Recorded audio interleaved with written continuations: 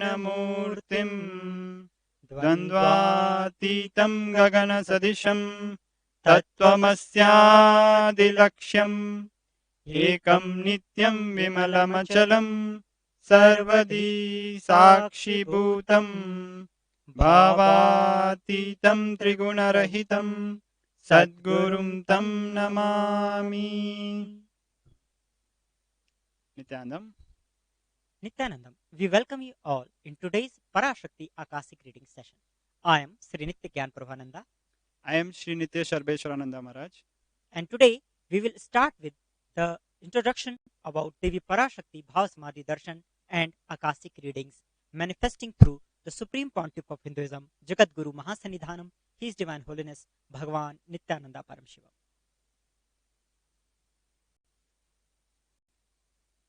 In today's session, we will cover introduction to the program, demonstration of extraordinary powers of third eye, and introduction about who is Devi Parashakti, what are Akashic readings, how can we benefit by attending, experiencing an Akashic reading session, and we will also have the Diksha, Darshan, and Akashic reading by Devi Parashakti herself manifesting through the Nijavatara. He is the Supreme Pontiff of Hinduism, Jagat Guru Mahasanidhanam, His Divine Holiness Bhagavan Nithyananda Paramashivam, and at the end we will have manifestation of extraordinary powers of third eye. Bhava Samadhi Darshan. What is Samadhi? Samadhi means one with the source. Bhava means attitude or aspect. Bhava Samadhi means being one with the source through this aspect. Bhava Samadhi is the experience of oneness with Paramashiva, with Parashakti, by attaining a particular aspect. The aspect you choose through that bhava, being one with the source, is Bhava Samadhi. Knowing this aspect or bhava is ultimate, and being in oneness, sama, with that is Bhava Samadhi. What is science of Bhava Samadhi?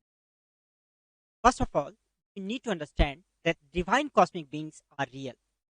They manifest from Kailasa, the enlightened time-space zone, through deities and incarnations. Divine cosmic beings manifest through Archavataras, deities in temples, and through Bhava Samadhi Darshan, Nijavataras.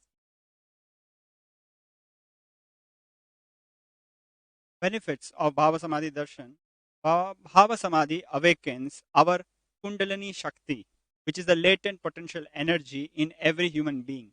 Awakening of Kundalini Shakti results in extraordinary abilities expressing through us, like third eye awakening, ability to have remote vision, ability to scan anyone's body, levitation, teleportation, and material.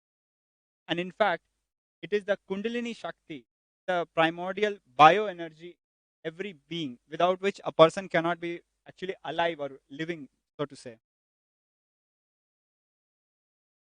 Bhava Samadhi Darshan awakens your potential Kundalini Shakti and your whole brain becomes alive. This influx of superconscious visibly slows down the aging and improves immunity to disease. With increasing levels of coherence, the whole brain becomes alive, turning into a superconductor of conscious energy that heal from our. So once we are having the Bhava Samadhi Darshan, it visibly slows down the aging process. As you can see, the Nijavatara himself, pictures of a few years back and now, you can see Swamiji is actually anti-aging. And I feel, Gana Prabhaji, we should also help our viewers, our international viewers, understand the science behind Bhava Samadhi. We have had many Western researchers in the field of analyzing and studying the neurophysics, the neurochemistry of all the athletes, top people who are performing extremely well in the sports, martial artists, and they have identified what they call as the zone. Zone is a altered state of consciousness which the Western world identifies with, where a person is at its peak possibility and focus during a sport. Now that is a very limited understanding of the Samadhi experience or the Turiya experience, which the Supreme Pontiff of Hinduism has made accessible to everybody. So what essentially it means is the kind of an effort and training a top athlete or a top performer has to go through to experience Turiya, Swamiji is making it accessible to each and every one of us. So it is not an elite people who have just access to this extraordinary state. It is made accessible to everyone. So Bhava Samadhi is one of the ways it is made accessible to every common person, not just an accomplished group.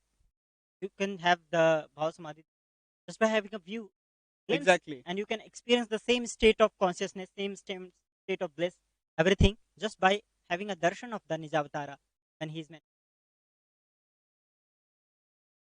Also, having darshan or even a glimpse brings lasting transformation in us, cleansing lifetimes of karmas and raising you to the next level of super conscious spirit, like hitting the reset button.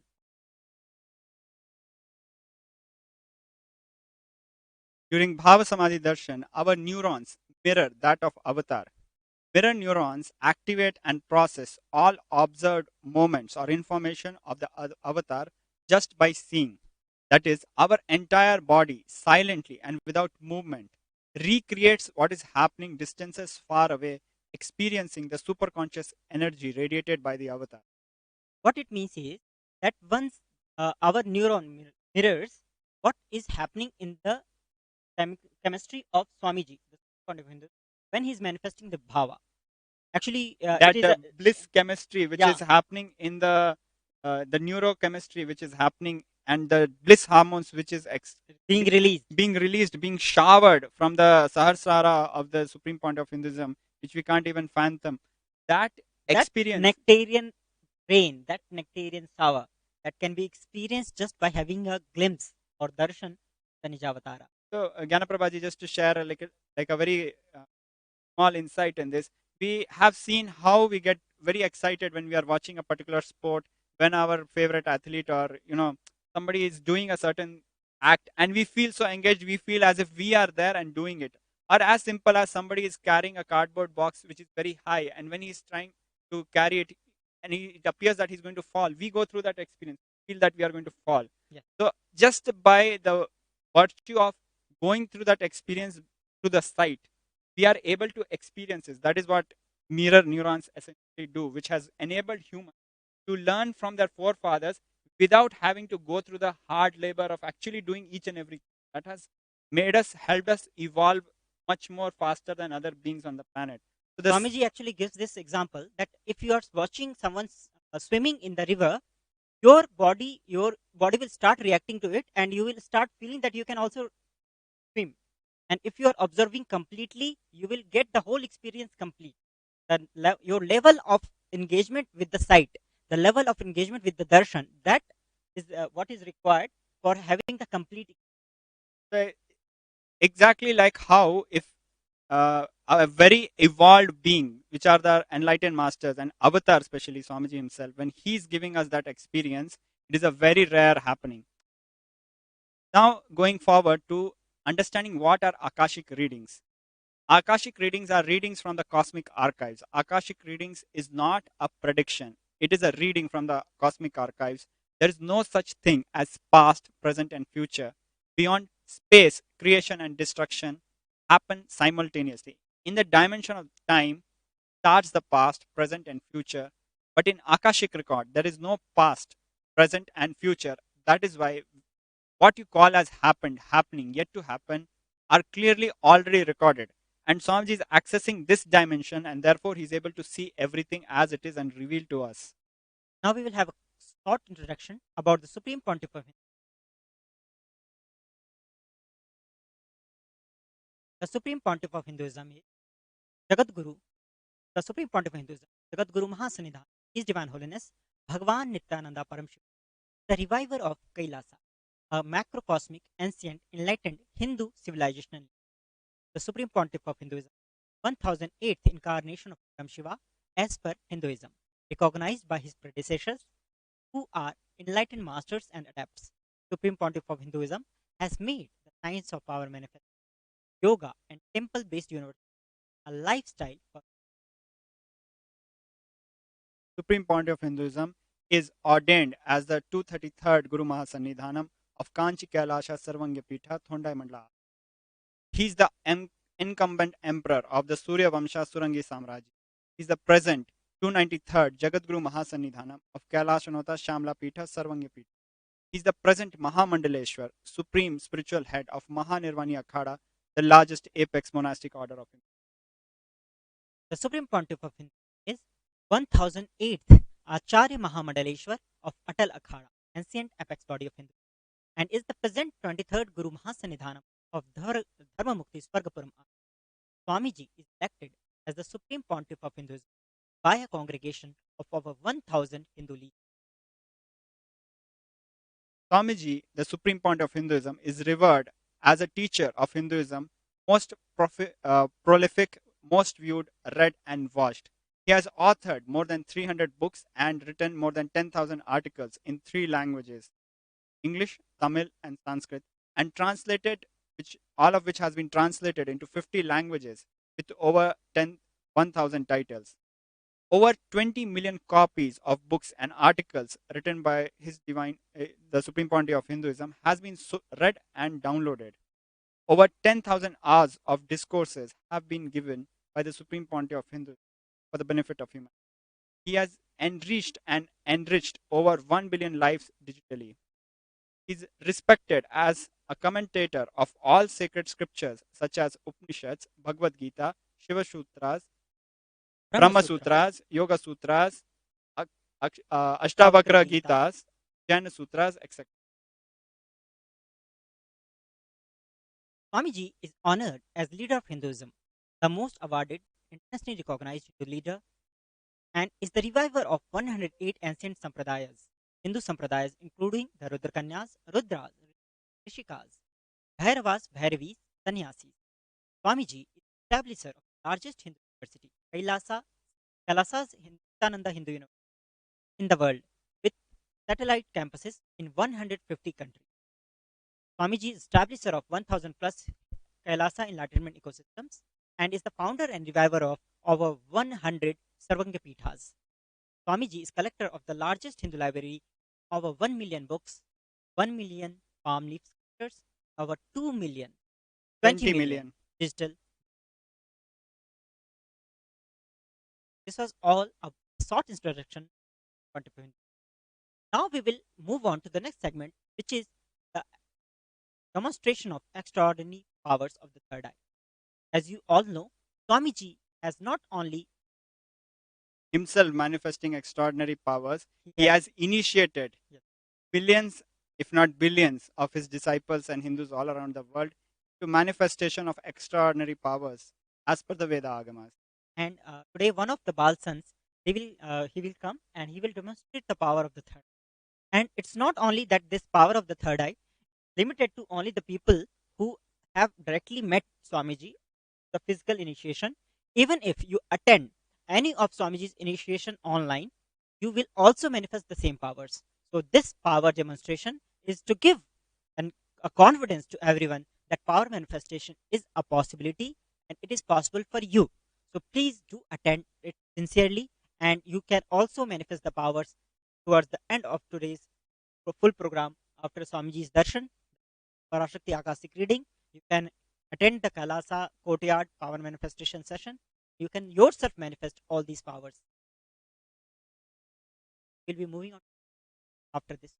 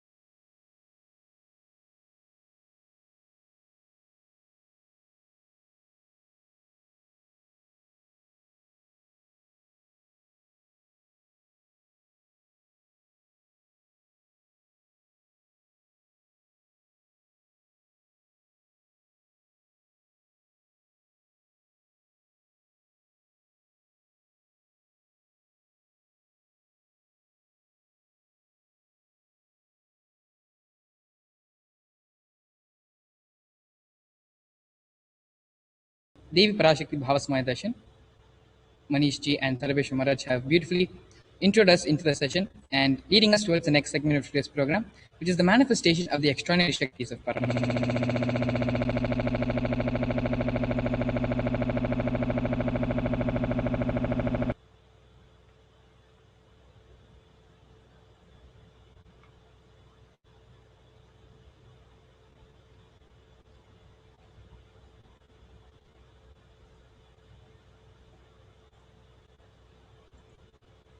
The Balsans, the Nithyananda Yogis, the initiate disciples of the Supreme Pontiff of Hinduism, will now be demonstrating the powers of third eye and sharing with all of us the experiences as well as the results of the extraordinary manifestation of the divine powers awakened us through the Diksha, which is the initiation. In today's Bhava Samadhi Darshan, all of us will be receiving the initiation into third eye awakening with various other powers with the blessings and grace of the Supreme Pontiff of Hinduism. We will be manifesting the following powers of third eye, which is seeing with the eyes blindfolded. The third eye is the cosmic browsing center, located between the brows, which upon initiation, one what are Shaktis? Manifesting powers, Shaktis, are described in the Vedas and in the Agamas as a system, a method, and a science for human beings to explore the various possibilities and powers and have access to various states of consciousness. Shaktis manifest from the fundamental cognition that you are divine. You need to manifest divine, and not you are man, you need to reach the divine. Here, the foundation is that you are Paramashiva. Your unmanifest recognizes that you are Paramashiva even if you have not yet manifested it. Understand? That is why what Paramashiva is revealing through this body and through the system, through this methodology, any samyama you do on powerful cognitions, you manifest only Shaktis and powers, not Siddhis. These are the direct words of the Supreme Pontiff of Hinduism on this topic, on the subject of power manifestation and Shaktis.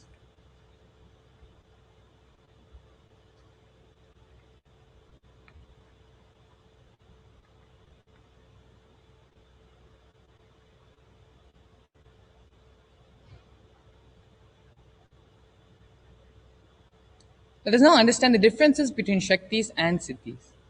Shaktis express from the space of enlightenment as a side effect of feeling connection with the divine in high integrity with the Guru. The Shaktis are the source of enlightenment, whereas Siddhis are powers that manifest from tapas or penance on the path of enlightenment. They do not manifest from the space of enlightenment itself as Shaktis. The Shaktis of Paramashiva manifest through ordinary human beings in an extraordinary way after the initiation from the avatar. Shaktis are permanent, whereas Siddhis are not permanent and they may divert you from your experience of enlightenment. Paramashiva is the source of Shaktis. He is the primordial divinity in Hinduism, the ultimate reality and cause, which is self-effulgent, Swayam Prakasha, all-pervading, unchanging beyond time, space, form, and causality. As the fundamental base of Avyakta, the unmanifest, and Vyakta, the manifest existence, he performs the Panchakrityas, or the five cosmic actions of Srishti, which is creation, Sthiti, sovereign rulership and maintenance, Samhara, rejuvenation, Bhava, pulling out of delusion, as well as Anugraha, which is the liberating grace for all living entities.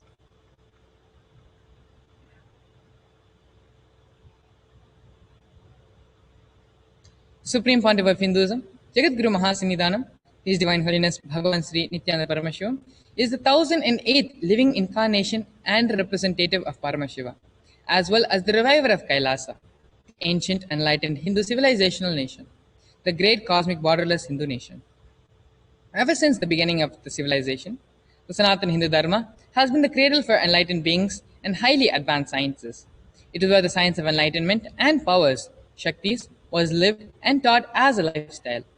For the first time in modern day, the Supreme Pontiff of Hinduism is reviving these yogic sciences and transmitting it to the world at a record-breaking pace which has never been accomplished before.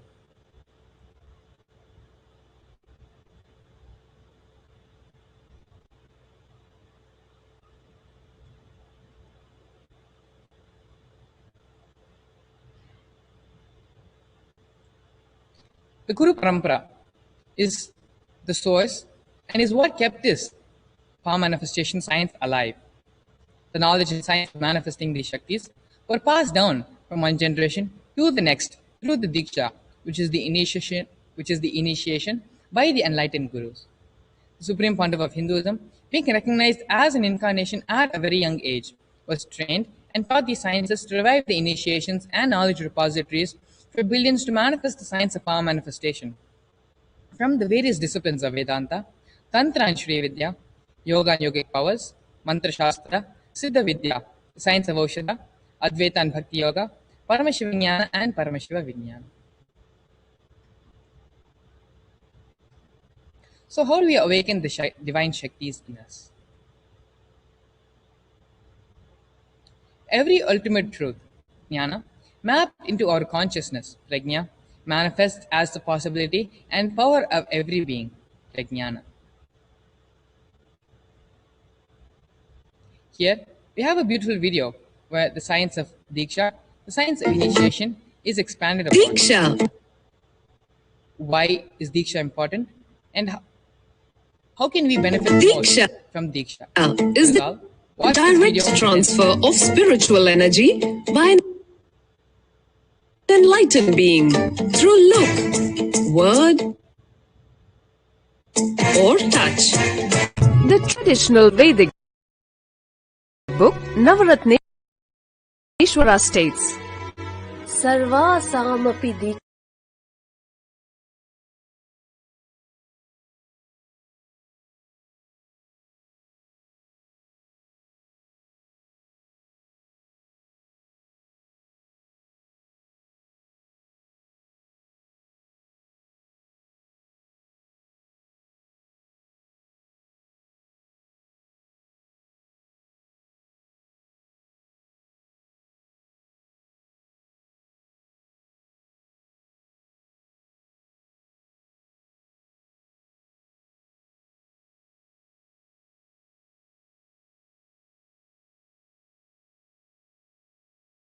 Dikshanam Muktihi Kalamakhanditam Avirodhat Bhavantyeva Tasangyastu Bhuktayah. The main benefit of all initiations is moksha, enlightenment. as a side effect, health, wealth, leadership, and well-being happen. And in Rudrayamala Tantra, Shiva says, Devi Diksha Vihinasya Na Siddhihi Na Cha Sadgatihi Tasmat Sarva Prayatnena Guruna Dikshito Bhavet. the one who is not initiated does not attain liberation nor a better future. So by all efforts, one should get initiated by Guru. What is the science of initiation? Neuroscience has proved that the process of initiation floods the brain with energy. This is the superconscious energy of Kundalini, our own highest inner potential energy. As the Kundalini flows from the thalamus to the cortex, it sets up a powerful energy loop within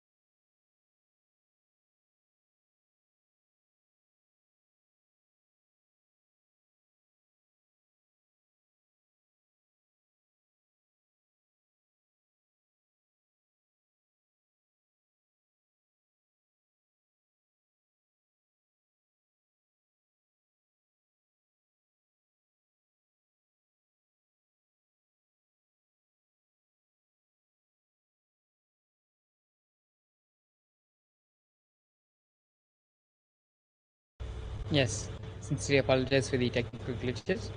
We'll be now moving on to the next part of the segment, which is understanding the science of power manifestation, how the power manifestation science is authenticated through the four various aspects or evidences of the pramanas. And the first is the Shastra Pramana, which is the eternal, unchangeable truth revealed in the source scriptures of Hinduism. The second is the Apta Pramana, which are the experiences and results of Aptas or authorities on Hinduism, such as the Vedic rishis and scientists who have time tested and verified this science. The next is the Atma Pramana. The Atma Pramana is the personal account of the Supreme Pontiff of Hinduism, Bhagavan Sri Nithyananda Paramashivam, this millennium's avatar's personal experience on the science of power manifestation. And last is the Pratyaksha Pramana, which is the empirical evidence from observations as well as scientific experimentations. The Vedas are the ultimate superior authority for Hindus. The Vedas are the pure science where the ultimate truths are explained. Agamas are the scriptures where the applied technology, the applied science is expanded upon. Vedas and Agamas, the Vedagamas are given the status of Shruti. As they are directly revealed by Paramashiva, they are the ultimate, eternal, unchangeable truths. A reference cited from the Shastras or scriptures is called the Shastra Pramana. Let us now get ready to witness a very unique and exciting demonstration of this power of third eye.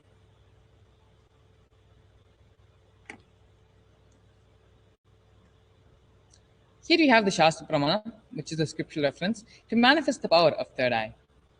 Kapalantarmanonyasya tishthanmilitalochanaha kramena manasodhardyart lakshaye lakshyamuttamam.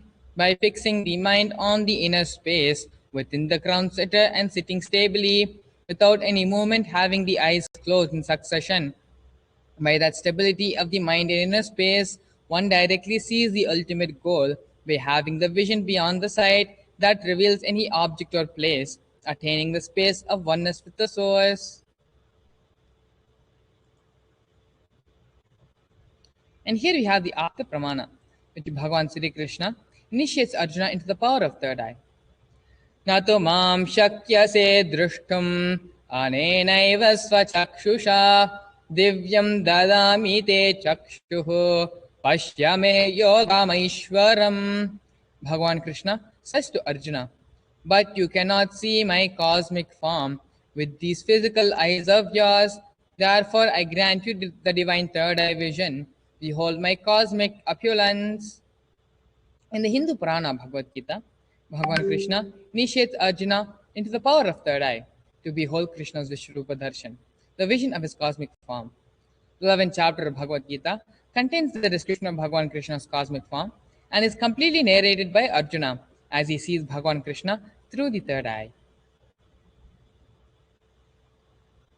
Here we have the Atma Pramana, where Swamiji, in his own words, explains and narrates to us the experience of his first third eye awakening that he had at the age of 10. As Swamiji narrates, the first experience that I was able to see everything around me, above me, the whole 360-degree, 10 directions, below me, everything. I realized not only I was able to see, I was able to feel, experience, all of that as me.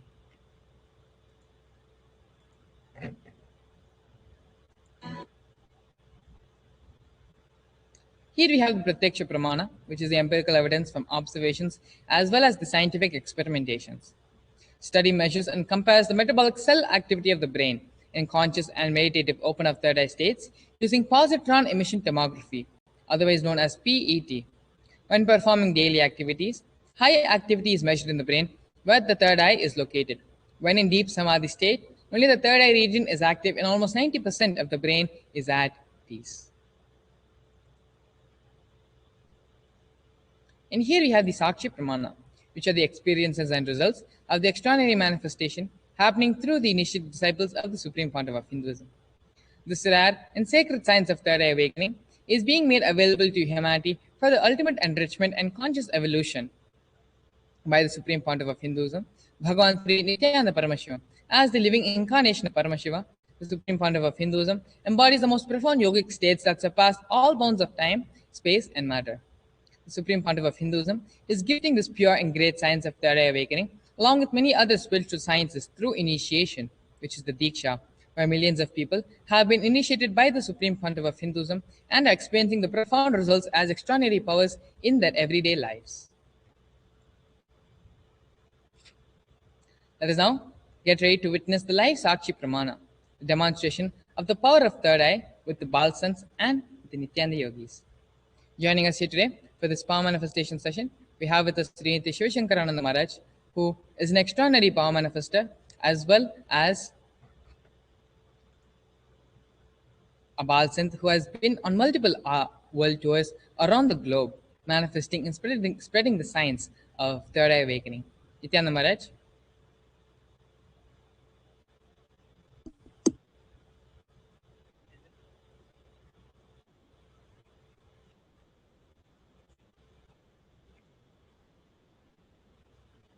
Having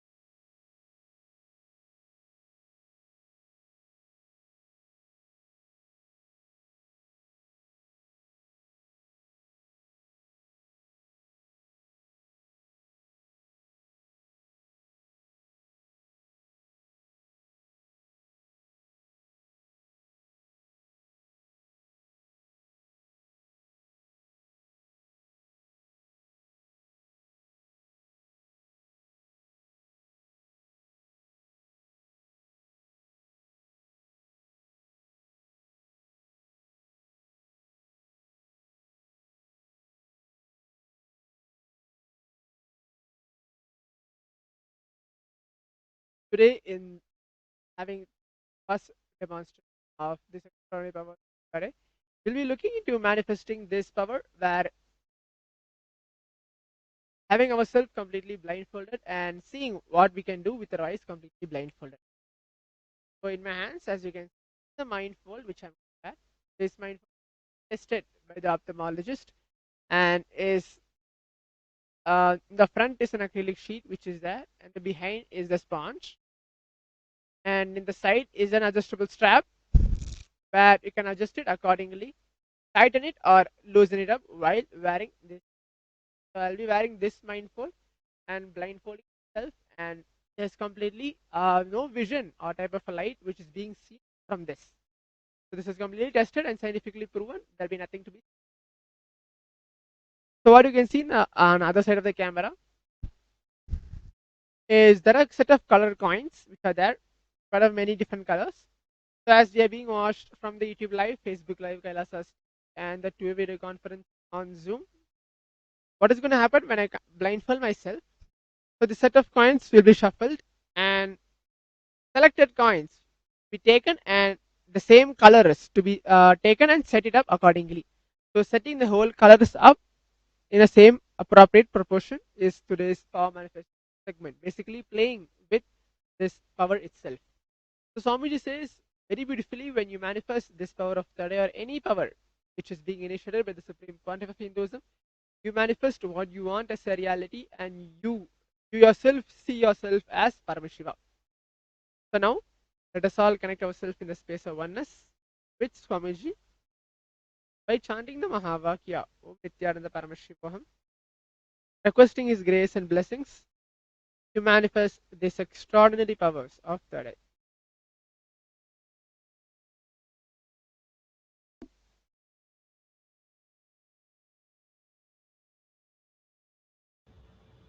Yes, Shivshankar Maharaj, you can go ahead and ask the volunteer to tie the eye band.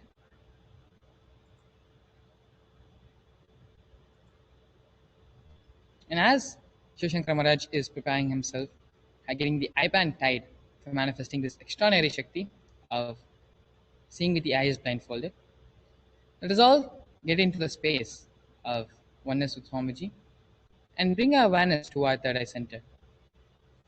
Remember Swamiji in our third eye. Earlier today, we saw and understood a little bit about the science of mirroring neurons. How just by seeing the person performing a certain action, our brains will immediately mirror and pick up the neuron activity instead of mirroring the neuron activity happening in the other person's brain.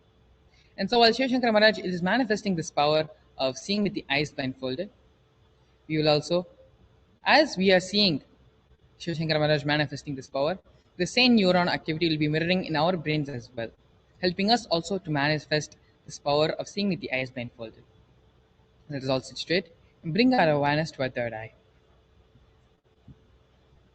Remembering Swamiji sitting in our third eye, let us start chanting the Mahavakya mantra, Om Nithyananda Paramashivoham. And as we chant the Mahavakya mantra, continue to remember Swamiji and be in that space of oneness with him. Om Nithyananda Paramashivoham. Om Nithyananda Paramashivoham. Om Nithyananda Paramashivoham.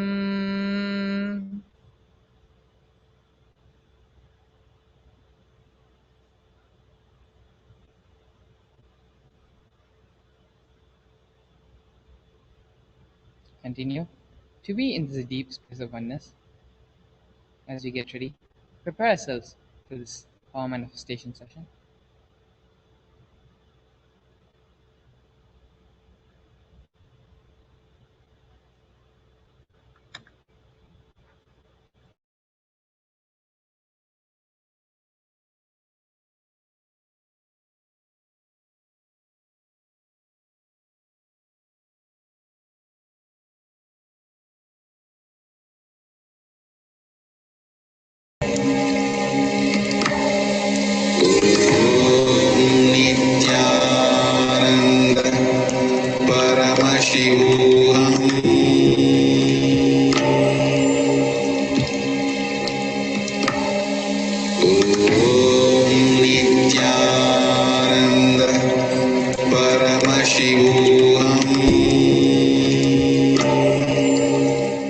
Yes, we can go ahead.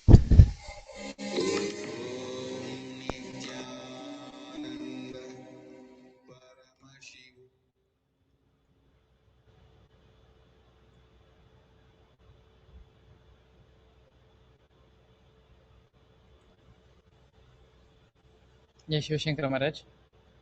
So, why don't you go ahead and tell us again what the power manifestation demo is going to be today?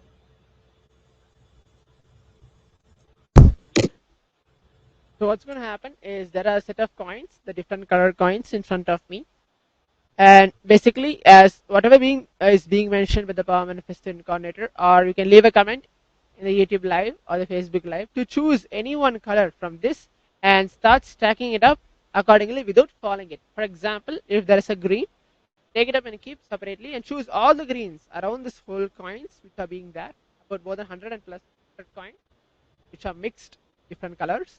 Take it and stack it upon in a separate place without following it. Yes, Maharaj. So maybe we can go ahead and start by piling up all the green tiles. Yes.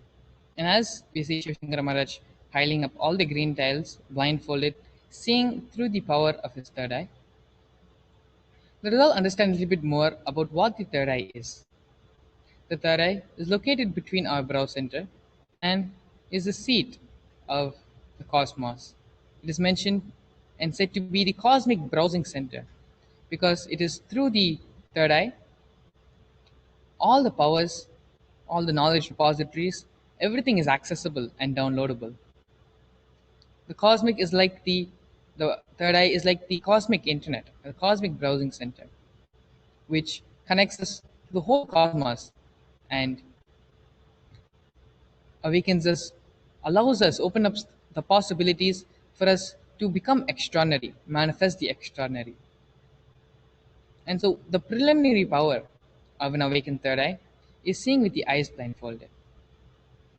Without this power of seeing with the eyes blindfolded, it is through this power that the experience of third eye awakening is solidified and strengthened in our being. Only when we manifest this power of seeing with the eyes blindfolded, not only will the powers start manifesting in us, but we ourselves will have the trust and will have the confidence that our third eye is awakened. And so, this power is a very beautiful power which is manifested as soon as the initiated disciple receives the blessings of the awakened third eye. Other powers which manifest from the third eye is the powers of body scanning, the powers of remote vision, all of which require nothing else but to be in the feeling connection with the Guru Bhakti, with the Master, with Swamiji, being in oneness with him to allow these powers to manifest. And so, as we can see, Shiv Shankara has almost stacked up all the green color tiles from the mixture. And to make sure that they do not fall on top of each other, Maharaj has beautifully stacked them in separate piles. And yes, thank you so much, Shiv Shankara Maharaj, for manifesting this power manifestation demonstration for all of us. Stacking up all the colored tiles of the specific color and doing this blindfolded. And even once in a while, when the color was not clear between blue and green, Shiv Shankara Maharaj was still able to identify and separate the colors between the two and stack up only the green color coins. Thank you so much, Maharaj, for manifesting this power of seeing with the eyes blindfolded for all of us. Thank you so much. You can go ahead and ask the Balsan to remove your eye band. And so, as we come to the end of this power manifestation segment, let's now get ready to enter into the next segment, which is understanding about what are the Akashic readings. How the Akashic readings manifest.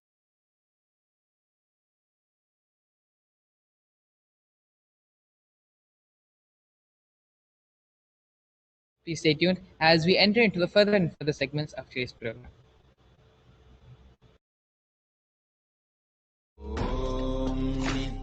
Nithyananda Paramashivoham. Nithyananda Paramashivoham. Nithyananda Paramashivoham. Nithyananda Paramashivoham. Nithyananda Paramashivoham. Nithyananda Paramashivoham. Nithyananda Paramashivoham. Nithyananda Paramashivoham. Nithyananda Paramashivoham. Nithyananda Paramashivoham. Nithyananda Paramashivoham. Nithyananda Paramashivoham. Nithyananda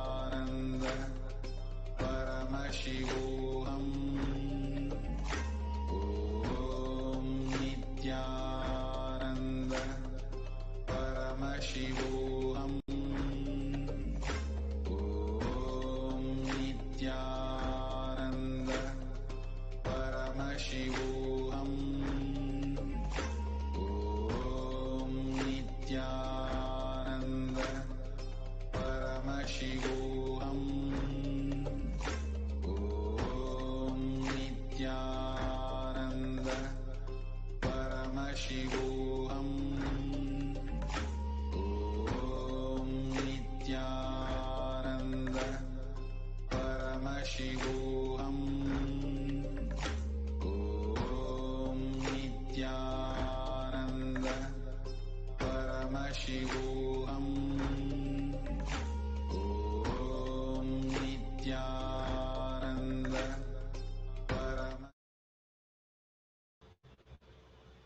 Yes. We're now going to be entering the next session about understanding what are the Akashic records. The Akashic records are records which are created in space. Whatever has happened in time is there as a file. Understand nothing can be destroyed. Neither your actions, your thoughts, your plans, emotions, words, nothing can be destroyed. The Akashic records, the cosmic archives of everything happened, happening, and yet to happen.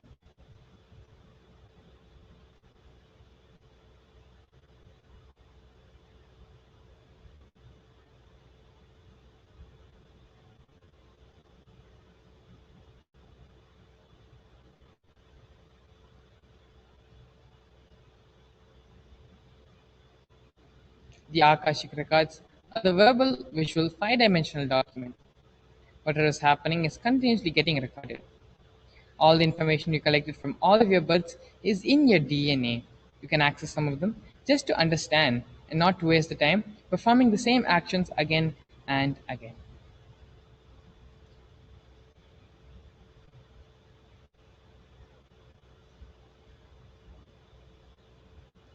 Yes, as we are seeing the Akashic reading, what it is about, it is very clear that it is not a prediction. It is a reading from the cosmic archives. There is no such thing as past, present, and future. Beyond space, creation and destruction happen simultaneously. Only the dimension of time starts in the past, present, and future. But in Akashic records, which is beyond space, there is no past, no present, no future. That is why what you call as happened, happening, and yet to happen are clearly already recorded.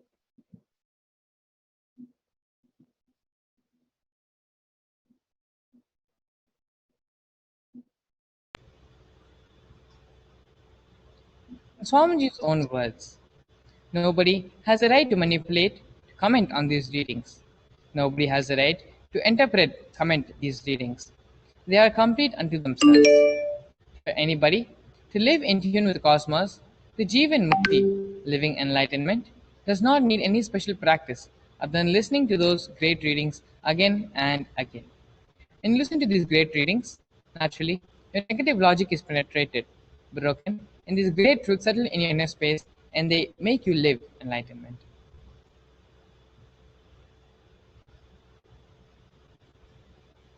Now, it is very important for us to remember that only an avatar can decode Akashic readings. As the avatar of Paramashiva, the supreme body of Nikhilsam, Jagadguru Mahasanidan, and Divine Holiness Bhagavan Nithyananda Paramashivam, has raised humanity with the blessings and the darshan in the form of Devi Parashakti, revealing answers to questions to the yearning of seekers as solutions, breakthroughs, and liberating humanity from pain and suffering. Any answer given by Devi Parashakti is not just an answer, but a karmic breakthrough for the receiver. And we have seen that Devi Parashakti is manifesting in the Nijavatara, the Jagadguru Mahasanidanam, Supreme Body of Illusion, Divine Holiness Bhagavan Nithyananda Paramashivam, and has been raising us. And we will have yet another opportunity for asking our questions and reveal and essentially present our yearning in front of Devi Parashakti and have our Akashic records decoded and read for ourselves.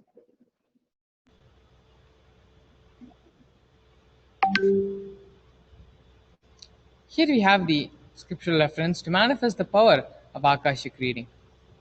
This is taken from the Vijnana Bhairava Tantra, 61st Dharana, 84th Sutra.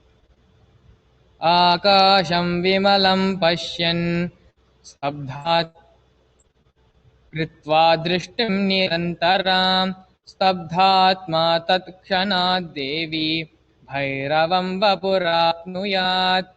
Bhagavan Paramashiva says, looking at the spotless infinite etheric space, Akasha beyond the sky and clouds, one should fix one's gaze from the inner space, from the third eye, without blinking continuously, and make the body and inner space steady and motionless. In that very moment, O Devi, one attains the nature and powers of the infinite space.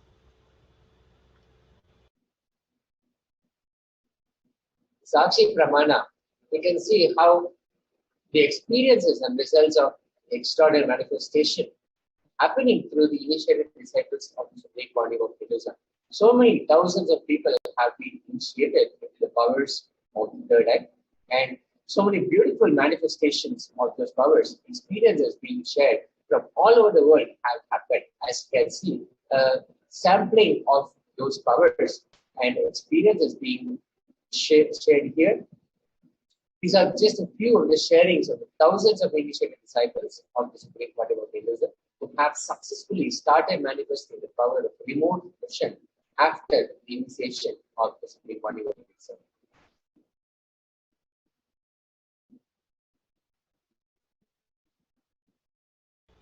Here we have the Apta Pramana, which is the reference of powers of Akashic reading from the various Puranas, Itihasas, and the pasts of Hinduism. In the Hindu Purana Mahabharata, narrates the great story of the great sage Maitreya, who reveals the secrets to Vidura, the story of his birth in human form, and the reasons for all of his suffering. Sage Maitreya accessed the Akashic records and told Vidura that he was not an ordinary man, but was in fact an incarnation of Yamaraja, the Lord of Death.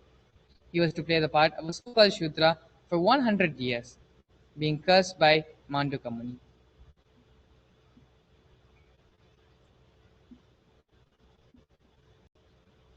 Now let us look at the Atma Pramana, which is the very own account from Supreme Body of Hinduism, Jagadguru Mahasamidana, given during this Bhagavan Nithyananda Paramashivan's life, that time tested and authenticated this science of power manifestation, science of Akashic reading.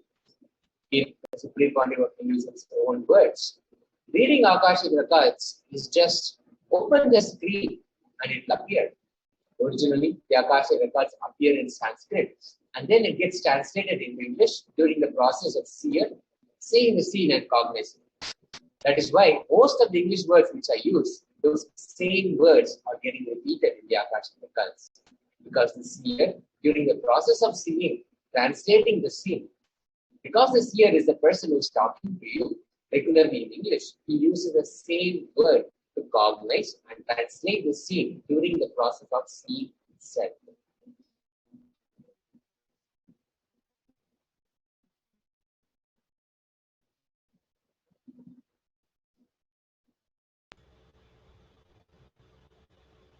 Let's understand some of the benefits of why the Akashic reading is needed. What can we benefit from having an Akashic reading? The Supreme Fund of Hinduism beautifully says, all the information you collected from all of your births is in your DNA. You can access some of them just to understand and not to waste the time performing the same actions again and again. Accessing the DNA code, reading the Akashic records will be useful for you to be liberated from your default future, bringing an end to binding cognitions, known and unknown sufferings, leading you to experience the ultimate enlightenment, Paramashivoham.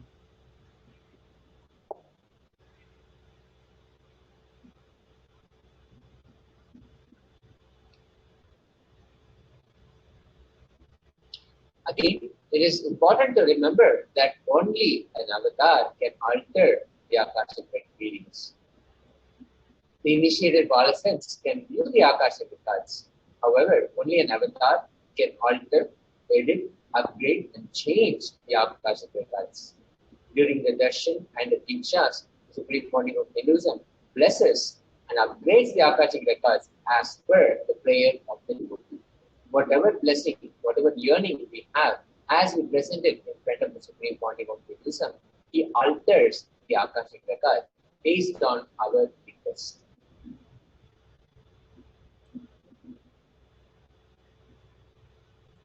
So, what can you ask in Akashic reading? You can ask and expect the most accurate and unbiased answer to any questions about your life, your destiny, your purpose, as well as everyday happenings in your life. You can be spiritually healed of physical and emotional problems with just a look or a word from the Supreme Pontiff of Hinduism. Understand the reasons behind the happenings in your life. Receive the blessings to fulfill your right desires and get the clarity to redesign your future. So, these are just a few of the many benefits and experiences which will happen when you are in an Akashic reading. And so now we're going to be now understanding the divine female feminine consciousness, how the feminine consciousness is unique to Hinduism, and exactly what is the feminine consciousness. Here we have the Dhyana Shloka of Devi Parashakti. The Dhyana Shlokam is the shloka which describes Devi and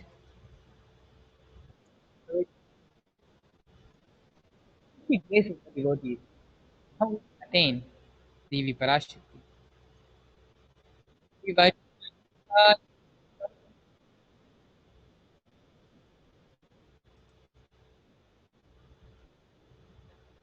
Sorry for the technical glitch.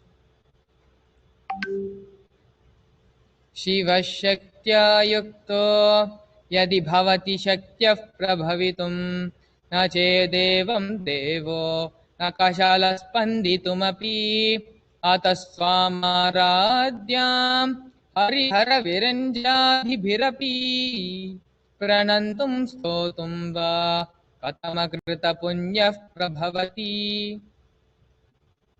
Lord Shiva only becomes able to do creation in this world along with Shakti. Without her, even he cannot move an inch. And so, how can one who does not do good deeds or who does not sing your praise become adequate to worship you, O Goddess mine, who is worshipped by the Trinity?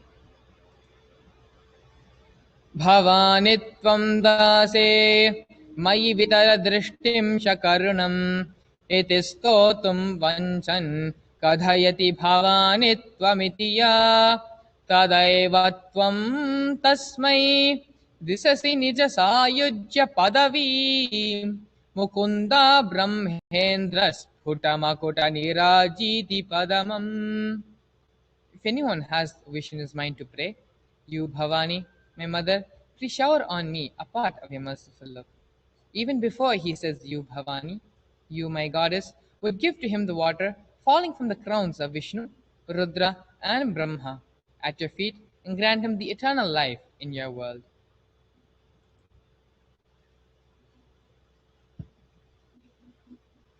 Devi Parashakti, she is the ultimate pure feminine consciousness. All the great things can start only with mother. Bhuvaneshwari, Devi Parashakti, is the cosmic mother. Her cosmic womb from which billions and billions of universes come out and go back in. She is the source where the Big Bang and black hole keeps happening, keeps going on simultaneously.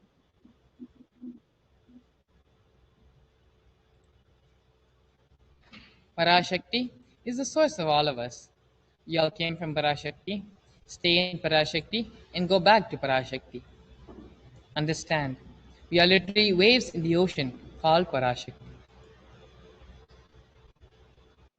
Parashakti is the source Shakti, source energy, source power from which all of us came, in which all of us are even now, and in which all of us are going to merge. It is like a wave. It starts from the ocean, stays in the ocean, raises in the ocean, and then falls into the ocean.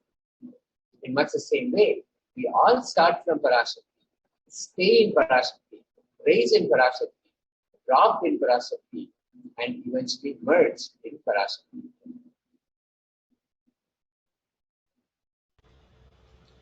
Parashakti is the main deity of the sacred feminine and the divine consort of Bhagavan Paramashiva, who is the Lord of the Supreme Consciousness. Parashakti is the embodiment of Tyaga.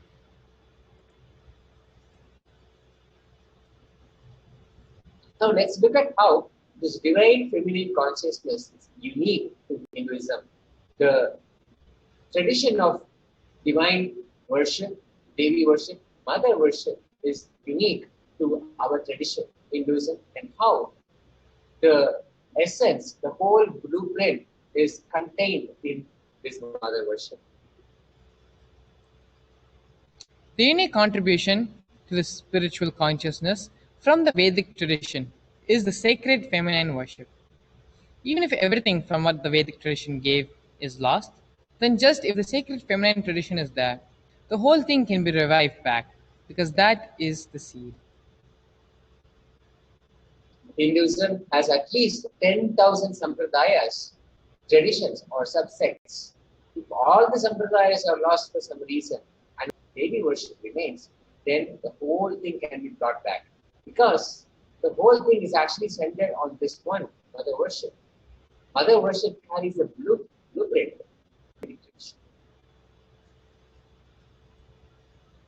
The sacred feminine worship is the hologram of the Vedic tradition.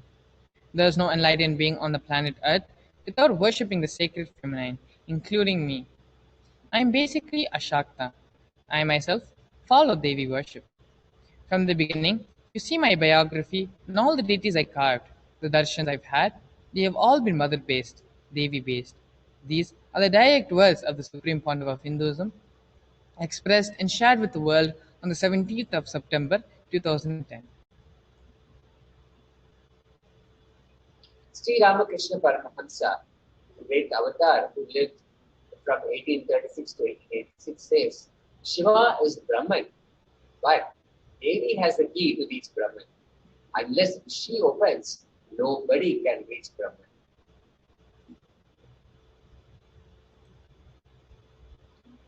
Very beautifully, Sri Ramakrishna Paramahamsa describes the scene. Even though the husband is the owner, the key to the house will be on the hip of the mother. Either you have to fall at the feet of the mother, or the small sons of the mother. Only they can touch that place, the hip of the mother, and remove the key. Nobody else can. So either surrender to the mother, or people who are closer to the mother who can reach. The divine cosmic beings are real and they manifest from Kailasa. They are like a time space zone through deities and incarnations. So many incarnations have happened in Madurai. Paramashiva has Bhagavan Somasundareshwara and Devi Parashakti as Devi Meenakshi came down from Kailasa and established the greatest enlightenment ecosystem in Madurai. Bhagavan Somasundareshwara graced the people of Madurai with various miracles and he stays in a frequency where he can immediately assume human body and relates with you, answers you, responds to you, and praises you. The whole Shiva Leelarnava in Madurai beautifully Paramashiva reveals in every time when he assumes the form to manifest certain power and grace the devotee. He exemplifies the expression of certain secret that humanity can benefit from. And as an extension of this, we are still seeing the same happening in the form of Devi Parashakti manifesting in the Nijavatara, Supreme Body of Hinduism, Jagadguru Mahasamidani, His Divine Holiness, Bhagavan Nithyananda Paramashivam, and expressing and responding to each and every one of us to give us the right cognition, the right understanding, the right solutions, to show us the way for our liberation.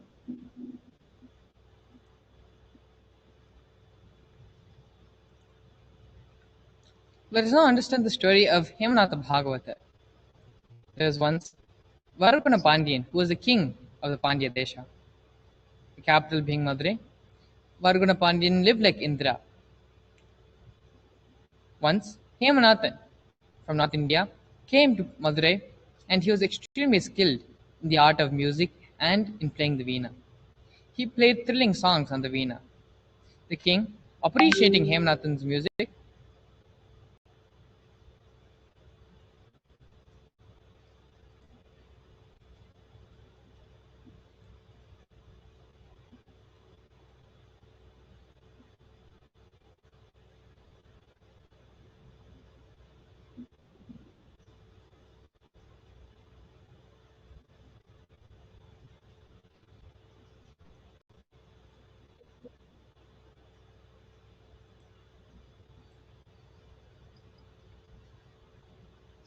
as Paramashiva and Devi Parashakti manifested and in so many occasions, in so many such happenings have revealed the presence and essentially responded to the deities, to the devotees, and answered our prayers in a most direct way as part of the Leela Nava. The beautiful way through which Devi Parashakti and Bhagavan Paramashiva have again and again expressed themselves, assumed the human body, and responded, protected the devotees. It's the yearning of the devotee that makes this happen time and again. And as we see now, Devi Parashakti has manifested, has been manifesting in the Vejavatara, the supreme body of Hinduism, Guru Mahasavidhanam, Great Holiness, Bhagavan Nithyananda Paramashivam, to respond to the current crisis and to protect, to offer protection, to show us the way out of this pandemic and also to reach our liberation. Time and again, this has happened as we have been seeing in the Leela Nava happening in so many different places, especially in Madurai. And here, right now, we are witnessing it in our very own eyes, how this Leela Nava is transpiring in front of us. Yes, thank you so much, Tejaswami, for beautifully sharing how the Shiva Leela Nava is not only happening in Madurai now, but the Supreme Pontiff of Hinduism, being the 1008th living incarnation of Paramashiva, as well as the representative and the reviver of Kailasa, is performing the Shiva Leela Nava all over the world, where thousands of devotees are experiencing the presence of Swamiji in their life, and miracles and magical things are just happening and manifesting in their lives. Joining us shortly, we're going to be seeing how various devotees have experienced Swamiji in their life and sharing their story, their journey with the Supreme Pontiff of Hinduism. Please stay tuned as we enter into the next segment of today's program. Spiritual sciences unique to Hinduism. Subtle, otherworldly, but definitive sign. Manifesting the cosmic beings in Archavatara, deities in Nijavatara, living incarnations is possible. Understand? Kriya Pada of Vedas and Agamas elaborately explain the whole science of making the cosmic beings manifest in Archavatara, deities and Nijavatara, living incarnations, both. During the Bhava Samadhi Darshan, literally those cosmic beings manifest through this body. Just like how they manifest in Archavatara, deity, they manifest in Nijavatara, Pratyakshavatara, and give you all the boons you ask, bless you. You see, each God is an independent intelligence to lead you to enlightenment. Each God is a bridge for you to achieve the Shivatva, the ultimate Shiva consciousness. Krishna is the bridge for you to achieve the Krishna consciousness. But Shiva consciousness, Krishna consciousness, all consciousness is one and the same. Ultimate consciousness only. So that energy itself completely expresses. Just like Radhika, when I see my own sweetness in the mirror, I become eager to taste it. I find that the only way to relish this sweetness is through the constitution of Sri Radhika. Bhava Samadhi Darshan is a window to the infinite expanse of consciousness, allowing us to glimpse the formless in a way that we can understand. It cleanses the karmas of lifetimes. It awakens our biomemory to the space of Paramashiva, the ultimate consciousness, and creates a deep and lasting transformation in us.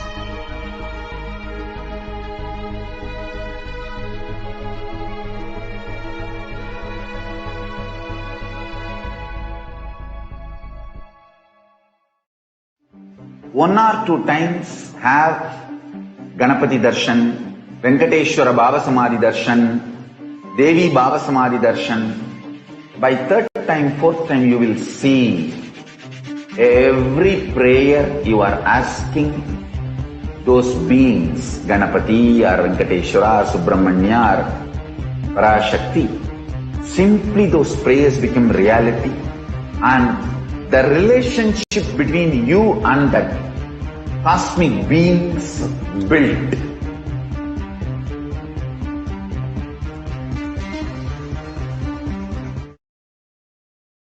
Nithyanandam. In this segment, we will be talking about the revelations from Devi Parashakti and the state of the world.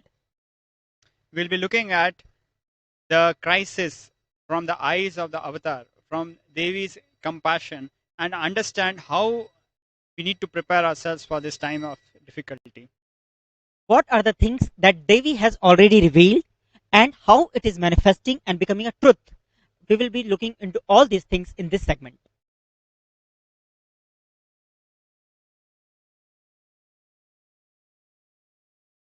So, before we start, we will have a video. In this video, Devi, through the Nija Avatara of the Supreme Pontiff of Hinduism, will be revealing the Akashic reading on black fungus.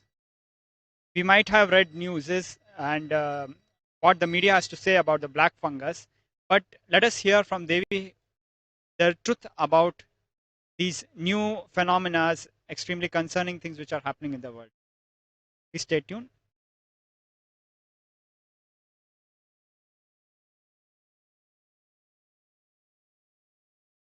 கரும்பூஞ்சை வியாதி நுரையீரல் மட்டுமல்லாது மூளையையும் நசுக்கி மனிதனை ஜடமாக்கி மரணத்திற்குள் தள்ளும் உயிரியல் ஆயுதம் மனிதர்கள் மீது நடத்தப்படும் உயிரியல் போர் இது. நவபாஷாணத்தின் மீது பொழியப்பட்ட நீரும் மஞ்சளும் பாலும் வேம்பு ரசமுமே இதற்கு மருந்து. அதை அருந்தி உடலிலே அதை ஊற்றி நீராடி இருந்தவர்க்கு காவல் அம்பிகையின் சக்தி.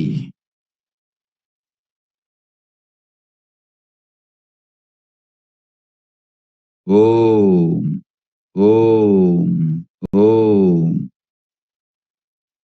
சிருஷ்டி நஷ்டமாகாதிருக்க தேவ ரகசியங்களை தெளிவாய் உலகத்திற்கு சொல்லிவிட்டேன்.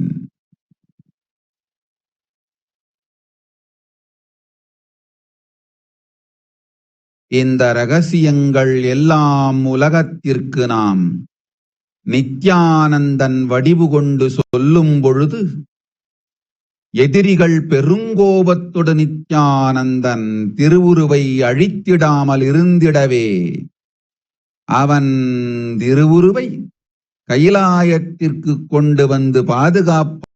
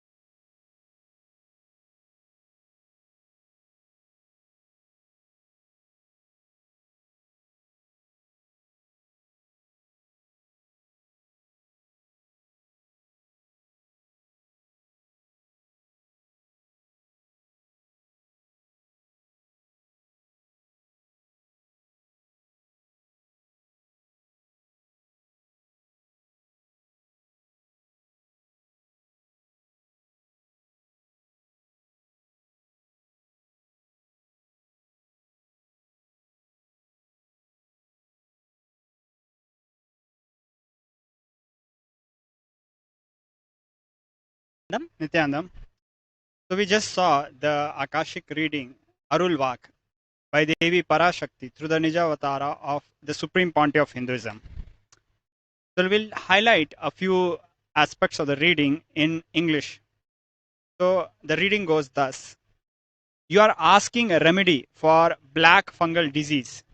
Know properly, black fungal disease not only it will affect lungs, it will smash brain also.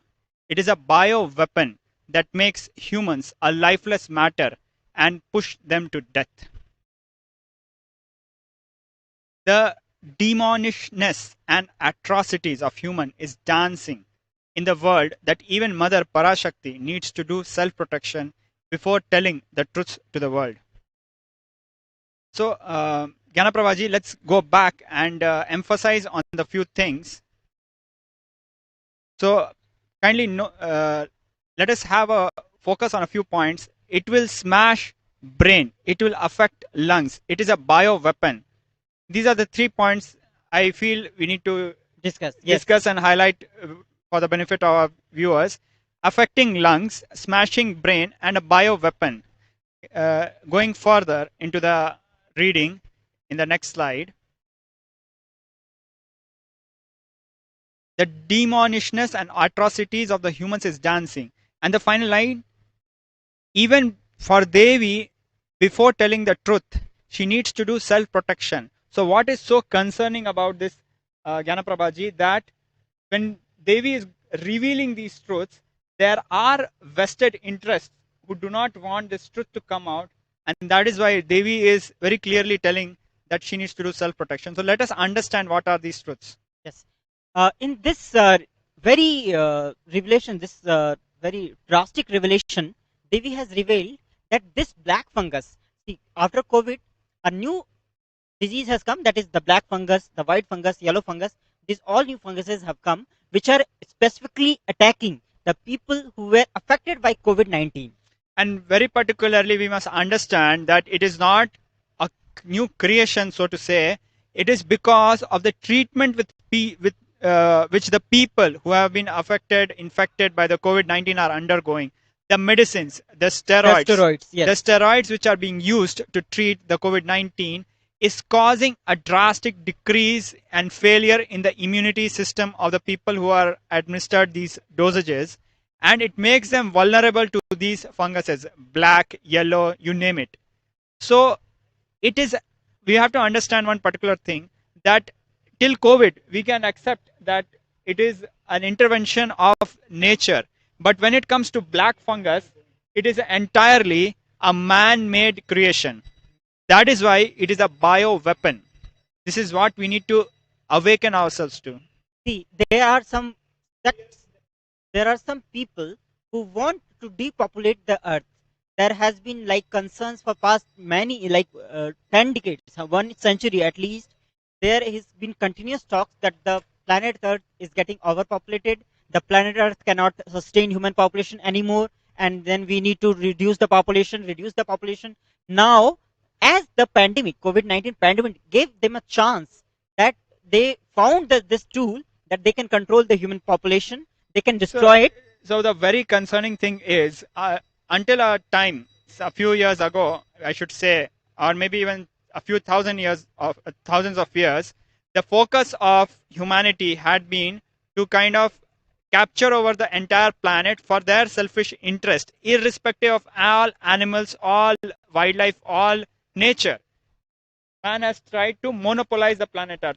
Now, amongst this section of humans who are trying to think, who think the whole planet is their own, there is a even more smaller, more demonic exclusivity, more demonic section which thinks that the whole planet is for them, and the people, and it is not, they have no interest in protecting the others, and rather they have very cunning strategies to eliminate the people whom they think are unnecessary or unworthy to be protected. See, Swamiji has very clearly told that the planet Earth is sufficient enough to hold 10 billion people.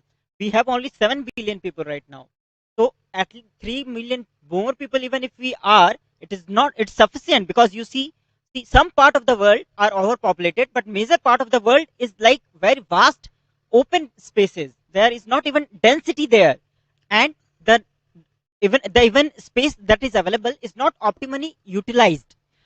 1% of the population actually, Maharaj, is capturing a whole of the resources, and the 99% of the population is surviving on what is left. Exactly. But the biggest concern is when we are speaking to this, when we are understanding through various Akashic readings, there's even a learning curve for every one of us. There's a detox process where we are coming out of the conditioning by the media mafia and understanding the things which are happening in reality much beyond what would be perceived as a conspiracy theory. We are awakening to the reality.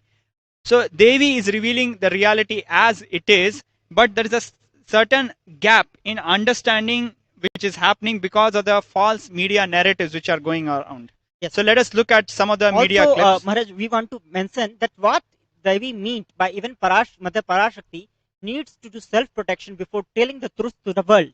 See, Swamiji was revealing all these things for past many years. That's why there have been continuous attacks on Swamiji.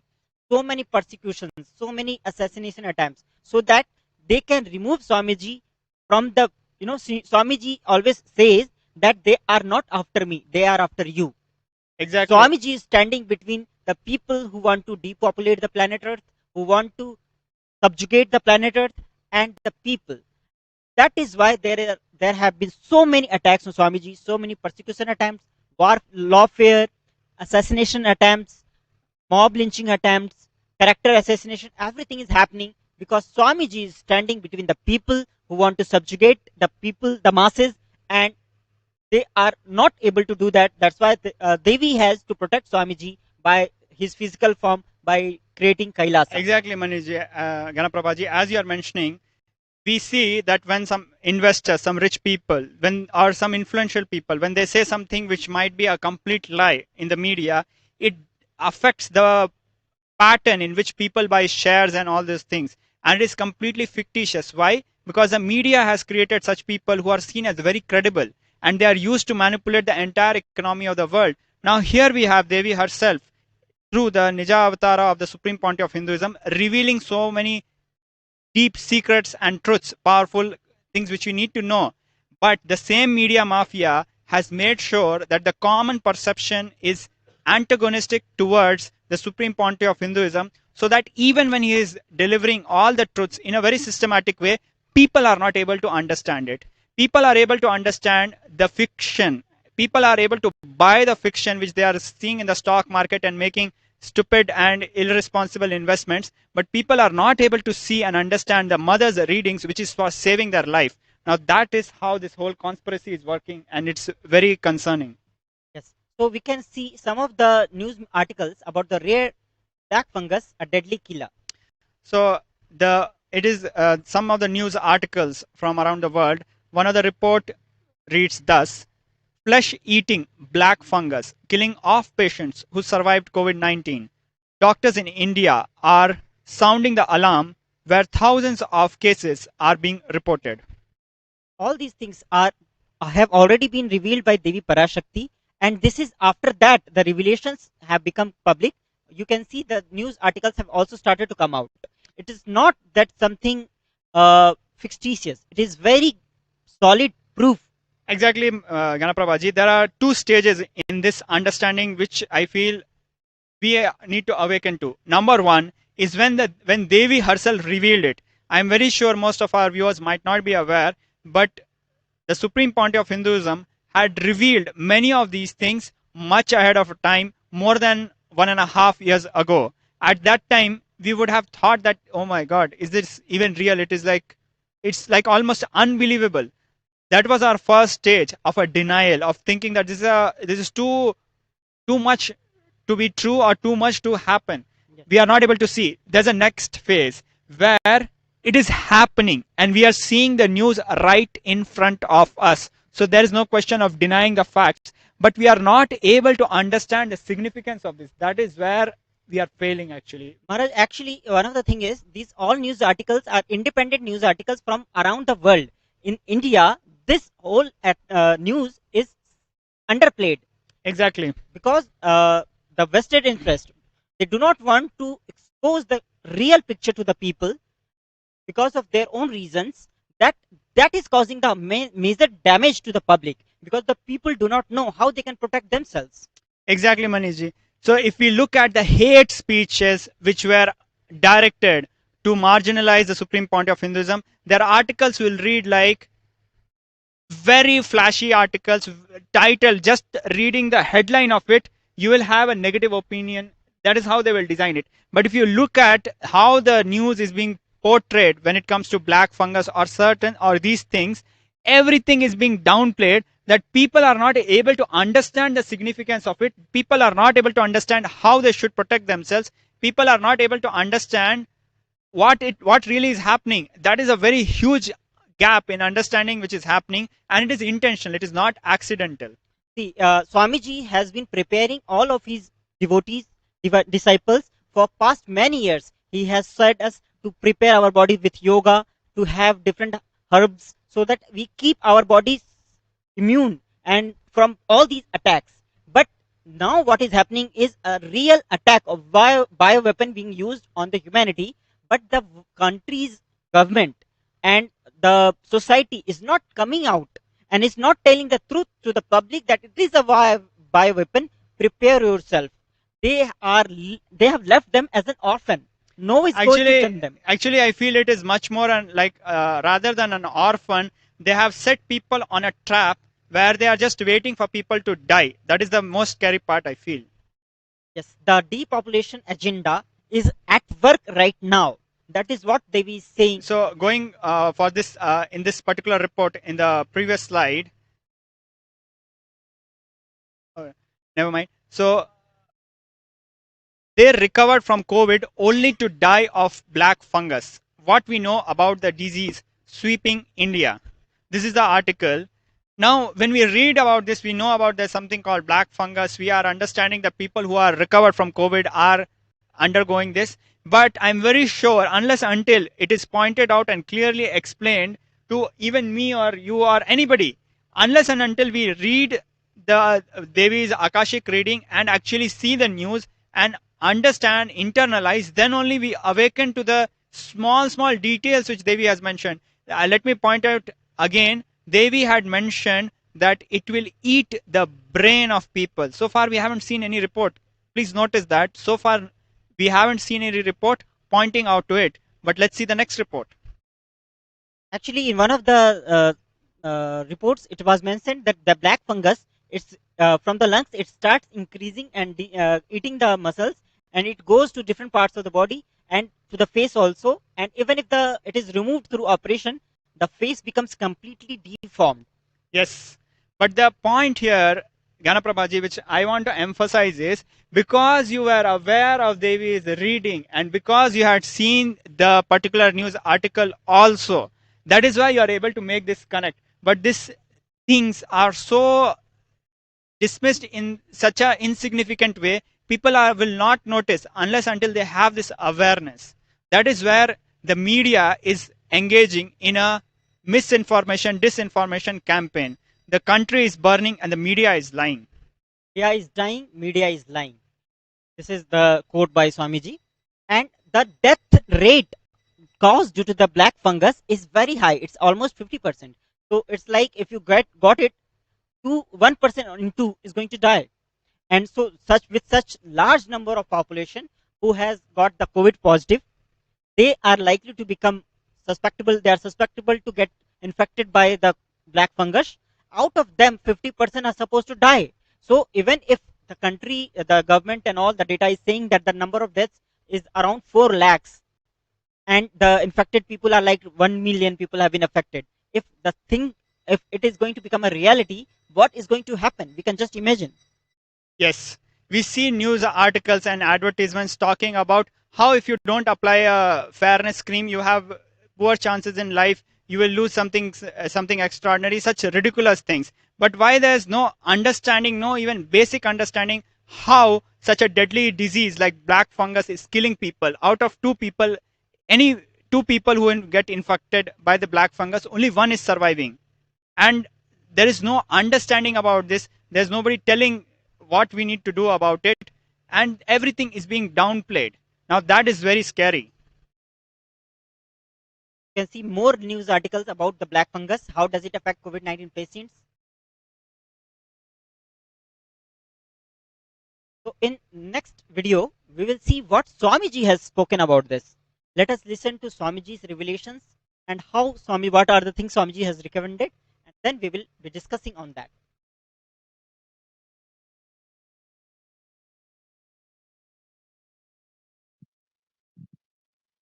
Understand, now I am telling, this black fungus which is spreading in India, human beings will die like ants and rats and cats in the streets. Listen, I saw clearly dead bodies floating in large quantity on Ganga, dogs eating those dead bodies. Because dogs ate those dead bodies, they're dying. And then poor human beings who don't have food, eating those dog dead bodies and they're dying. I saw this whole cycle. Please be warned. I saw this happening. In extreme compassion, I am revealing this to all of you, not to frighten you. Please understand. I am not frightening any of you. I am telling you guys the truth. See, Bhaktika is my sannyasi. I can't afford her death. So I just made my replica and kept her in my womb and brought her back. For how many people I can go on be making my replica? Yes, I can. But how many of you are ready, are that committed, strong?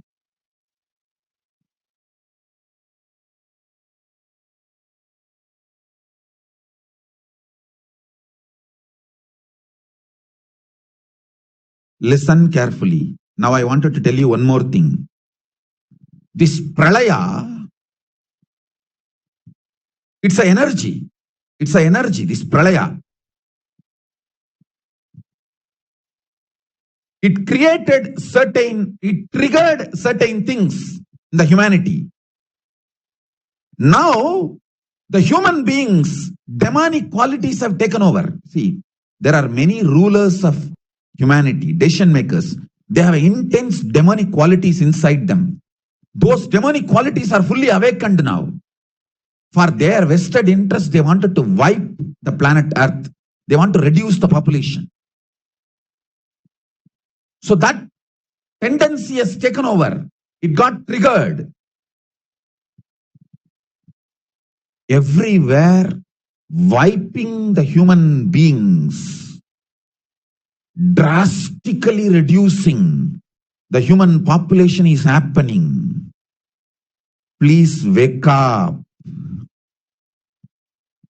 Quarantine yourself. Build your body. Don't bother about your business and any other profit and anything else. I tell you guys, this year, if you are alive, that is the greatest profit. Especially people in India. India, Malaysia, Nepal, Singapore, Sri Lanka, that whole Southeast Asia belt, that whole Asia belt. The other countries, Thailand, I don't know some of the countries' names, Cambodia, that area. The Andaman, I think Andaman is part of India. Andaman is not separate country. There is a Maldives. I don't know whether that Maldives is India or separate country. And there is another one country, Sikkim. Sikkim, I think, is part of India. I don't know the Bhutan. Bhutan is, I don't know whether Bhutan is part of India or separate country. All these, Pakistan, Bangladesh, all these countries.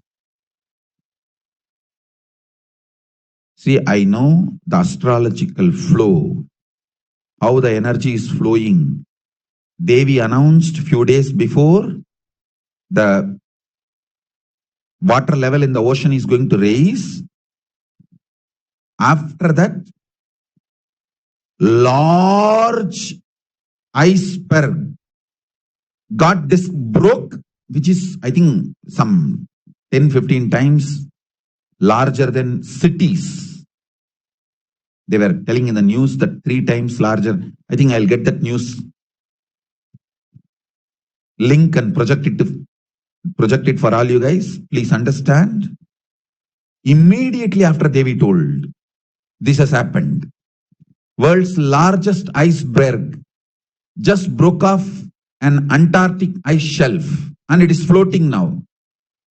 This floating mass is bigger than Rhode Islands and 70 times bigger than Manhattan. I'm projecting that news link. Project the news link. Let people watch. All of you, please understand. Get ready for ocean raising.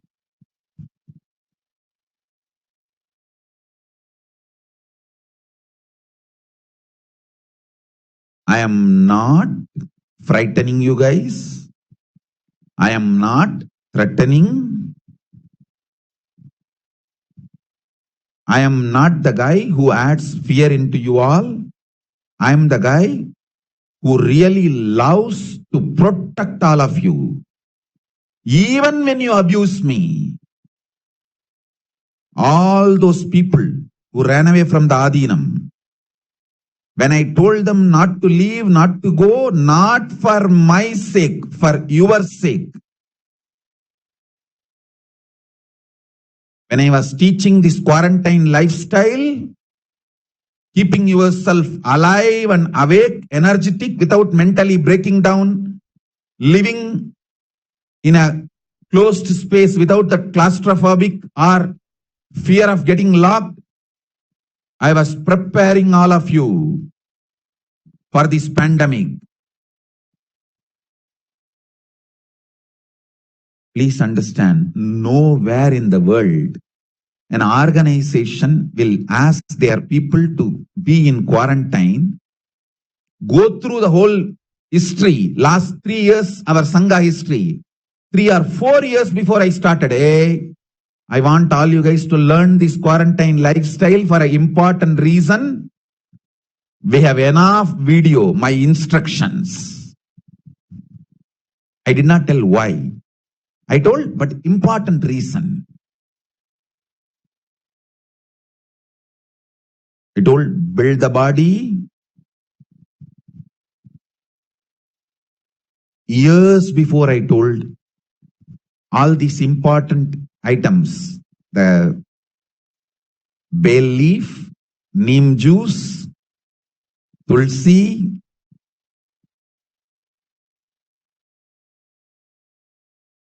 Aritaki, Tripala Churanam, Ayurvedic lifestyle. So many times I was continuously insisting.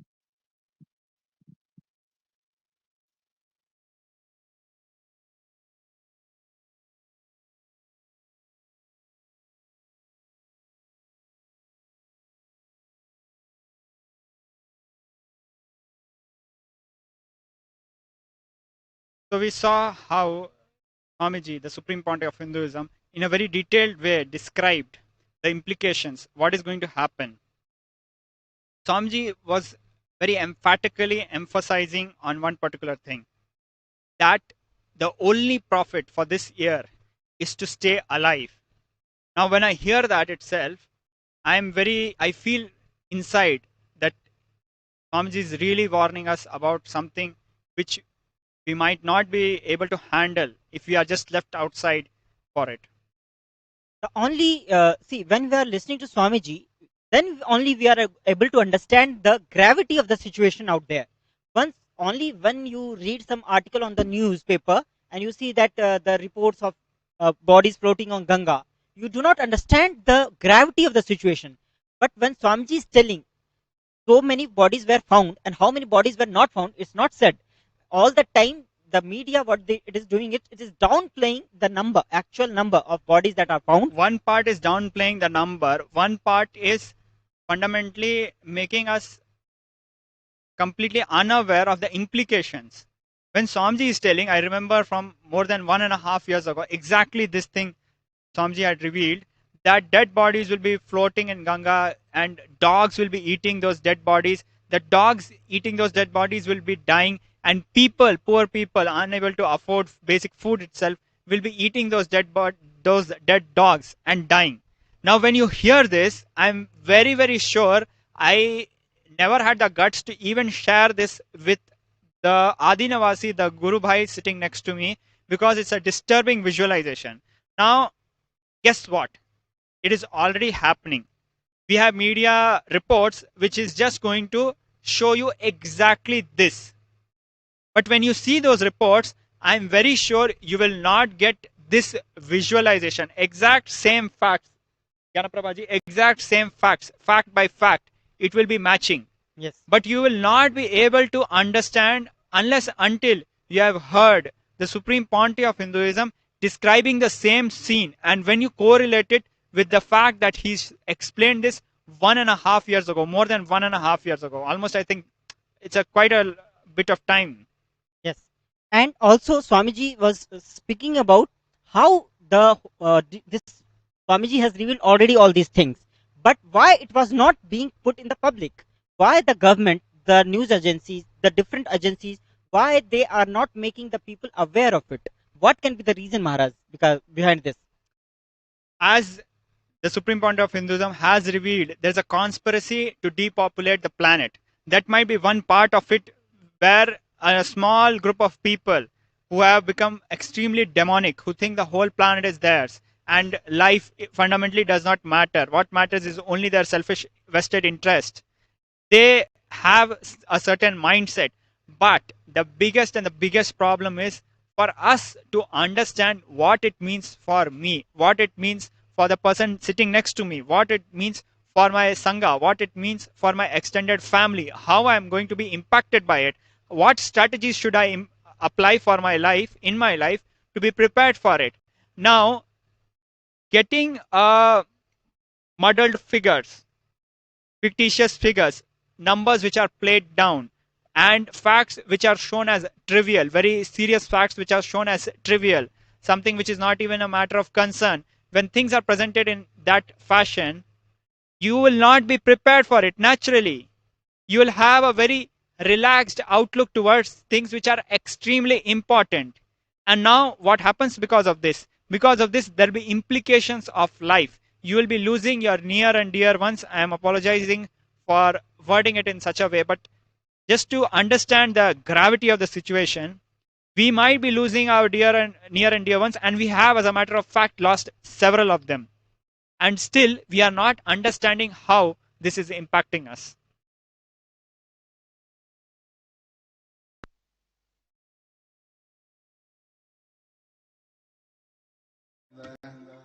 Paramashivoham. Om Nithyananda Paramashivoham. Om Nithyananda Paramashivoham.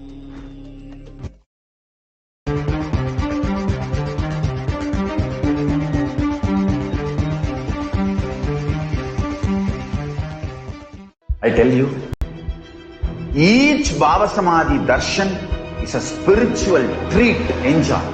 Spiritual feast, enjoy. Don't miss it.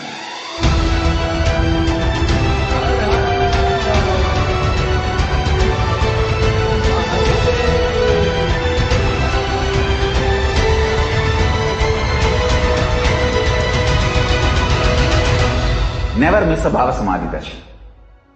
Enjoy Paramashivoham, which is introducing and making you cognize the cosmic principles and cosmic beings. The state of Paramashiva, space of Paramashiva, powers of Paramashiva, being of Paramashiva. There are some great spiritual sciences unique to Hinduism. Subtle, otherworldly, but definitive sign manifesting the cosmic beings in Archavatara, deities in Nijavatara, living incarnations is possible. Sorry for the technical glitch. So we were discussing about what Swamiji has revealed about this black fungus, its reasons and its impact. One particular thing I would like to share with our viewers. The Supreme Point of Hinduism was describing how the residents of all the Adinams, the Adinavasis, had been trained, were going through a training since multiple years, more than 3-4 years, into the lifestyle of quarantine. I can mention a few particular instances, like during the Enlightenment project, we were all incubated in a building where the Supreme Point of Hinduism had very clearly, Swamiji had very clearly and compassionately explained that he is preparing us for something big.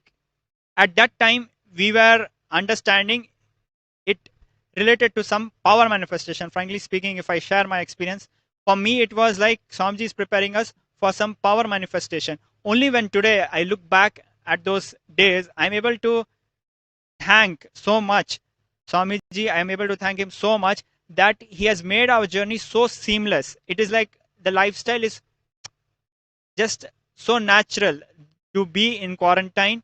It is not a rude shock for us. To be at one place and work actively, not getting into the space of depression. That is what is happening with the people outside who are living in home quarantine. They are actually losing their whole energy and interest in living, and out of their delusional this fatigue, pandemic fatigue, they are going out for a walk and they are just destroying themselves. Swamiji also mentioned that he would be reiterating, re-emphasizing for all the Adinavasis that we need to prepare our bodies. We need to prepare our bodies, and the routine for yoga, waking up and making sure that we do the yoga each and every single day. At that time, I would look at it, it's like a preparation for old age. Frankly speaking, that is how I used to see it. I never saw the immediate benefit of it.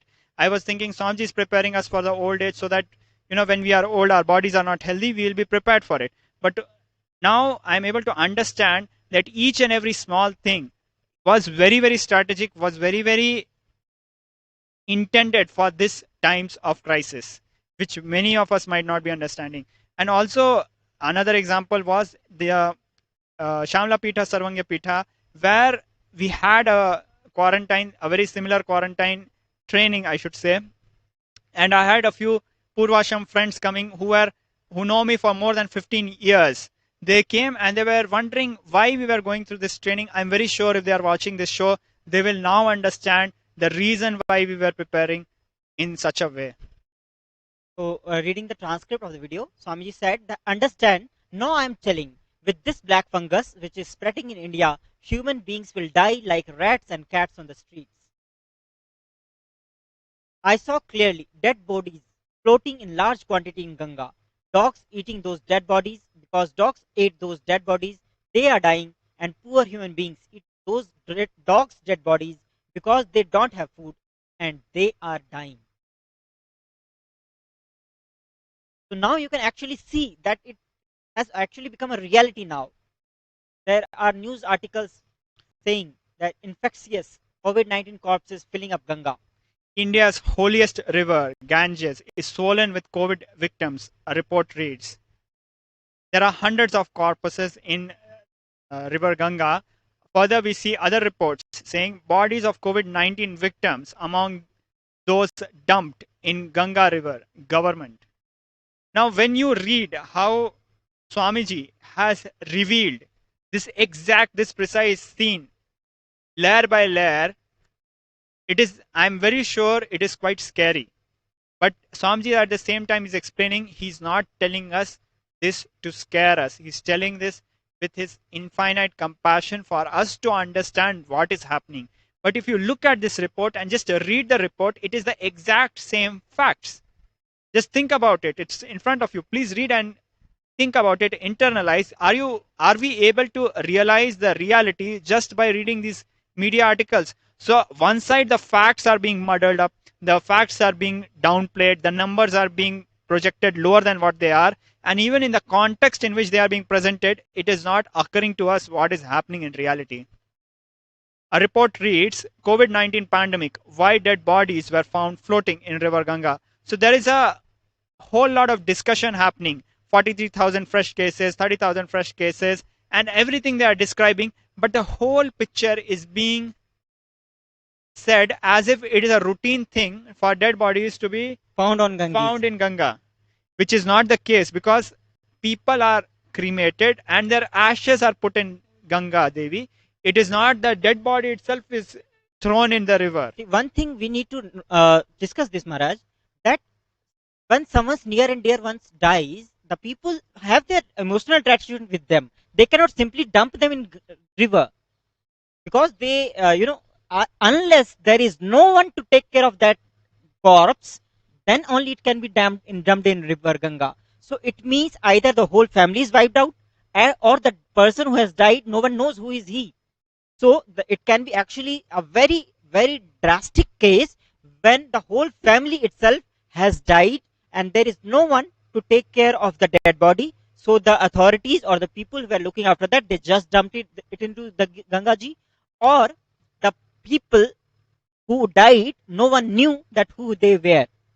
Because Jnanaprabhaji, I would like to share a very particular example. A few years ago, a Hindu sannyasi was doing Ganesh Visarjan in Ganga Devi, and he was brutally lathi charged by the police. Yes. So the police is beating people for doing Visarjan, which is like just parting away with the deity and giving a farewell to the deity that next year we'll meet again. And the deities are made of clay, which beautifully melts in the water. Now for that, we are having a lathi charge, whereas there is no accountability when it comes to dumping thousands of dead bodies which are COVID infected in river Ganga, and possibly we don't know who did it, so we don't want to say who did it. But what is the accountability of the same people who were coming and beating Hindu sannyasis for doing Visarjan of deities? So this situation is already occurring. What Swamiji is revealing, that the dead bodies will be floating in Ganga. Swamiji has mentioned 4 rivers that will be filled with corpses, and it's already happening. Swamiji is saying repeatedly that the people will die like rats and cats on the streets. What it means? Recently, we were seeing an article in which a person just died without any symptom. That is what is going to happen. This COVID-19, some people are symptomatic, some people are asymptomatic. Correct. No symptoms are visibly seen, but suddenly they fall and they die. That is what is going to happen to this black fungus also. Exactly. And just read the report. Can you see the report? Can rivers spread COVID-19? Question mark. When you read such an article, the article just by the headline has put the doubt in you that it might be a trivial thing.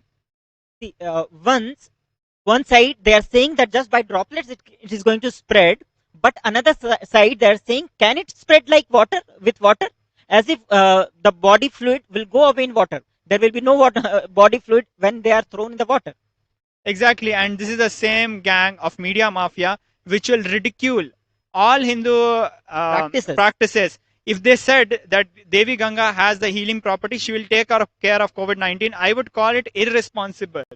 Irresponsible. But they are not saying that. They are not even accepting that and just dismissing the whole thing. So it is not just irresponsibility. It is a conspiracy. It is a intentional bio warfare.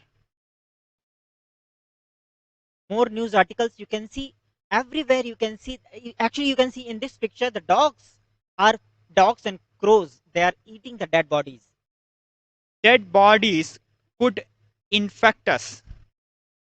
Wood is expensive. Tragic stories of COVID victims in Ganga. Dead bodies could infect us. Wood is expensive. Now, what a irresponsible, demonic way of downplaying such a serious crime which is happening. How they are able to very cunningly say wood is expensive. I would like to point out to our viewers that there are electric furnaces where in a very environmentally friendly way bodies can be cremated. Yes. If wood it is available in wherever the dead bodies are burnt, because everywhere in every city, near any river, certain ghats only, at certain banks only, you can burn the bodies. You cannot burn body at any ghat. You can burn the body at certain banks of the river, and wherever that dead bodies are burnt, there will be electrical this corpse burning places. So it is not like that only you need wood to burn the dead bodies. You can even burn them in the electrical furnace, in electrical. We might argue that it is not extremely compliant with the Veda Agamas in the Hindu tradition per se, but in such time of crisis, I am very sure this, if it is required, we should be doing this rather than understanding the real truth. We are being cheated and fooled with false narratives saying wood is expensive. Even if wood is expensive, it is the responsibility of the government or society, the municipality, to address these situations. But there's no accountability for it, and there's no admission of truth. If people admit, Ganaprabhaji, if people admit, the government admits that we are incapable of addressing the situation, I am very sure there are millions and billions of people who would have donated graciously wood for this purpose rather than dumping COVID infected bodies in Ganga river, and we don't even know how it is going to impact the people around Ganga. It is the failure of the society, it is failure of the government, it is failure of the agencies that so many dead bodies are floating in river. Actually, let us look at the news article on the right side. If you can see, please read, bodies of suspected COVID victims. You just notice how the same narratives are being downplayed in different media channels, different media portals. In some news articles, it is very clearly said they are COVID infected, but we are not sure if COVID infected dead bodies are going to poison the water. In other places, they are saying suspected victims of COVID. Layer by layers of lies. So, Swamiji has revealed multiple things about all this COVID-19, how we should prevent ourselves from this pandemic and its effects. Let us have a video in which Swamiji has speaking about the home quarantine and how it is not feasible in India. It's not a successful model in India to have the home quarantine. So let us have a look at the video.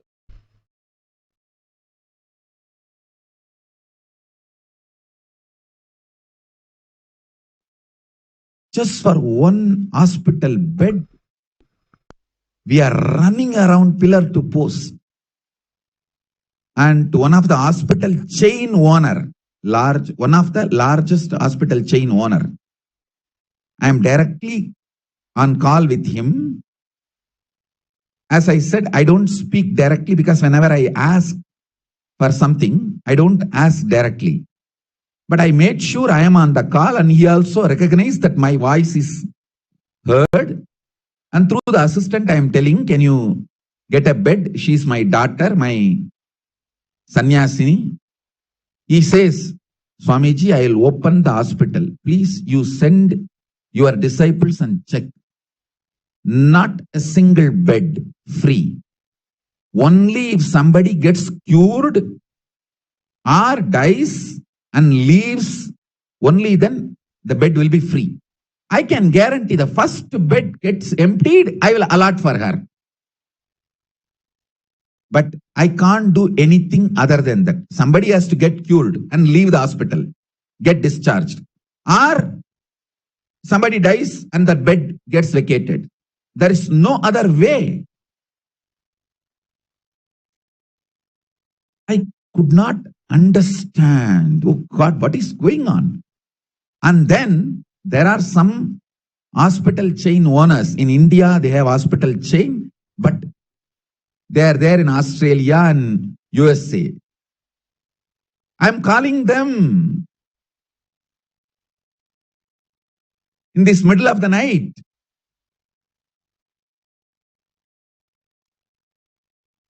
Please understand, if you are in India, save yourself with multi-layer quarantine. If you can, go to our ashrams, either in Biddi or in Hyderabad or Trivandamai, where we are able to provide multi-layer quarantine.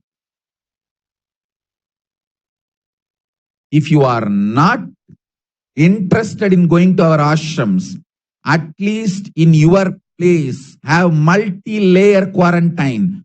Don't try to say, oh, I am home quarantined. Home quarantine is not going to work. Because even in the home quarantine, you are getting in contact, coming in contact in a different ways.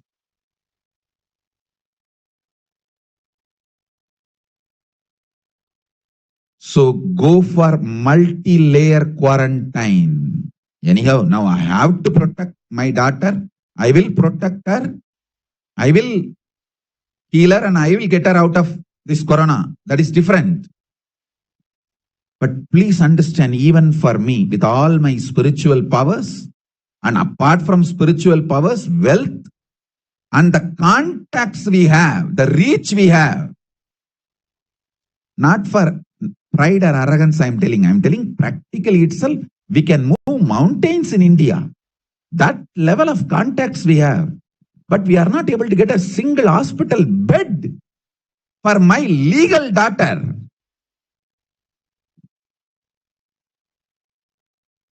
As per Indian inheritance law, she is my legal inheritor. I want all of you to know, Indian law, if somebody gets sannyas from me, they inherit my wealth. Even in their passport, the father's name, they can use my name. It is legal relationship, not just spiritual, not just moral. She is legally my daughter, equivalent to adopted daughter, like a legally adopted daughter, legally my inheritor, one of the inheritors, as I said, because anyone who receives sannyas from me, all of them are inheritors. I am not able to get a single bed for her. Running around. And such an important celebration, my Enlightenment Day celebration, Nithyananda Purnima. For this celebration, I have to come late because this is too important for me. Even during the Pada Puja, that is what I was running around. Can you understand? Listen, money is not going to save you now.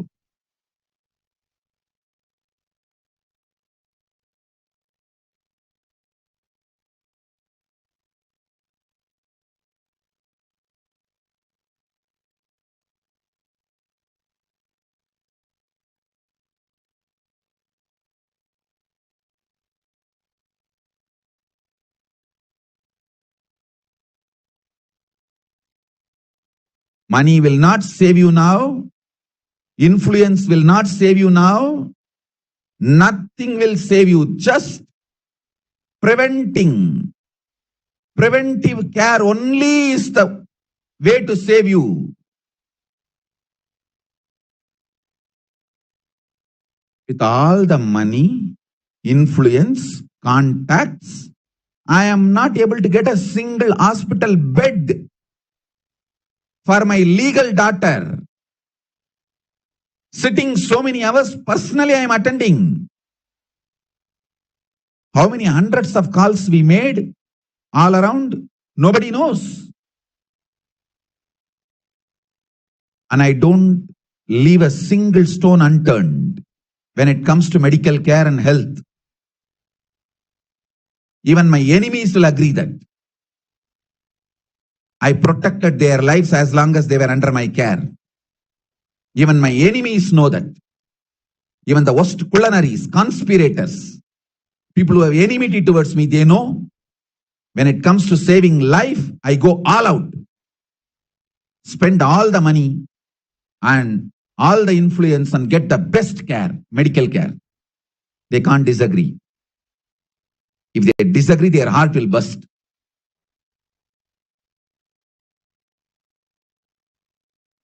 But I am telling you guys, please protect yourself. Preventive care is the only way.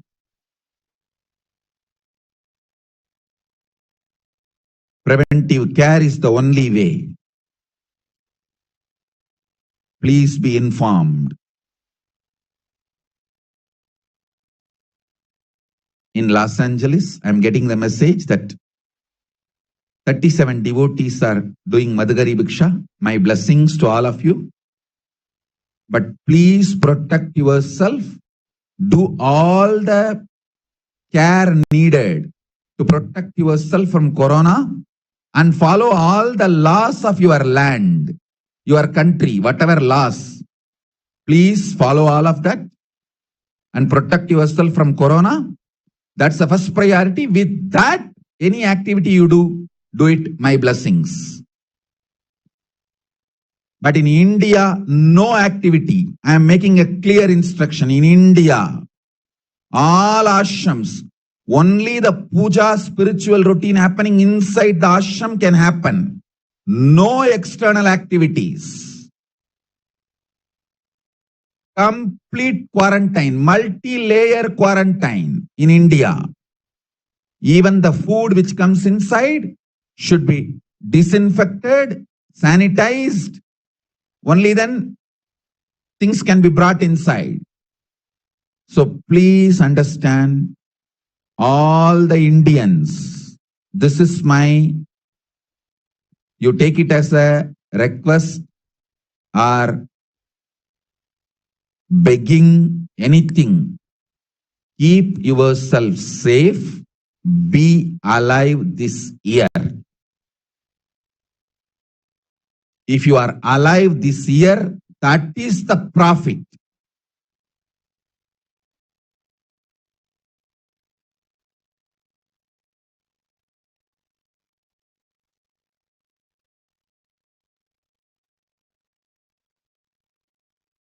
First option for all of you is go to our ashram and have multi-layer quarantine and protect yourself.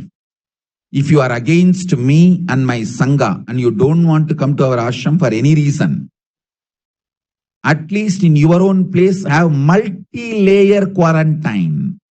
Don't try to tell, oh, my father went to bring vegetables outside and he came inside the house directly and we are sitting and talking to him. We are all having a chat.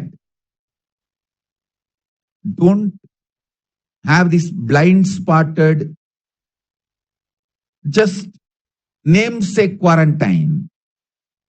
Think through thoroughly and have multi-layer quarantine. Don't tell me, oh, we have to run our life, we have a business. What can we do? What can you do? Nothing can be done. What business you are telling? Just to give annadan, free food. These girls have opened the door and got the corona. Now what to do?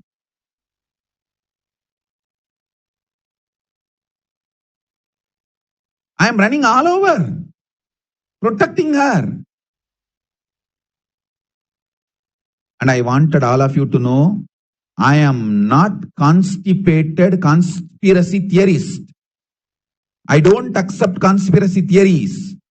I am not constipated conspiracy theorist. And same way, I am not positive thinking Bhagwas. Positive thinking and conspiracy theory, both are stupid during the crisis. During the crisis, you just need to be straight, honest, truthful, brutally honest.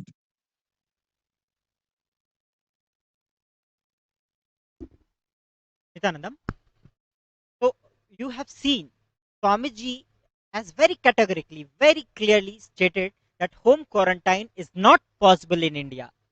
And he has very precisely explained that we cannot have the casual attitude and blind spotted quarantine where we have the luxury of saying that, okay, my father went to the market, got some vegetables, and now we are sitting together. That is not what quarantine means, and definitely it is far from multi-level quarantine. It is not even a single layer quarantine. Swamiji is preparing all his adinams for multi-layer quarantine. Actually, in next segment, we'll be discussing about that how the Kailasa and all its adinams are prepared with multi-layer quarantine so that the people inside are safe. And Swamiji is also Swamiji is saying that I am begging everyone, I am humbly requesting everyone that save yourself through multi-layer quarantine. Now, why would Swamiji have to beg us for our life? Because unfortunately, we are not able to understand what is happening because of how the facts are being twisted and downplayed in front of us, especially unfortunately in India. We will be projecting the slides. The slides, Swamiji has the transcript of the video says, typically in your place, you will not have multi-layer quarantine because it needs large infrastructure. If you sit in one place, you will have mental breakdown. You will just go out for at least a walk. So you can see that actually this is the this news article say that how the quarantine is not possible in India and how if you are going out, how it is going to affect you. So this is a journal called The Lancet, where they are explaining 10 scientific reasons in support of airborne transmission of SARS-CoV-2. So new variant of COVID have come, and earlier last year it was this droplet borne. Now it is airborne, and it is spreading just through the air. Where at one extreme end there have been 10 scientific reasons to support the airborne transmission of COVID. On the other extreme end, we are having a discussion by liar media as if the infection of COVID will be spreading through the water or not. We are talking about the disease becoming airborne. How irresponsible can the media be? And on the contrast, Swamiji, after so many persecution attempts, so many assassination attempts, character assassination, and being portrayed in multiple, bad ways, Swamiji has, in his extreme compassion, is telling from the top of his voice every day, coming on the national TV, and literally begging people to protect themselves, to have multi-layer quarantine, to follow all the rules given by follow all the laws given by the local governments, and he's actually like going all out and telling us to save ourselves. Swamiji, in this video you have seen, Swamiji said, this year if you are alive, that is the greatest profit. Do not think of your job, your career, just leave everything and just plan for surviving this year. This is the gravity of the situation. This is what is missing from the national debate, from the national talking, because all the governments, what they are saying is just they are locking down for a few weeks, and after the situation improves a little, they will just start opening it again. Even if it does not improve, I think it is a matter which we can't even go into.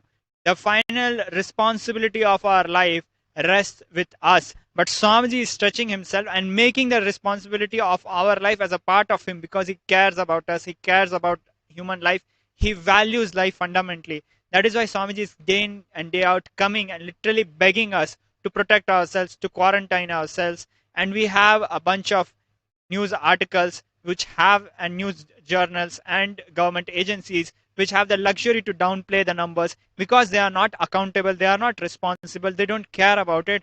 And for the matter of fact, many of these have vested interest in making sure that you are dead, to say it in a very blunt way. See, now the international news media, they are catching up and they are telling that world's most infectious disease now airborne, but it's still a matter of which is pushed under the carpet in India. They are not discussing that it is in airborne. They are downplaying it. They are playing with the lives of the people. One thing we need to emphasize in this particular news article is the news article is emphasizing that the United Kingdom ignored evidences of the virus being airborne.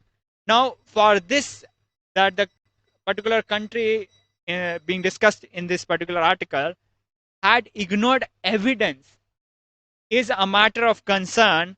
And on the contrary, if we look situation in other countries in South Asia particularly, the whole thing is being dismissed and the discussion is happening that whether the disease will spread through Ganga water or not. Now we need to understand the gap in the levels of lies which is happening here.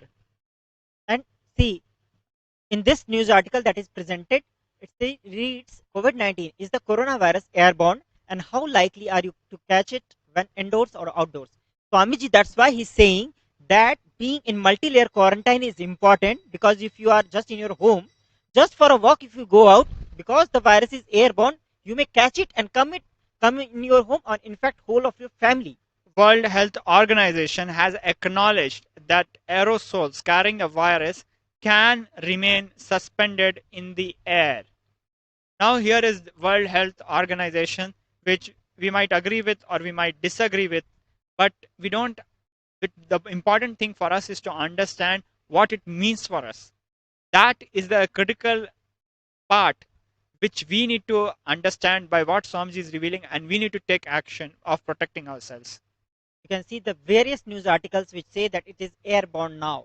So we saw where from theory that it is airborne, to studies which saying yes, it can be airborne, we have evidences, to World Health Organization saying yes, we know that aerosols can keep the it airborne. Then finally we have an news article from the US saying that it is airborne. So how the truth, this is a complete spectrum of truth and lies which is happening in a multi-layer where people are not straightforwardly able to say and accept the reality that the virus has become airborne and we need to protect ourselves. It is such a straight fact.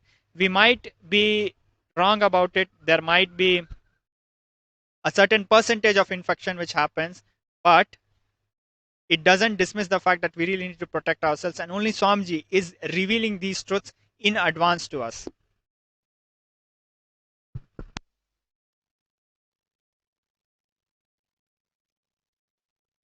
Om Nithyananda Paramashivoham. Om Nithyananda Paramashivoham. Om Nithyananda Paramashivoham. Om Nithyananda Paramashivoham. Om Nithyananda Paramashivoham. Om Nithyananda Paramashivoham. Om Nithyananda Paramashivoham. Om Nithyananda Paramashivoham. Om Nithyananda Paramashivoham. Om Nithyananda Paramashivoham. Om Nithyananda Paramashivoham. Om Nithyananda Paramashivoham. Om Nithyananda. We apologize for the technical disturbance. Moving on further, today's segment. As See, we the see, news articles are coming that the new variant, the vaccines have been created. The new variant of COVID is caused this black fungus and all these are being created, and the new variants of COVID is being created by the vaccine themselves. You can see in the news articles. so now this is the article which is somewhat telling us factually what is the reality. It is saying bombshell. It means something really serious. Nobel Prize winner reveals COVID vaccine is creating variants. Now I would like to acknowledge that it is a precise use of words, bombshell. This is the kind of warning we need to have and we need to understand. I'm not giving, I'm nobody to give a certificate to anybody or acknowledge, but all I'm trying to say is that we are not able to understand the facts as it, because this article took the pain of wording it precisely is a bombshell. We are understanding that vaccines are not supposed to behave this way. Unless until it is told to us that the vaccines are not supposed to behave in this way, when you get a vaccine, it should not cause creation of new variants. It is a topic which is already studied by scientists around the world, and they know the science of it. They might not have perfected it, but they have a good idea about this science. So why are we creating vaccines which is creating variants? Which means Professor what? Luc Montagnier said that epidemiologists know but are silent about the phenomenon known as antibody dependent enhancements, ADE. While it is understood that viruses mutate causing variants, French virologist and Nobel Prize winner Luc Montagnier contends that it is the vaccination that is creating the variants. Now this is a very serious problem where our medicine is killing us. What is the entire picture of a vaccine? Vaccine means once you have taken, let's say, a chickenpox vaccine, or you have taken a particular vaccine for anything, we are rest assured for our entire life that we are not going to get infected. But on the contrary, we are having vaccines. When we are administered with those vaccines, our bodies might have developed immunity to a particular variant, but at the same time we ended up creating a new variant. So we are back at square one, along with all the harms associated with that entire process which we had to go through. And unfortunately, especially for the people who have been infected by COVID-19 and have gone through the treatment, their whole metabolism, their immunity has drastically deteriorated, that they are highly susceptible, like the back.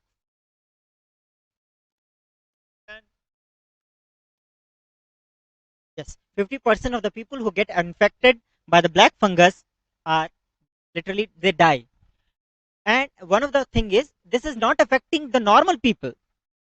Black fungus, all these funguses, they are not affecting the people who have not taken, who were not infected by the COVID-19. It is affecting only the people who were affected by the COVID-19. Why? Because already, because of the attack of the COVID-19, their immunity system is down.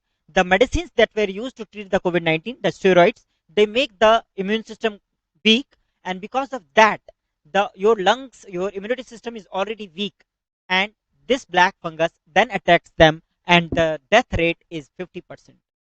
So this is the gravest situation that we are living in right now. The only solution is being in multi-layer quarantine, keeping yourself safe, and making survival as the only aim of your life this year. In next segment, we will know how Kailasa is preparing itself and how Kailasa is contributing for keeping the humanity safe.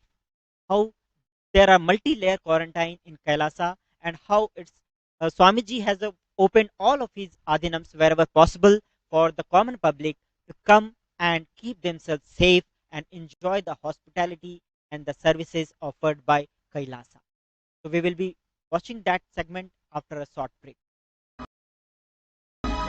Kriyapada of Vedas and Agamas elaborately explain the whole science of making the cosmic beings manifest in Archavatara, deities, and Nijavatara, living incarnations, both. During the Bhava Samadhi Darshan, literally those cosmic beings manifest through this body. Just like how they manifest in Archavatara, deity, they manifest in Nijavatara, Pratyakshavatara, and give you all the boons you ask, bless you. You see, each God is an independent intelligence to lead you to enlightenment. Each God is a bridge for you to achieve the Shivatva, the ultimate Shiva consciousness. Krishna is the bridge for you to achieve the Krishna consciousness. But Shiva consciousness, Krishna consciousness, all consciousness is one and the same. Ultimate consciousness only. So that energy itself completely expresses. Just like Radhika, when I see my own sweetness in the mirror, I become eager to taste it. I find that the only way to relish this sweetness is through the constitution of Sri Radhika. Bhava Samadhi Darshan is a window to the infinite expanse of consciousness, allowing us to glimpse the formless in a way that we can understand. It cleanses the karmas of lifetimes. It awakens our biomemory to the space of Paramashiva, the ultimate consciousness, and creates a deep and lasting transformation in us.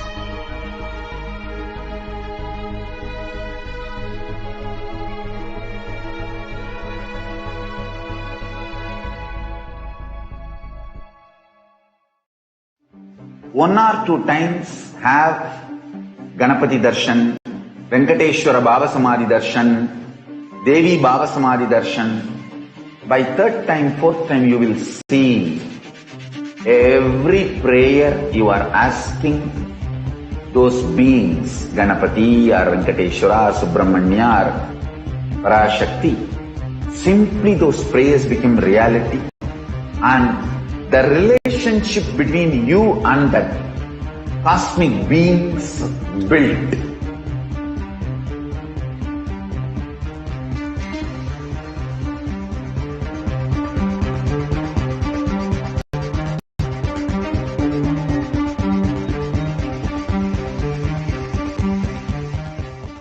I tell you, each Bhava Samadhi Darshan is a spiritual treat. Enjoy. Spiritual feast. Enjoy. Don't miss it.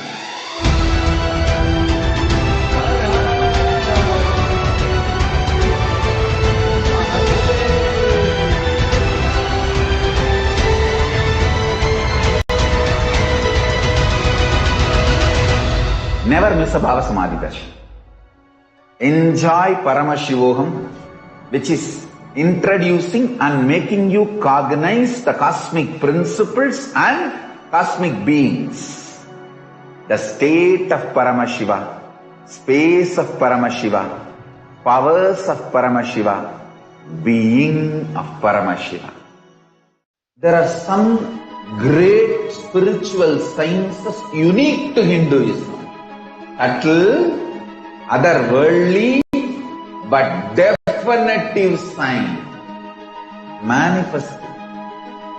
The cosmic beings in Archavatara, deities in Nijavatara, living incarnations is possible. Understand? Kriya Pada of Vedas and Agamas elaborately explain the whole science of making the cosmic beings manifest in Archavatara, deities and Nijavatara, living incarnations, both. During the Bhava Samadhi Darshan, literally those cosmic beings manifest through this body. Just like how they manifest in Archavatara, deity, they manifest in Nijavatara, Pratyakshavatara, and give you all the boons you ask, bless you. You see, each God is an independent intelligence to lead you to enlightenment. Each God is a bridge for you to achieve the Shivatva, the ultimate Shiva consciousness. Krishna is the bridge for you to achieve the Krishna consciousness. But Shiva consciousness, Krishna consciousness, all consciousness is one and the same. Ultimate consciousness only. So that energy itself completely expresses.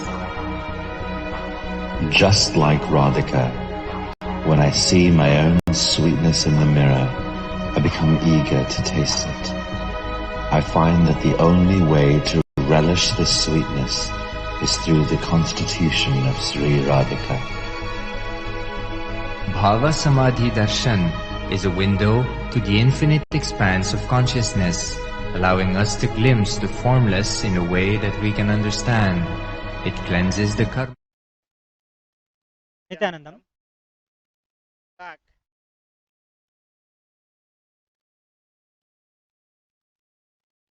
Nithyanandam. Welcome you back. Preparedness. Paramashivoham. Om Nithyananda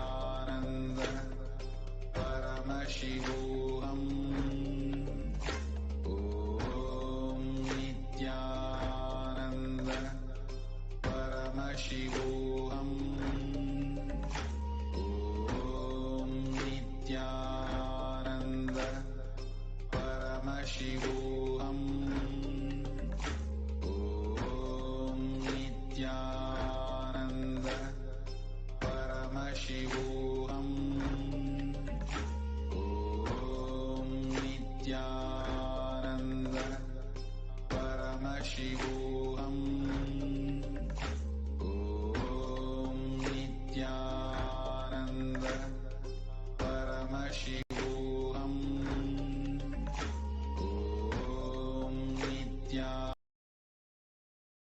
Om Nithyananda Paramashivoham.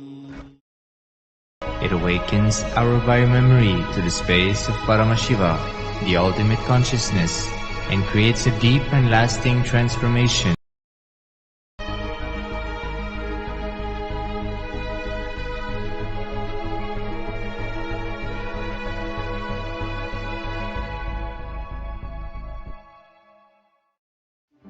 One or two times have Ganapati Darshan, Venkateshwara Baba Samadhi Darshan, Devi Baba Samadhi Darshan. By third time, fourth time you will see every prayer you are asking those beings, Ganapati or Venkateshwara or Subramanya or Parashakti. Simply those prayers become reality, and the relationship between you and that cosmic beings built.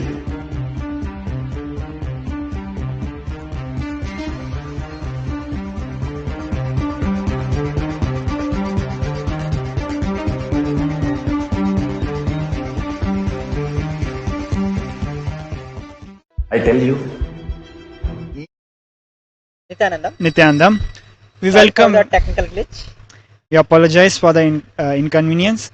Now, continuing on the next segment, which is Kailasa's multi-layered quarantine opportunity for India during COVID-19 as a practical solution resulting in health, joy, and bliss. Next. Kailasa's multi-layered protection. So, let us now revisit what the Supreme Pontiff of Hinduism has revealed on COVID-19.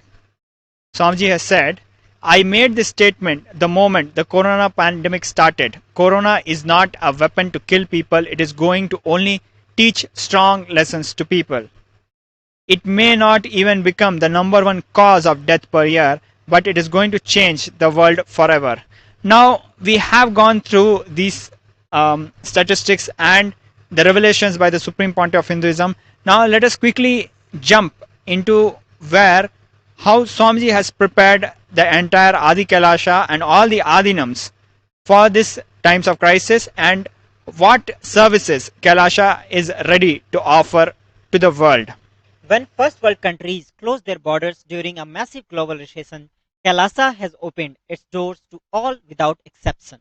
When we say without exception, it is irrespective of the fact that you might be a follower of Swamiji. Swamiji has said the person need not be a follower of Swamiji, and Swamiji has even said he need not even be a practicing Hindu. So Swamiji is stretching it without exception and opening the door for everybody. And the requirements is very simple. You should understand what is required for you to stay alive, and just be there and follow the basic quarantine rules and enjoy. Pretty much that is what he's expecting and asking us and literally begging us. And Swamiji is very clearly saying, if you are in India and you want to protect your immediate family or extended family, get them immediately to our campuses. And after, Swamiji was speaking about that why multi-layer quarantine is needed. After Swamiji revealed it, now the governments are realizing that actually home quarantine is no more safe. Because as you can see in the news article, the Maharashtra government has announced that this is has decided to stop home quarantine in 18 districts and move the people to a certain location, because the home quarantine is failing. People are getting infected inside the home itself, because now the COVID-19 is airborne. Exactly, Manishji. And the problem is, we don't know where they are going to be moved. We don't know if the entire administration and infrastructure is prepared for that to happen. Now, why that delay is happening, we are nobody to question or pinpoint anybody's mistake. But the fact remains that Swamiji revealed this almost more than a year ahead of time, and huge part of the country missed. But please don't miss it now. Don't miss the small nitty-gritties, which are no more small. They are very, very expensive for if we don't understand them. Especially for the people who were already infected by corona, Swamiji is very clearly saying that don't think you already got corona and you are safe now. Your immune system is actually weak now, and if the fungus affects you, it is the like direct death. So now, see, Maharaj, the fear is not only of COVID-19, it is much more, because the black fungus, white fungus, and the yellow fungus, these funguses are more lethal than the COVID-19 itself. And exactly, and we should particularly remind ourselves the death rate is 50%. This news report, which we see in front of us, reads flesh-eating black fungus killing off patients who survived COVID-19. Black fungus has a near 50% rate of killing, and in this news article we read COVID-19 in India, patients hit by rare black fungus. Please note, it is categorized as a rare black fungus. Swamiji has revealed that in your home, you cannot have multi-layer quarantine because it needs large infrastructure. If you sit in one place, you will have mental breakdown. You will just go out and for at least a walk. That is how it is going. That's why the home quarantine is failing in India. And actually, we should emphasize to our viewers that the news article reads rare black fungus. When we read the word rare black fungus, it feels that it is not going to affect me or my people. But this is one of the first thing which Devi is revealing. Black fungus. See the gap between the narrations. And just understand that it is not a rare black fungus. It might be rare, but for us in these times of crisis, it is, if we get the black fungus, there is a chance of 50% for people to die.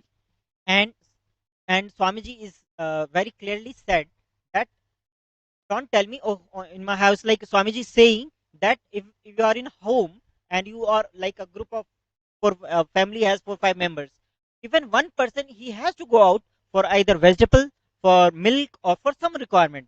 But when he comes back, he is not likely to remain in a segregated place quarantined. He will mix with the family members, and that is where the security will be breached and all will be likely to catch COVID-19.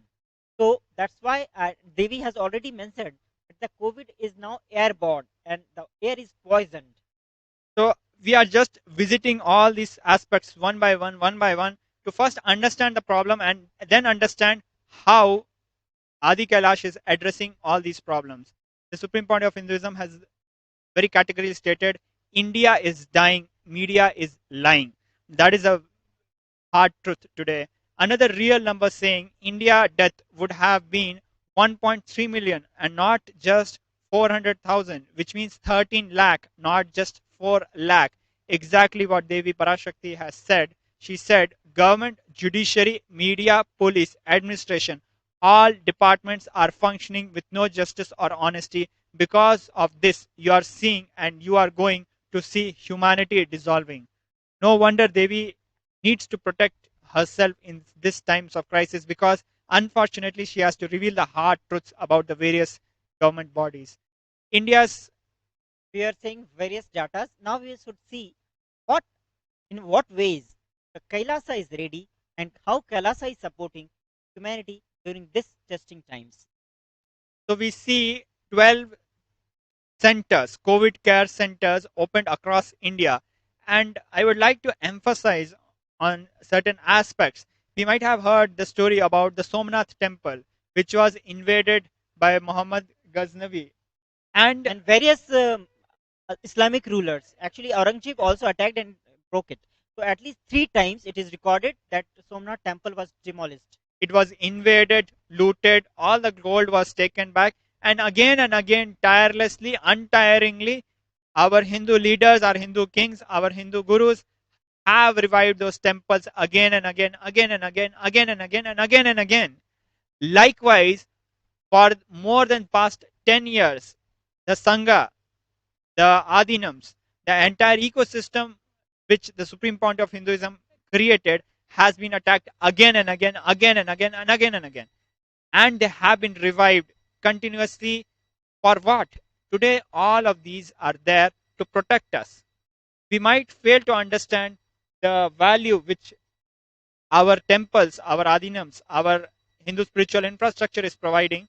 But even though we didn't understand, Swamiji made sure that despite of the destruction, with his hard work and tyaga, he revives. That is why today we have these 12 centers. We could have had more. We could have had in triple digits these numbers of centers, because in 2010 alone, 54 centers were shut down in Tamil Nadu alone by attacks by various anti-Hindu elements who had torched and set ablaze and destroyed and shut down 54 centers across the state of Tamil Nadu.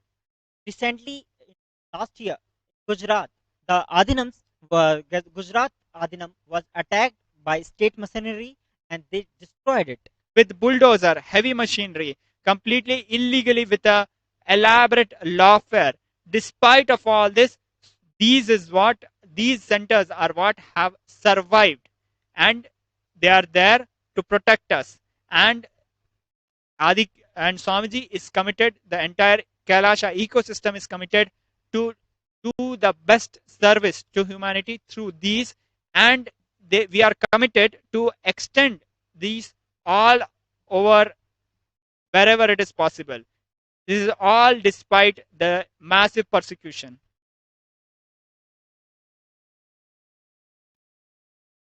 You can see how Kailasa is rushing to help India in this testing times, and Kailasa rushes to help as India finds itself in the verge of COVID-19 third wave.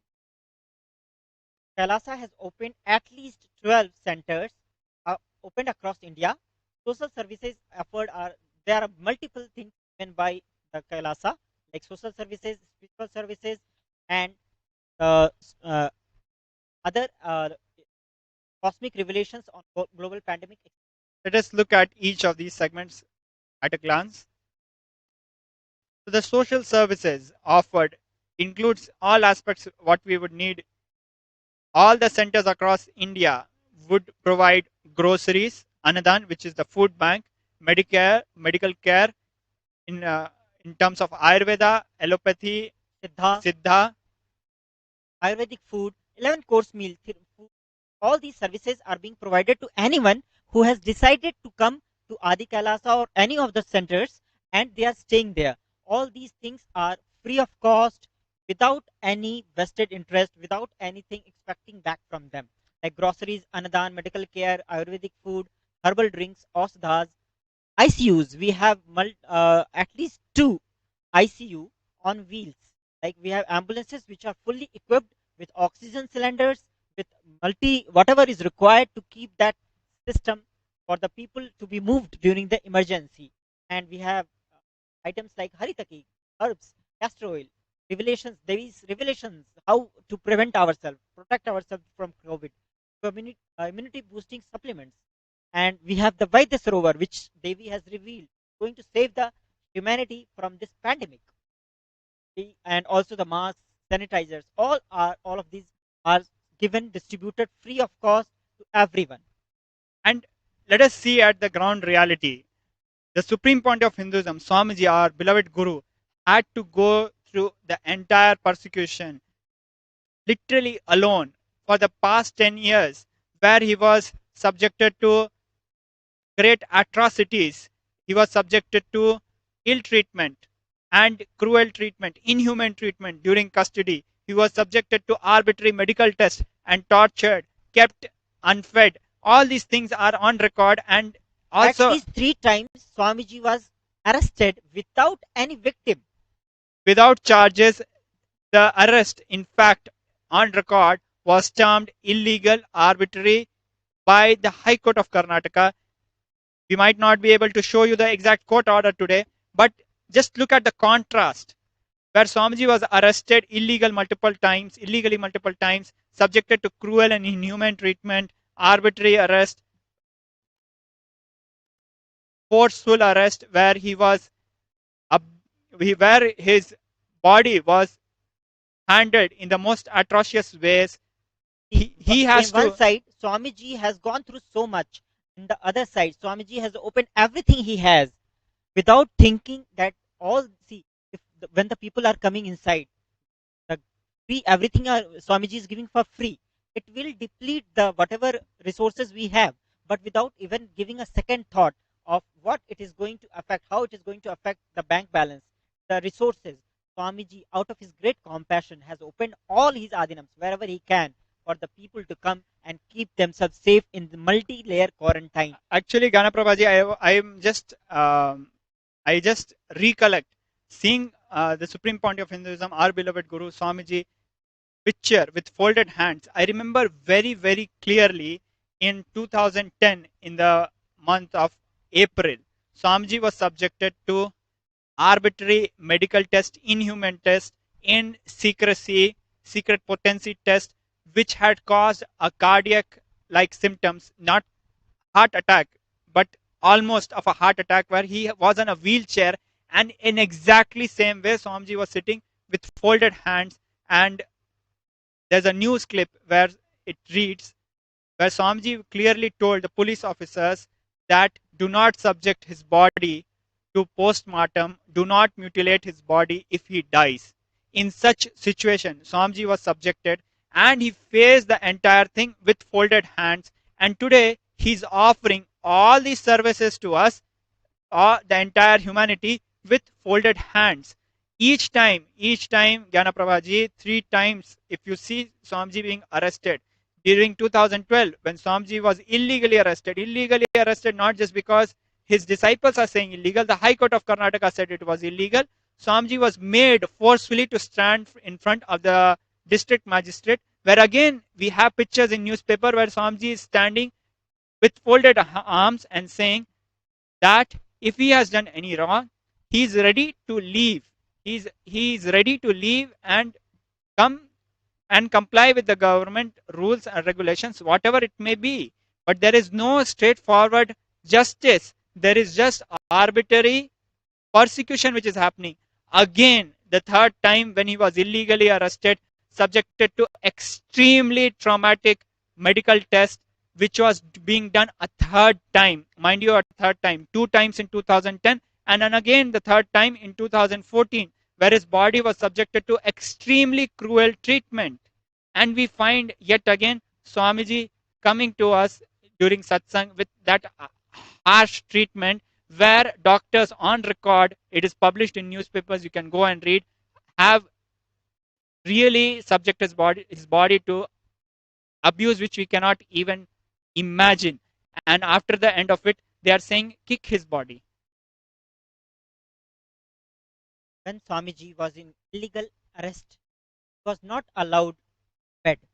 He had to spend the night on the floor, wet floor actually, with urine mixed water, where the water from the urinals had been dripping and filling the floor of the cell where the Supreme Pontiff of Hinduism was there, in such an unhygienic and cruel treatment. What is there? What he has for his, he was using a newspaper to sit.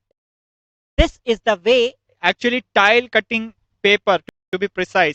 We are just mentioning all these things to just make you people understand that what Swamiji has gone through, even in spite of all these attacks. When others, what others will do, Maharaj, others will feel so much violated that they will be filled with anger, vengeance, and frustration, and they will want to take revenge. They will feel happy. Oh, you did this to me. Now you are suffering. Oh, wow, great. But where Swamiji was subjected to such a treatment, where he is forced and he's made to sit in a cell with urine water, we see that Swamiji is providing us with masks and hand sanitizers. Look at the gap. Look at the gap where Swamiji is from, which space he is coming, and where the humanity is, unfortunately, because of these demonic vested forces. The cruel Karnataka government, that this cunningness, they have actually released the pictures in the media, and you can see now Swamiji is giving free dorm accommodation. Swamiji was denied accommodation. Swamiji was denied respectful and just place. See, Jnana Prabhaji, where the vested interest, the rogue elements, not the entire government machinery, but the specific anti-Hindu rogue elements in the police and the state machinery, shamelessly put pictures of Swamiji in that urine covered cell and making fun of it in the international media. Okay, but where is that government, rogue elements of the government or the rogue elements of the media, and not telling the people the truth about the COVID, or not telling the truth to the people of how Swamiji is working day and night to save so many lives? Why is there no coverage for all these things? Because the Western interests do not want the people to know the truth that Swamiji is doing so much for the humanity. Swamiji is saving humanity and taking it to the next level through the super conscious breakthrough. Just see, Gyanaprabhaji, ICU on wheels, whereas in 2010, Swamiji was subjected to very cruel treatment, medical torture.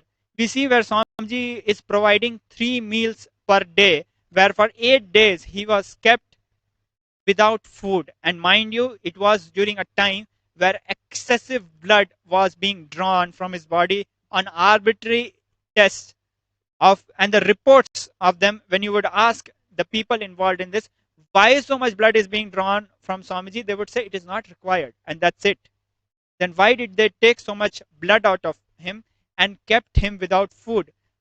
Such cunning, atrocious, inhuman, barbaric, demonic torture he was subjected.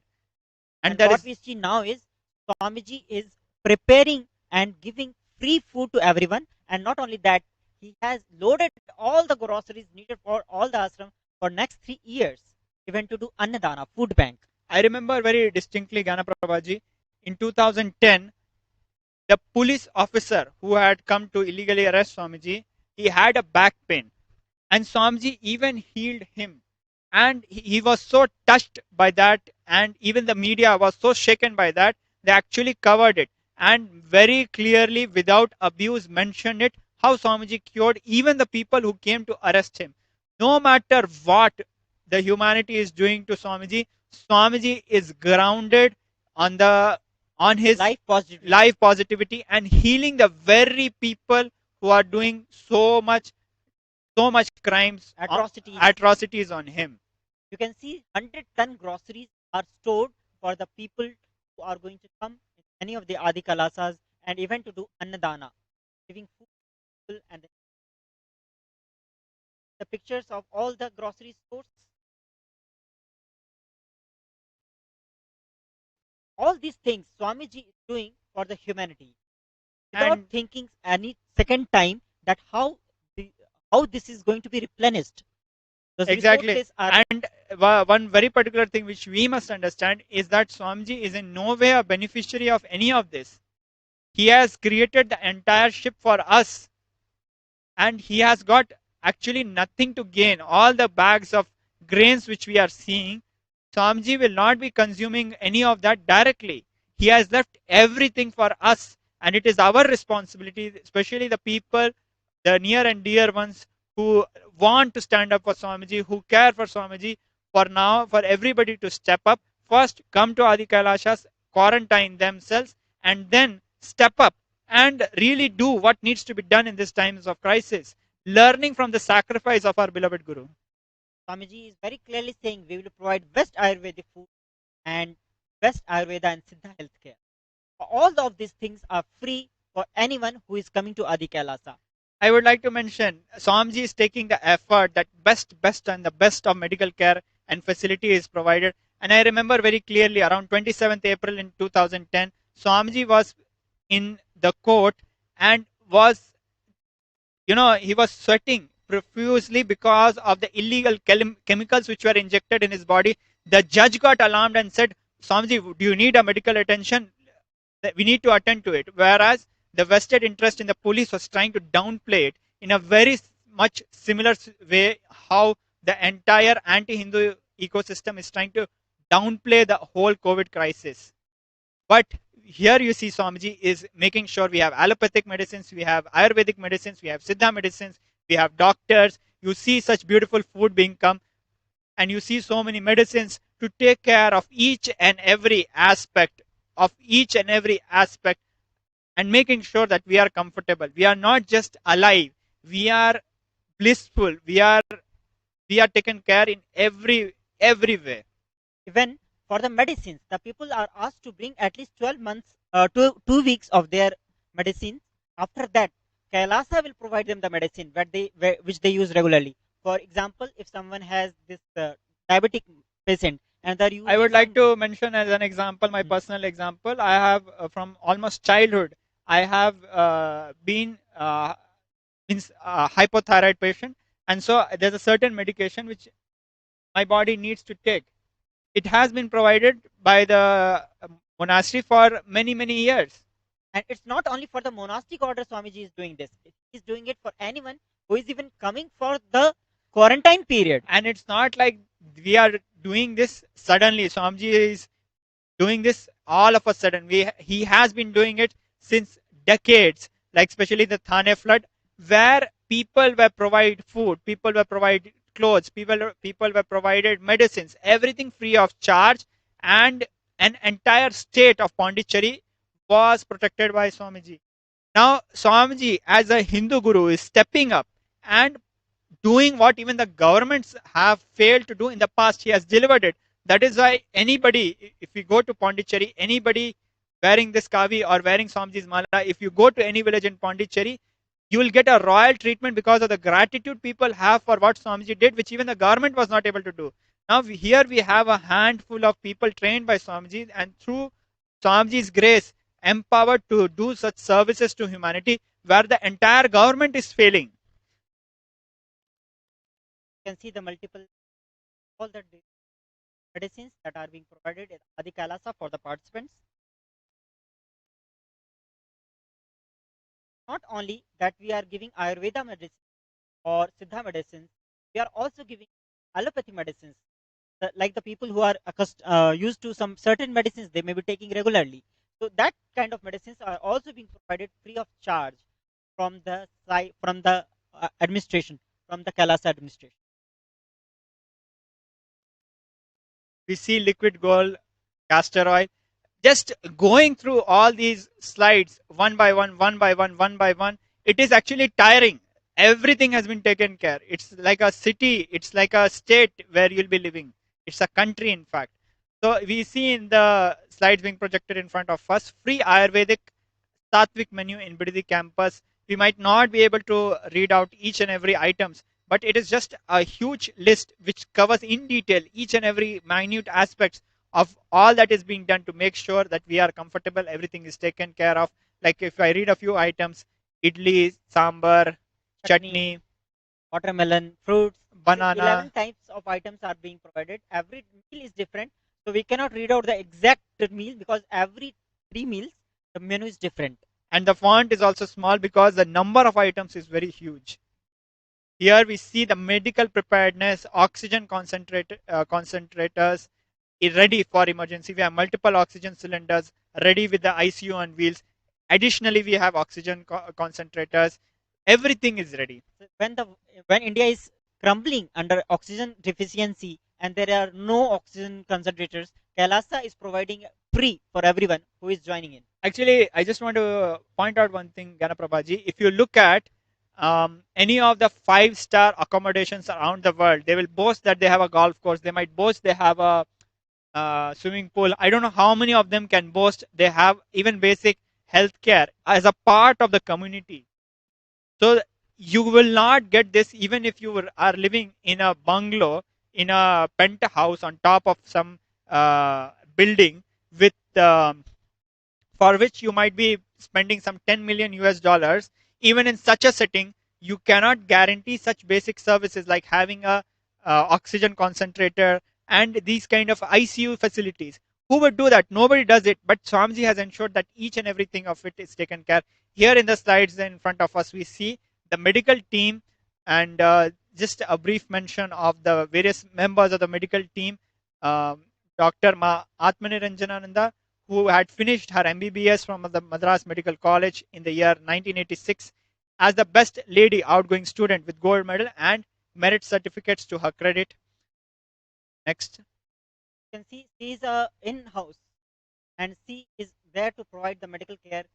We also have Dr. Krishna Sharma Rao, and we see the credentials with over 35 years of experience with a degree of expertise as a professor and the head of the department of oral and craniofacial surgery, which means the jaw and the face in Teja Dental College, and as assistant professor oral and maxillofacial surgery in College of Dental Surgery KMC, as a lecturer of oral and maxillofacial surgery in the College of Dental Surgery KMC Manipal, and as a member of the Royal College of Surgeons Edinburgh, and authored many papers. It just goes on. And then we have Dr. MP Shanti, who is an MD, DGO, obstetrician and gynecologist. We have Dr. Santana Lakshmi, who is a naturopathy physician, BNYSCFN. We have we have various doctors, and we have Dr. Karthik Vasudevan, who is a senior consultant in the international cardiologist and transplant cardiologist at Columbia Asia Referral Hospitals. We have Vaidya Rajapandi, who is a certified medical practitioner in the field of Ayurveda and Siddha medicine. We have Machandra Vidya, who's a registered nurse, and a huge team. For the interest of time, we are just going through a few of them. Now, coming to the social services offered during the pandemic, Swamiji has said that during this entire pandemic, the need to prepare our bodies through yoga and puja. We see in the pictures the participants practicing yoga, and we see a very recent picture from, I believe, yesterday, where the people are doing puja in quarantine to keep themselves alive and energetic. We see how the entire campus engages in puja to get the nectarine flow from the Sahasrara and make their life joyful. We see various beautiful homas and fire rituals being offered, which protect us by pleasing the deities, and also are very beautiful to participate and have many scientific positive effects which have been recorded and tested. See all these beautiful rituals being which are happening in Adi Kailasa, in the Nithyanandeshwara Devalaya. All these things, activities. Why spiritual services? Because spiritual services keep us alive, keeps us hydrated. Do not feel dry. You feel that you are being loved by the cosmos. Hydrated with nectar, the sattvic energy of life. We are being loved by the cosmos. You are the favorite inheritor of the cosmos. All this COVID and all, what it makes you feel is that you are orphaned. No one is there to look after you. But when you are spiritually inclined and you are doing spiritual activity, makes you feel that someone is there. That power is taking care of you, and that makes you have tremendous grounding in the life, and you become life positive. That's why Swamiji is so life positive. In spite of all these attacks, see, all of us have seen in the movies that when a hero goes through some certain bad experiences in his life, what the best he does is he takes revenge. He goes out and kills all his enemies, he destroys them. That is the best he can think of. That is the best he does.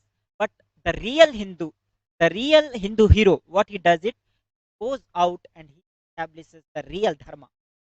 Yes, and I would like to mention a particular thing about the previous slide, where Swamiji has enabled free food, internet, medical care, everything free of cost. I am very sure internet might have become a basic survival need for the modern youth, but it's definitely a luxury if we practically see.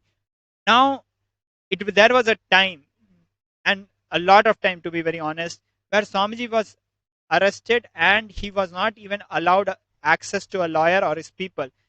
But Swamiji, on the contrary, with his extreme compassion, is enabling internet for people, making sure everybody gets all kinds of facility. Never the communication is a problem, and unlimited high speed 1 Gbps lease line. It has no limits. Yes. That kind of facility. It is free internet. You can see the ICU on wheels, the pictures.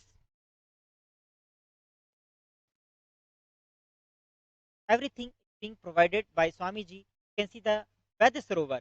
This Vaidya Sarovar is revealed by Devi Parashakti to heal the people from COVID-19. Swamiji has done the congregation of consecration Consecration of the of this, and he has also done many times Rudravishekam on this special 21 Linga is created out of 9 poisons, that is especially called as Navapashan, that are used 9 herbs. to make this lingam. The water that is falling from this is the medicine can heal the people from the COVID-19. And there are multiple Shiv lingas all around this Vadasarovar that you can see in the picture. Devi has revealed that for India I made SIP as protection. Nityananda Navapasa Vadasarovar. Go to Adi Kailasa. Scores of people come there looking for health. Navapashan, water, feed, and medicine. Get health and protection and enlightenment. For all of them, give Annadan. Protect India from the great destruction. I, Parashakti, made this Shiv SIP. Captain is not there, SIP is there. You can see sharing this.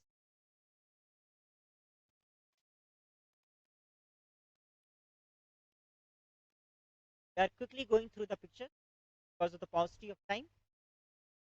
The open campus, how much space is available for have your recreational practices? We see the preparedness of the Adi Kailasha campus, how we see pillows, bed sheets, everything being dispatched, the places being cleaned and set up at a very rapid rate to make sure people are extremely comfortable when they visit. How the people are enjoying their stay here by doing the cultivation and agriculture and gardening. All of this you called. And this is a matter of less than like 24 hours, 48 hours. You see so much movement is happening so rapidly. Because Swamiji has created the ecosystem, the ship with the full infrastructure for everything to happen. 8 ways by Parashakti to viruses. First is praying and meditating on me, that is Devi Parashakti. Surrendering to me through social media. Wherever I am residing, worshipping me by doing fire walking, applying turmeric in chest. Okay. Being in uncrushed state, filling with eternal bliss, doing Ajapa of the cosmic sound, Shiva, with complete mind, applying banana peel and going to sleep. State beyond any difference or forgetting in the Arunachala Spurna that blossoms as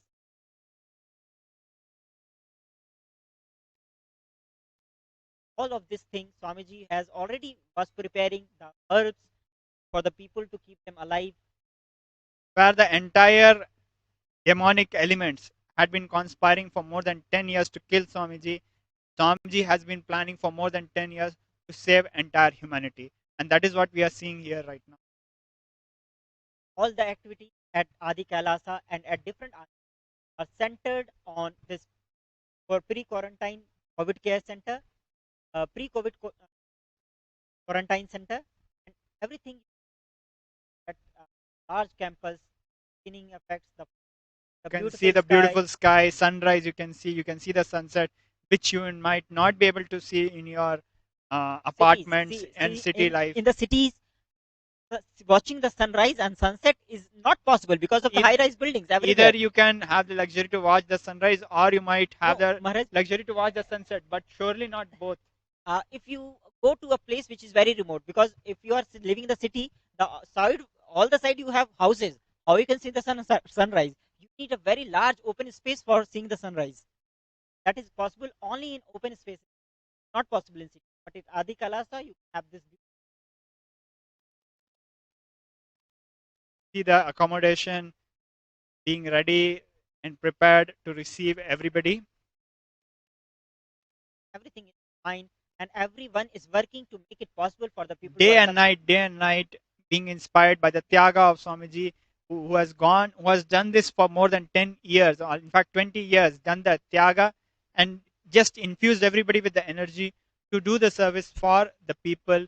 It is important to mention that this Adi Kailasa has been attacked multiple times in 2010, set on 2012, fire, 2014. Attacked by more than 600 police forces, attacked by a huge mob of militants, set on fire, and gates have been broken, people have been brutally beaten. There multiple attempts to annex it, to snatch it away from Swamiji, so that it can be used for some vested interest. And multiple other, all the Adinams have faced so many of attacks, but still Swamiji is creating the space, has the space, open it up for all the beings. Even for the pets, Swamiji has allowed even the people to carry their pets into the Adinams.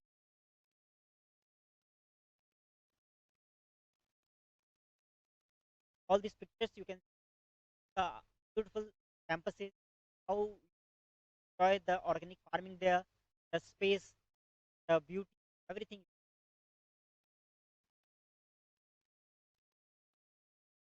You can see the Siddha Doctor preparing the herbs, selecting the herbs, hand picking them, and preparing the required medicines, kashayams, herbal teas, for making sure that people who are in quarantine are healthy and protected. We see hand sanitizers and masks, everything, every small and big thing has been prepared and ready for the people who are coming. You see, beautifully, people are prepared, so enthusiastic and optimistic.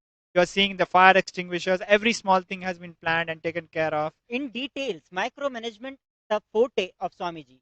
Manages, he can see through everything, what will be required, how much will be required, and everything is already told to the Adinavasis, everything is being done under the micromanagement of Swamiji.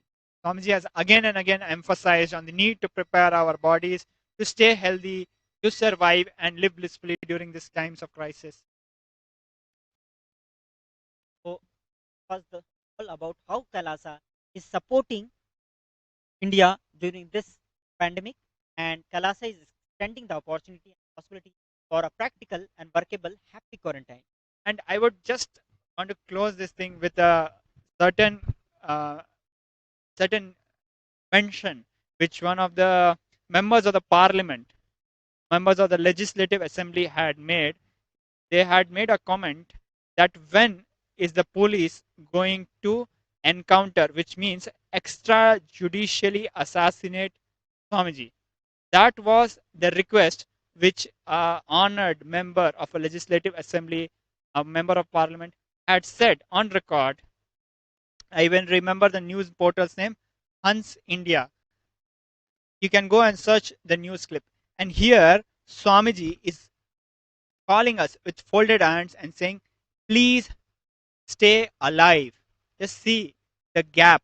And we are again and again reminding ourselves, very frankly, to say, we are not just telling our audience, even we are recollecting each and every things of this and melting in the gratitude that our beloved Guru has done so much sacrifice and is continuously doing this sacrifice for protecting entire humanity. And we are still yet to catch up and understand what Swamiji has done for us. We are living it and we are protected, but only he knows what is being done, how he is preparing the past, present, and future for us. So please, with folded hands, we also welcome you. Please stay protected and come happily quarantine yourself and live a life of health, joy, and bliss. Much for joining in. It was all in this segment, and in next segment we have further introduction about Devi, how we are going to have today's Parashakti Akashic read after this short break. Please stay tuned. Thank you.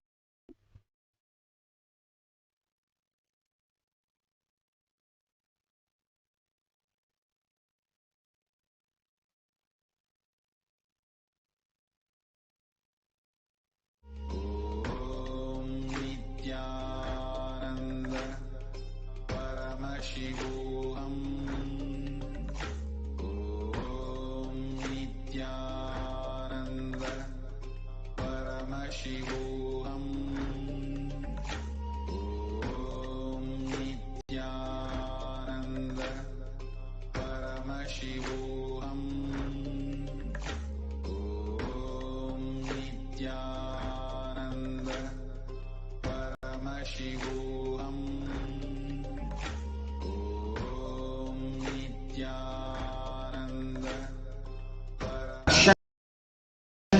It's a spiritual treat, enjoy. Spiritual feast, enjoy. Don't miss it.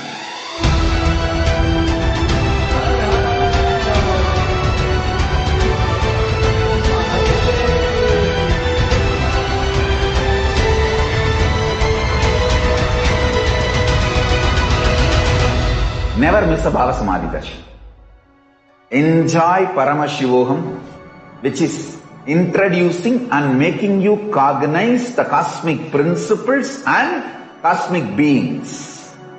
The state of Paramashiva, space of Paramashiva, powers of Paramashiva, being of Paramashiva. There are some great spiritual sciences unique to Hinduism. Subtle, otherworldly, but definitive sign manifesting.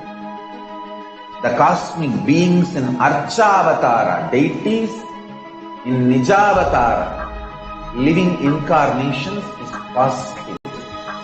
Understand?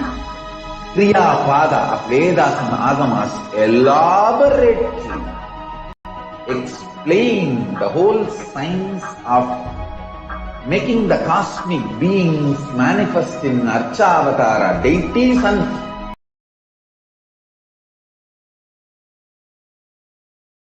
in Nijavatara, Pratyakshavatara, and give you all the boons you ask, bless you.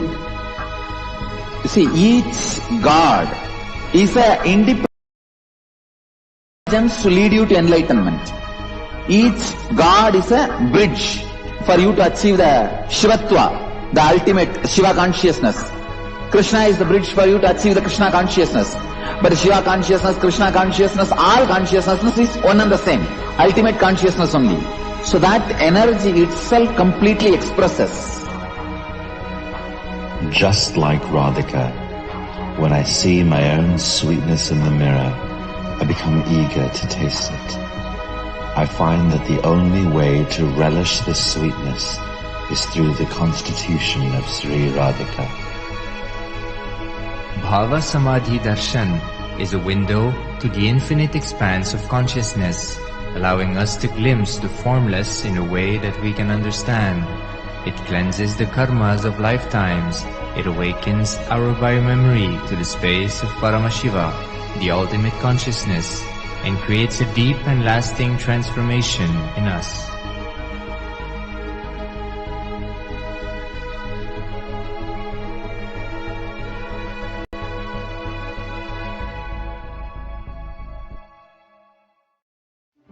One or two times have Ganapati Darshan, Venkateshwara Bhava Samadhi Darshan, Devi Bhava Samadhi Darshan. By third time, fourth time you will see every prayer you are asking those beings, Ganapati or Venkateshwara or Subramanya or Parashakti. Simply those prayers become reality and the relationship between you and that cosmic beings built.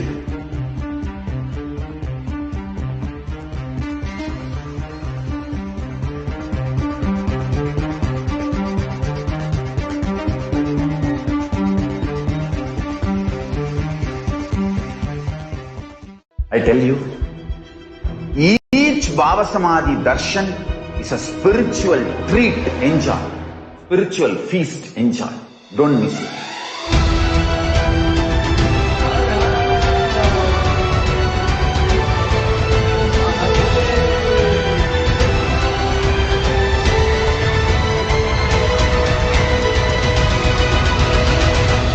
Never miss a Bhava Samadhi Darshan.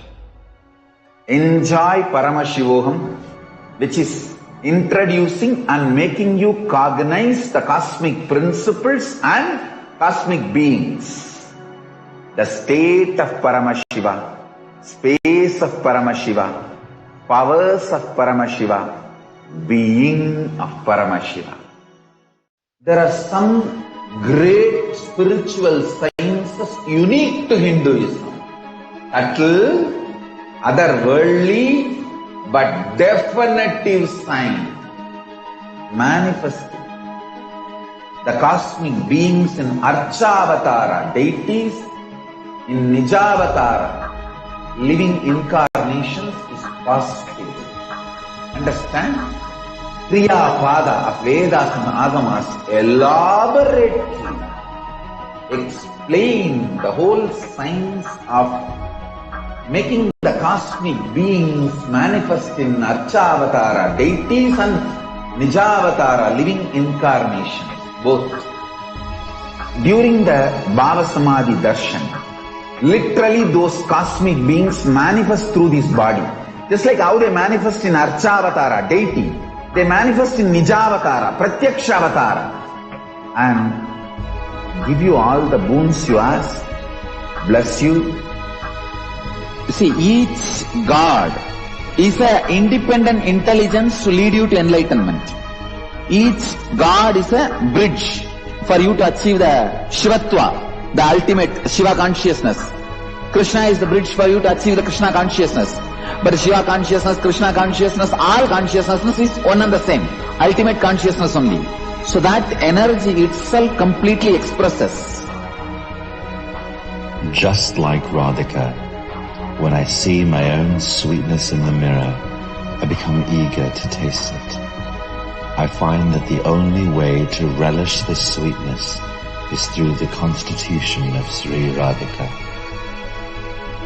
Bhava Samadhi Darshan is a window to the infinite expanse of consciousness, allowing us to glimpse the formless in a way that we can understand.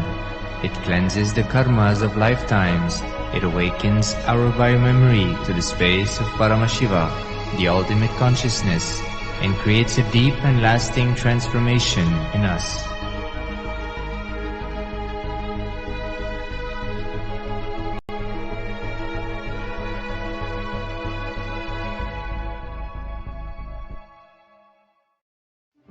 One or two times have Ganapati Darshan, Venkateshwara Bhava Samadhi Darshan, Devi Bhava Samadhi Darshan.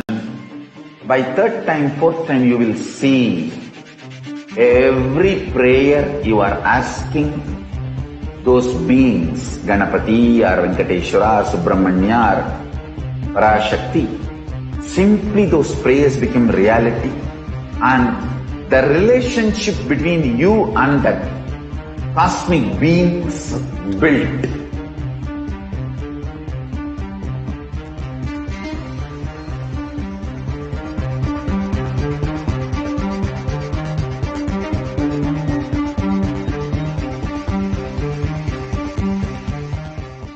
I tell you, each Bhava Samadhi Darshan is a spiritual treat, enjoy.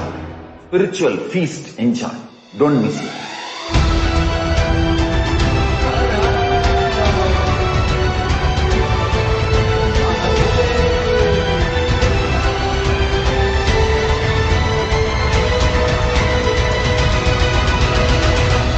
Never miss a Bhava Samadhi Darshan. Enjoy Paramashivoham, which is introducing and making you cognize the cosmic principles and cosmic beings. The state of Paramashiva, space of Paramashiva, powers of Paramashiva, being of Paramashiva. There are some great spiritual sciences unique to Hinduism. Subtle, otherworldly, but definitive sign manifesting the cosmic beings in Archavatara, deities, in Nijavatara, living incarnations is possible. Understand? Kriya Pada of Vedas and Agamas elaborately explain the whole science of making the cosmic beings manifest in Archavatara, deities and Nijavatara, living incarnations, both. During the Bhava Samadhi Darshan, literally those cosmic beings manifest through this body. Just like how they manifest in Archavatara, deity, they manifest in Nijavatara, Pratyakshavatara, and give you. And welcome back. Thank you so much for joining us back. We saw how the preparations in Adi Kailasa are going on in full swing, and we have been at work and getting things all ready to provide free food, free accommodation, free protective medicine, and all the basic essential necessities that are needed in Adi Kailasa, how the whole campus is gearing up to ensure that the protective environment that Swamiji wanted to give everybody is getting ready and is being finalized. Now, in this segment, we'll look at testimonials, live video from people who have already made the journey to Adi Kailasa and who have now accommodated themselves in the safe protective care.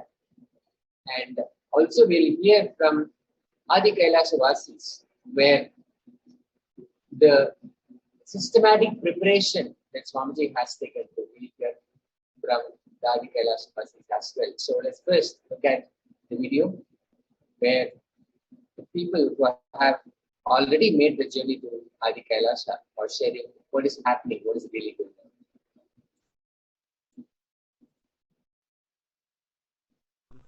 என் பேர் ஜனன்ராஜ். நான் காஞ்சிபுரம் தமிழ்நாட்டிலேருந்து வரேன். நான் BE முடிச்சுட்டு நான் ஒரு business பண்ணிகிட்ருக்கேன். நான் 2014 சாமி நித்யானந்த சுவாமியை நான் ஃபாலோ பண்ணிகிட்ருக்கேன். ஆக்சுவலாக நான் இந்த வீடியோ எதுக்காக நான் பேசிகிட்டு இருக்கேன்னா, இப்போ இருக்கிற கொரோனா பேண்டமிக் சுச்சுவேஷனில் எப்படி சர்வே பண்ணணுன்றது சாமி எங்களுக்கு ஆல்ரெடி ட்ரெயின் பண்ணியிருக்காரு. பச்சை பட்னி விரதம் இருக்கிறது மூலிமாவும், அதே மாதிரி கடுகாய் பொடி ரெகுலராக உணவு முறையாக எடுத்துக்கிட்டோம். ஆக்சுவலாக ஐஐடியில் ரிசர்ச் பண்ணியிருக்காங்க, கொரோனா கடுகாய் பொடி தினமும் எடுத்துக்கிட்டோம்னா கொரோனா அஃபெக்ட் ஆகாது அப்படின்றது ரிசர்ச் பண்ணியிருக்காங்க. ஏன்னா கடுகாய் பொடி தினமும் சாப்பிட்றது மூலிமா நம்ம உடம்புல 300% ஆக்சிஜன் லெவலை இம்ப்ரூவ் பண்ணுது. ஸோ இது 2012 லைஃப் ஸ்டைலாகவே சாமி எடுத்துகிட்டு வந்திருக்காரு. ஸோ இந்த மாதிரி பல விஷயங்கள் சாமி சொல்லி நாங்கள் அதை ஃபாலோ பண்ணிகிட்ருக்கோம். ஸோ அது மூலிமா இந்த பேண்டமிக்கில் ஈஸியாக சர்வே பண்ணோம். ஆக்சுவலாக இப்போ ரீசெண்டாக என்னென்னா, பராசக்தியே நித்யானந்த சுவாமியின் உடல் தாங்கி அருள்வாக்கு சொல்லிட்டு இருக்காங்க. ஸோ அந்த அருள்வாக்கில் அந்த பராசக்தி என்ன சொன்னாங்கன்னா, இங்கே 21 அடி நவபாஷாணம் லிங்கம் இருக்குது. அது சாமி 12 வருஷத்துக்கு முன்னாடியே அதை பிரதிஷ்டை பண்ணியிருக்காரு. ஸோ இந்த 12 வருஷம் இப்போ வர குரு பூர்ணிமாயோட அது 12 வருஷம் நிறைவடையுது. ஸோ அந்த 12 வருஷம் கழித்து அதோட தன்மை முழுசாக வெளிவர ஆரம்பிக்குது. அதாவது அது பழுத்து முதிர்ந்து அது உண்மையாகவே அது ஒரு மருந்தாக செயல்பட ஆரம்பிக்குது. ஸோ நீங்கள் நிறைய பேர் கேள்விப்பட்டிருப்பீங்க, பழனியில் இருக்க முருகரோட அபிஷேக தீர்த்தத்தை குடித்தாலே பல நோய்கள் சரியாகும்ன்ட்டு.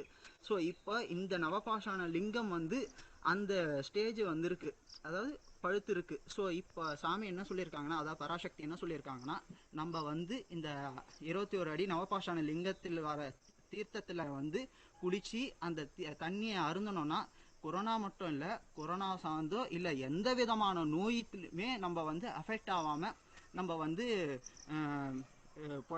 நல்லா ஆரோக்கியமாக இருப்போம்னு சாமி சொல்லியிருக்காங்க. அதனால் எல்லாருமே ஆதி கைலா விடுதியில் இருக்கோம் நாங்கள். ஆக்சுவலாக இதே மாதிரி இருக்கிற தமிழ்நாட்டிலேயோ இந்தியாவில் இருக்க எல்லா ஆதீனங்களையும் ஓப்பன் பண்ணி வச்சுருக்காங்க. இந்த பேண்டமிக்கில் இருக்கிறதுனால வெளியே இருந்து நம்மளால் சிங்கிள் லெவல் குவாரண்டைனில் நம்மளால் சர்வே பண்ண முடியாது. எப்படியா இருந்தாலும் நம்ம வெளியே போயிட்டு ஏதாச்சும் வாங்கிட்டு வரும்போது கொரோனா இருக்கிறவங்க கூட பேசுகிறது பழகிறது இருக்கும். பட் இப்போ நாங்கள் மல்டி லேயர் குவாரண்டைனில் இருக்கோம். அதாவது என்னென்னா, இங்கே இருக்கிறவங்களுக்கும் உள்ளே இருக்கிறவங்களுக்கும் வெளியே இருக்கிறவங்களுக்கும் டைரக்ட் கான்டாக்டே கிடையாது. ஸோ ஒரே ஒரு பர்சன் இன்டர்மீடியண்ட்டாக இருந்து அவங்க தான் எந்த ஒரு விஷயமும் வாங்கினாலும் அதை வாங்கி சானிடைஸ் பண்ணி உள்ளே எடுத்துகிட்டு வராங்க. ஸோ இந்த மாதிரி மல்டி லேயர் குவாரண்டைனில் இருந்தால் மட்டும்தான் நம்மளால் சர்வே பண்ண முடியும். வீட்டில் இருக்கிறது மூலிமா நம்மளால் கண்டிப்பாக சர்வே பண்ண முடியாது. ஸோ எல்லாருமே ஆதீனங்களுக்கு போங்க, ஏதாவது ஒரு ஆதீனத்தில் போயிட்டு நம்மளுடைய உயிரை காப்பாற்றிக்க சொல்லியிருக்காரு. இதுவும் ஃபுல்லாக ஃப்ரீ ஆஃப் காஸ்ட்டு. கிட்டத்தட்ட ஒரு ஆளுக்கு ஒரு ஆளும் எல்லாருமே ஃப்ரீயாக தங்கிக்கோங்க, ஃபேமிலியோடு உள்ளே தங்கிக்கோங்க அப்படின்னு சாமி சொல்லியிருக்காங்க. ஸோ இது எல்லாமே அவருடைய கருணைன்னு தான் சொல்ல முடியும். எல்லா இந்தியா ஃபுல்லாக இருக்கிற மலேசியா, சிங்கப்பூர் இருக்கிற எல்லா ஆதீனமே உள்ளே தங்கிக்கணும். ஃப்ரீ ஒய்ஃபைலேருந்து சாப்பாடுலேருந்து ஸ்டேலேருந்து அக்காமடேஷன் எதுவுமே எதுக்குமே சார்ஜஸ் கிடையாது. ஈவன் நீங்கள் ஒர்க் ஃப்ரம் ஹோமாக இருந்தால் ஒர்க் ஃப்ரம் ஹோம் கூட பண்ண சொல்கிறாரு. தயவு செஞ்சு எல்லாருமே இங்கே ஸ்டே பண்ணுங்கள். எஸ்பெஷலி இங்கே பிடதி ஆதி கைலாயத்தில் இருக்கிற அந்த 21 அடி நவபாஷாண லிங்கத்தில் நீராடணும். அதுதான் மெயினாக சாமி சொல்லியிருக்காங்க. எல்லாரும் தயவு செஞ்சு வாங்க, கண்டிப்பாக உங்களோட உயிரை காப்பாற்றிக்குவாங்க.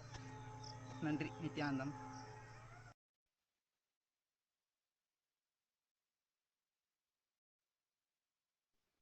as we saw beautifully, he was sharing about his experiences, his journey, and he was sharing it in the Tamil language, so I'll briefly translate it. He was sharing that he's an engineering graduate and doing business in Kanchipuram, and has been following Swamiji since 2011. And very importantly, Swamiji has trained us on how to survive in this Corona period, like the Pachai Patani Vratam, the diet regimen, taking Haritaki every day, and so on. And he says, I heard that a IIT research revealed that taking Haritaki every day can help protect us from Corona as it increases the blood oxygen level by 300%. Because of this training, we have been able to sustain ourselves. He also says, Devi Parashakti, manifesting through the Nijavataras, embodied Hinduism, has revealed that the 21 feet Navapashana Lingam, consecrated by Swamiji 12 years ago, will start to express its healing powers from Purnima this year.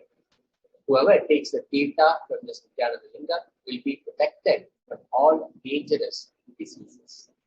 And Swamiji has opened the doors to so many adinams with multi-level quarantine, which is not possible at home because someone would have to interact with the outer world. This is pure compassion from Swamiji to have opened the adinams for free, food, accommodation, and even internet. So his final words were, please come and save yourselves. One point I would like to bring out from what you shared is how the multi-level quarantine is really the need of the hour. We may say that we are in our homes quarantining ourselves, isolating ourselves, but that may not be a foolproof mechanism, foolproof quarantine, because at some point we will have to go out to get our basic essentials, the basic food, the basic housekeeping items, whatever that may be. So at least one person in the household will have to go outside to procure items. They will have to interact, even as simple as something to get milk or some everyday item, everyday food. Somebody will have to go out. And when that person comes back and we interact with them, there is every bit of a chance. There is a blind spot right there that we could be thoroughly missing. And specifically with India, which something that we have emphasized again and again is that in India, we're not used to following the rules, unfortunately. And somewhere, someone is definitely going to defy the rules that are happening, that are being given by the authorities. And we cannot very safely say that everybody is really putting masks on themselves or keeping the safe distance, all of that.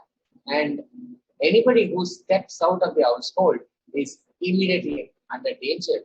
And when that person comes back, there is absolutely no guarantee that we are still in a quarantine situation, in a protective quarantine. So the only way that can guarantee us is multi-level quarantine, where the first responders, the first periphery of people who will only interact with the outside world to procure items or send and receive items, they then moving those items,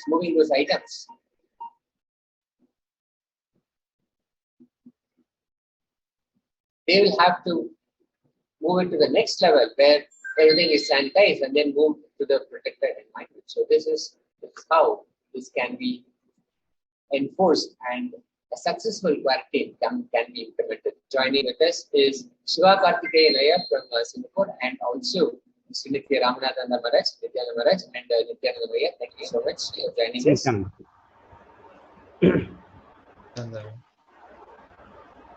Nithyananda. Yes, Maharaj, please go ahead. Yeah. So Shiva Karthikeya, welcome to the session. Please give a brief introduction about yourself for all the viewers who are watching right now. Yeah, Nithyananda. I've been with Singapore Sangha for 4 to 5 years for now, and I've known Swamiji very long, since Swamiji written Living Enlightenment book, and even before that when he started writing in the Tamil weekly journals right? Kadavitara Katraratum. And from that day onwards, I mean, I did know Swamiji. But got deeper interaction with Swamiji after attending one of those Akashic record session, which is the Alwak, which we are talking about, right? Yes. And that is the first session. I mean, I just found in the social media and went to the Singapore Adino, and I wanted to be in that spiritual space. It was very very high energy spiritual space in Singapore, Sarvangapita. So from that time onwards, I'm associated with Singapore Adinam. So and I have a background with IT software and artificial intelligence major. That's a small intro about myself. Thank you. Thank you, yeah. So yeah, you have been for a really long time, and Swamiji has prepared all of us, in various ways, and without we knowing that the COVID is going to be coming. How you have felt that, how your preparedness was there, like how you felt, how strongly you faced all the situations, how the situation has not affected you. How do you feel like, this spiritual life has contributed in this direction for you?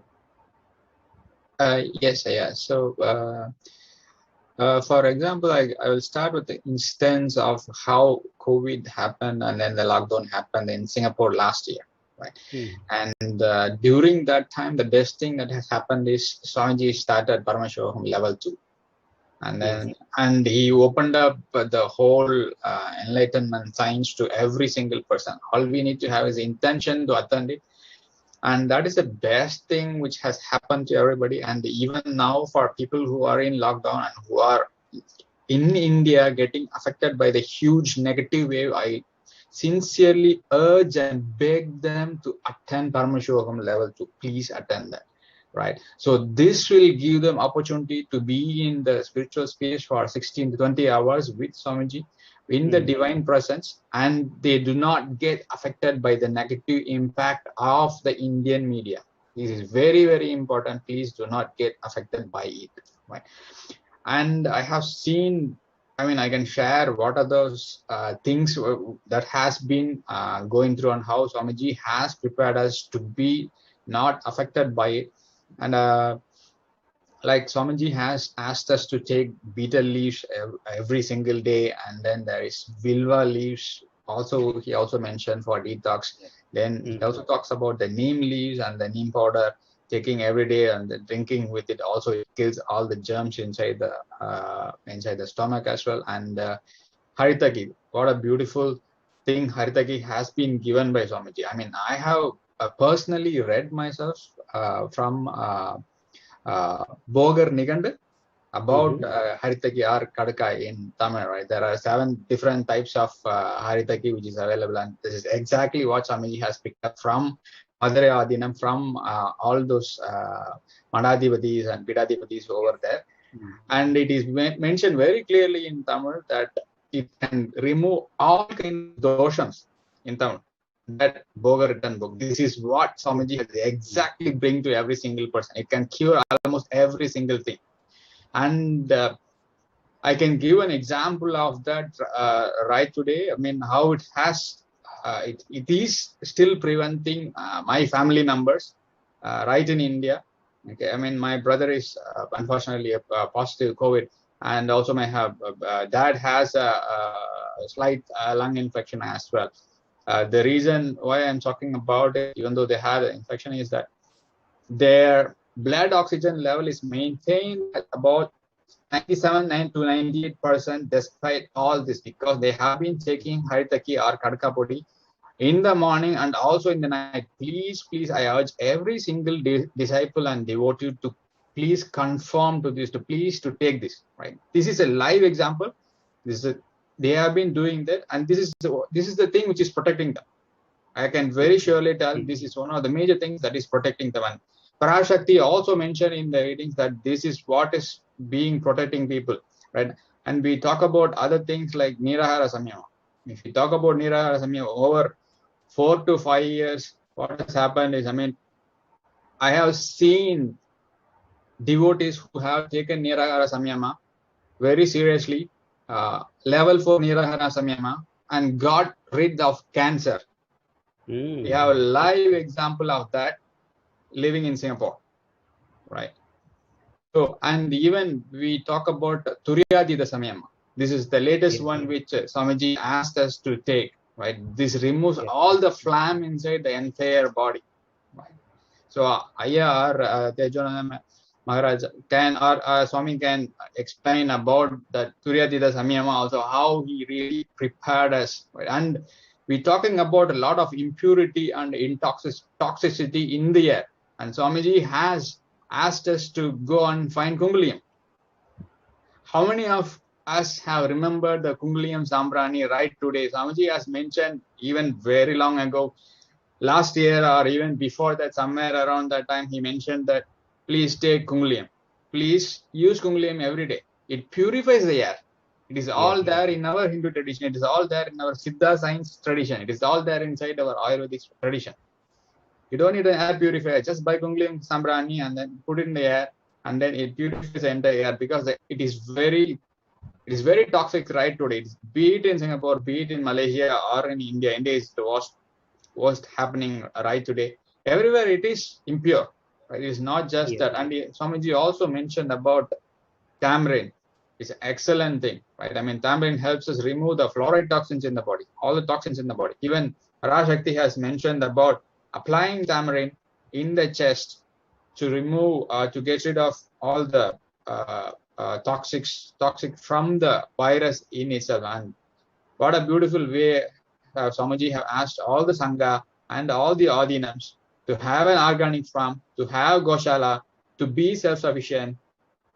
And he also prepared many of the ashrams and Adinams, people who are residing there, to be in a quarantine with his own ways. He asked people not to come out. He asked people, you should be here, you just be inside for 4 months and things like that. Many things I think Swamiji has mentioned even in the satsangs as well.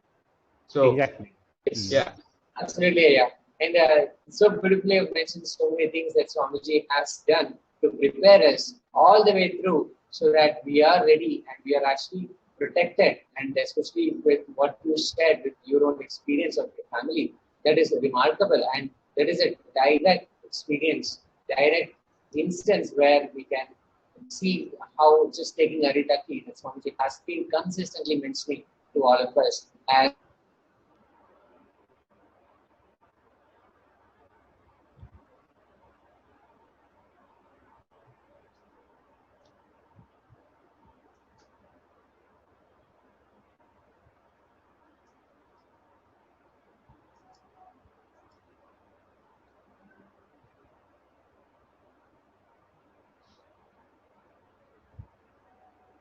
Yes.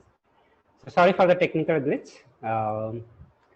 So as Aya was mentioning, the multiple experiences that he mentioned, multi-layer, I can say that Swamiji has given the solutions, and those solutions are very simple. None of those solutions are very costly, or it's in a way that you cannot, procure those items. As simple as the Devi recently give this solution of applying the turmeric in the chest, applying the turmeric in the forehead and anthill in the abdomen, and tying the onion peel, onion slices in the leg, and chanting the name of Shiva Shiva and going and sleeping with that. So these are the various techniques, various solutions that Swamiji has given in a way which not just increases the strength of immune system in our body, but mentally also we are prepared to handle this crisis. So this crisis, COVID pandemic, has not brought only the health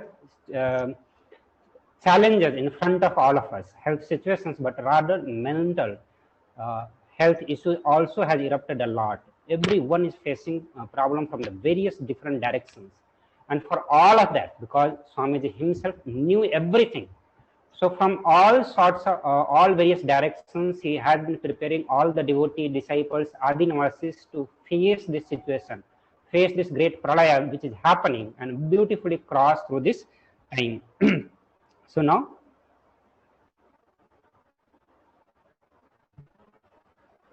so Shiva Kartikeyan, that was the amazing sharing. Okay, and since we are running out of time, would like you to share anything, your personal experience, like how your family members had been surviving this COVID situation, especially in India. Like we know that COVID situation in India has become the worst. Literally, the amount of the data which is coming, all those data are highly manipulated. So in such situation, how you are supporting your family and how they are facing the COVID situation in India? Yeah. Thanks for asking about this, Maharaj. So right today, I mean, the important thing, like you mentioned, is the negative impact. I mean, I would say that has been in a lot of fear at the initial stages of, we found, I mean, there is some kind of viral infection affecting him. And so I started constantly talking with him and, I mean, encouraging him to be more spiritual as well. And the other aspects is the food.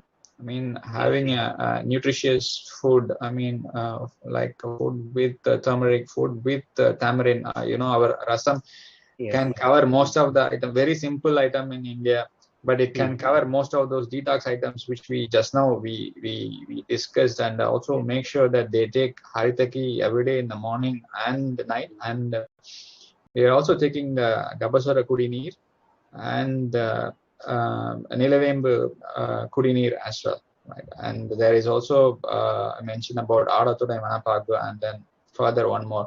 And like you have been asking, the situation right there in India is not great in terms of how people are handling the situation. Though my dad and brother are coming from a relatively small town called as Patlagundu, even then these things have been spreading, right? It's not in the big cities, even in the small towns and the villages, this is spreading in the air. Like Swamiji mentioned, you need not have droplets coming and then we go and touch that. No, I don't think that is happening, because from my brother's experience, I mean, he's the only, like Swamiji mentioned about the preventive quarantine, how it cannot prevent. So that's an example exactly of what has happened in the family, because my brother is the only one who goes out to get the essentials and then comes back. So that's probably has caused him to get in contact with some other thing. And like Swamiji mentioned about the Tirunamala incident as well, right?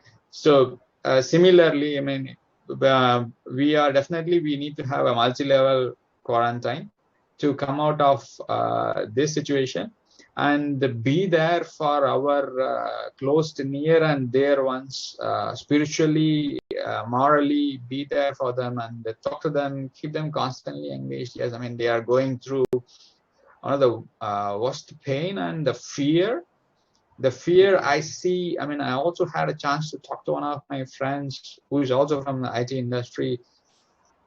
The words what he uttered yesterday is, I mean, he is in such a, they are going through such a fear, such that I'm not inducing a fear. I just want people to be more careful and take care of themselves.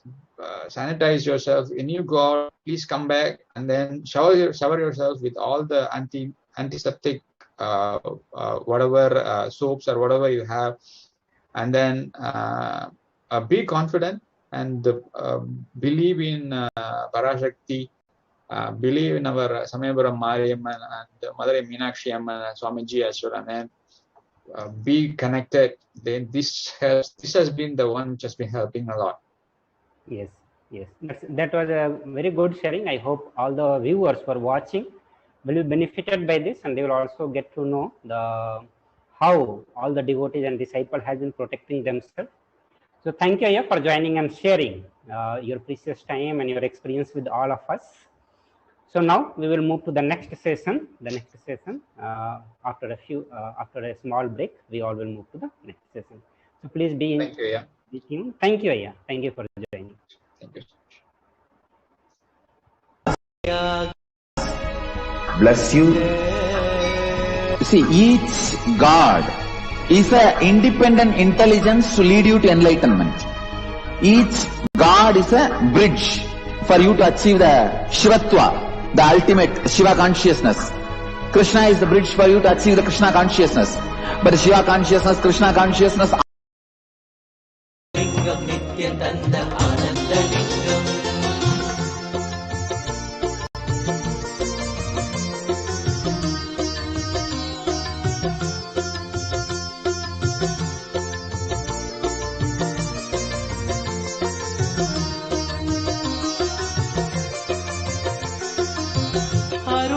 பதிதனிலே மலைவல வழிதனிலே அருமையாய் அமர்ந்த நித்யனானந்தலிங்கம். அருணயம் பதிதனிலே மலைவல வழிதனிலே அருமையாய் அமர்ந்த நித்யனானந்தலிங்கம். கருதிடும் அடியவரின் மலையெனும் துயர்களையே கடுகன உடைக்கும் நித்யனானந்தலிங்கம். கருதிடும் அடியவரின் மலையெனும் துயர்களையே கடுகன உடைக்கும் நித்யனானந்தலிங்கம். கவலைகள் விடிவுறவே அவலங்கள் பொடிப்படவே கருணையின் அருளழகாய் ஆனந்தலிங்கம். கவலைகள் விடிவுறவே அவலங்கள் பொடிப்படவே கருணையின் அருளழகாய் Ananthalingam. Nithyanam everyone.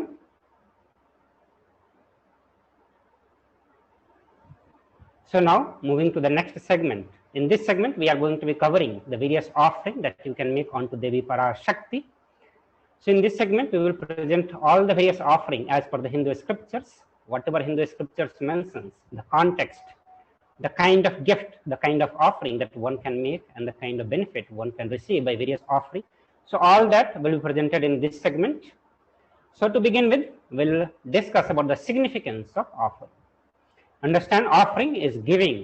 Offering is a giving of divine gift, of pure love, devotion, and oneness, and it consists of two parts. So all the offering that you make, you have to make out of pure love, pure devotion, and experience of oneness, which consists of two parts. The first part is giving, and second is accepting. So you giving the gift, divine gift, out of the pure space of devotion, love, and oneness, and second is the accepting, Devi Parashakti, accepting your donation, your love, your devotion. Understand, only when the divine accepts what one offers, the offering becomes complete. Offering is not made out of fear nor out of greed. So whenever you are making the offering, please make sure that you should not have the thought current of fear or thought current of greed. That is not the right space to make the offering unto Devi Parashakti. You should be overflowing with a deep gratitude, pure love, devotion, and the oneness with the Devi Parashakti. When an avatar lands, the offering are purely a part of the grand Leela played out for the only purpose of enlightenment. So all the offering that you make as per the Hindu scriptures, all the offerings which has been described has only one purpose of enlightenment, has only one purpose of you giving a conscious breakthrough to you. So when an avatar, the supreme pontiff of Hinduism, lands, the very offering, the various offering which has been made is only as part of the grand Leela of supreme pontiff of Hinduism, and only with the purpose of bestowing you all the best experiences of the consciousness, giving the conscious breakthrough and ultimately enlightenment itself. So please be aware of the important cautions.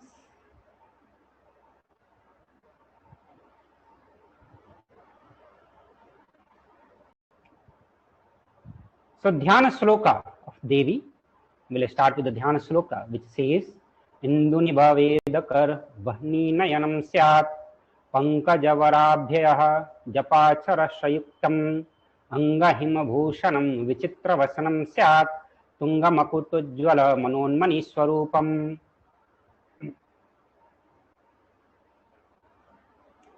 Meaning that moon-like face, holding Veda on hand, fire in the eyes, with the lotus flower gracing and blessing hands, and one hand with the Japamala, beautifully decorated with the jeweled ornament in the wonderful cloth and shining, being a crown. Her name is Manonmani.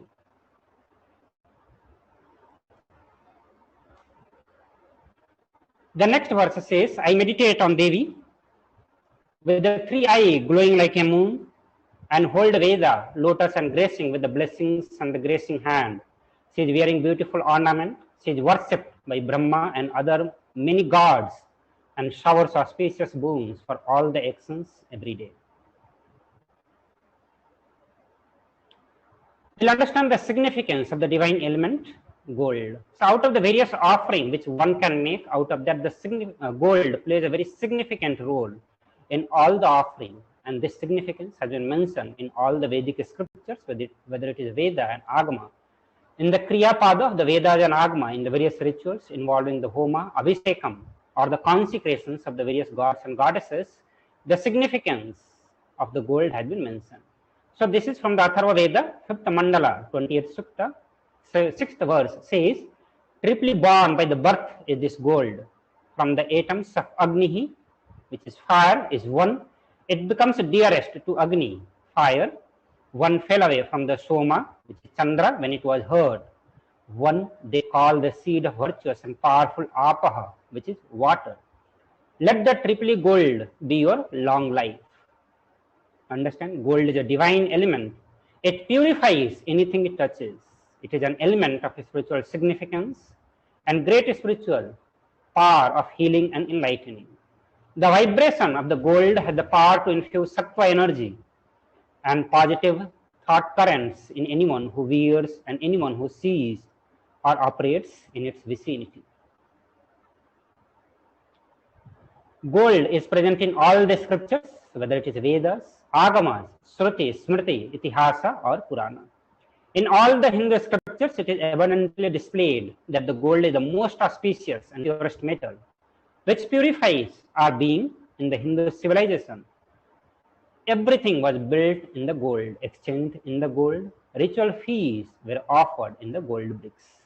And all these details are also given into the various scriptures, especially the Kriya Pada of the Agamas, Vedas and Agama, which talks elaborately about the various offerings which can be made during the rituals.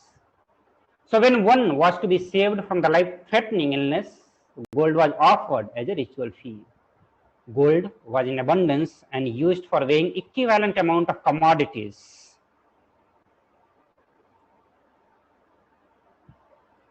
Including cows.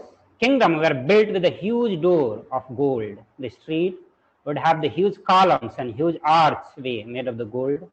Horses, cows were dressed in the gold. So that is how the Hindu civilization lived, survived, thrived. Hindu civilization is thrived on the banks of river, the gold. Indus river was called Hiranyamaya, which is river of gold. And this is mentioned in the Rigveda, 10th Mandala. Mandala, 75th Sukta, 8th verse. The river Saraswati was called Hiranyavartini in Atharva Veda, which is Atharva Veda, 6th Mandala, 61th Sukta, 7th verse. Gold is the supreme element for offering gift to one you love and revere. The temples are constructed and paved in the gold. Deities are made in the gold and adorned in the gold because it preserves the enlightenment energy for thousands of years. It lasts forever. So now let us get into the various offerings that you can make onto Devi Parashakti. The very first offering is E-Hundi, where you can make any amount of offering as per your authenticity, as per your Shraddha, as per your Shakti. The sloka says, Bhakti Priya, Bhakti Gamya, Bhakti Vasya Bhayapaha, Shambhavi Sharadaradhya, Sarvani Sarmadayani. Devi is fond of true devotion and is realized through true devotion. She can be won over through the true devotion. She removes all the fear. See, E-Hundi, if there is any fear in the mind of devotee, Devi is sure to remove that fear. It is stated that the Devi likes to be worshipped in the autumn. Here it means that autumn of our life, when the thought turns more and more inward. The role of the divine is known and understood clearly. The need for Devi worship becomes stronger. Shambhavi, consort of Shambhu, Lord Shiva. Sharada Aradhya means the one who is Aradhya of Devi Sharada. Saraswati, one who is worshipped by Lord Saraswati. Sharvani, wife of Lord Shiva. Linga Purana says Lord Shiva is called Sharva in the earth form.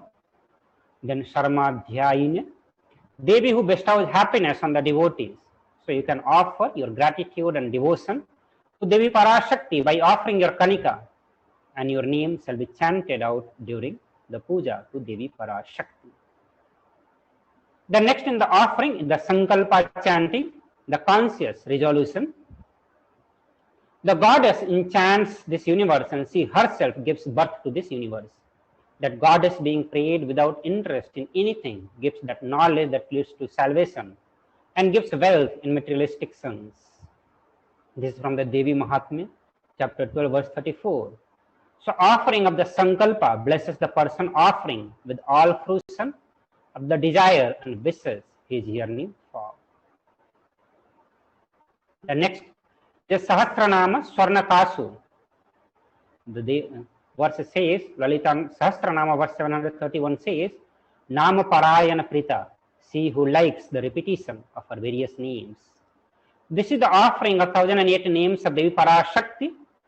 It's a very special and unique archana offered to Mahameru of Devi Parashakti.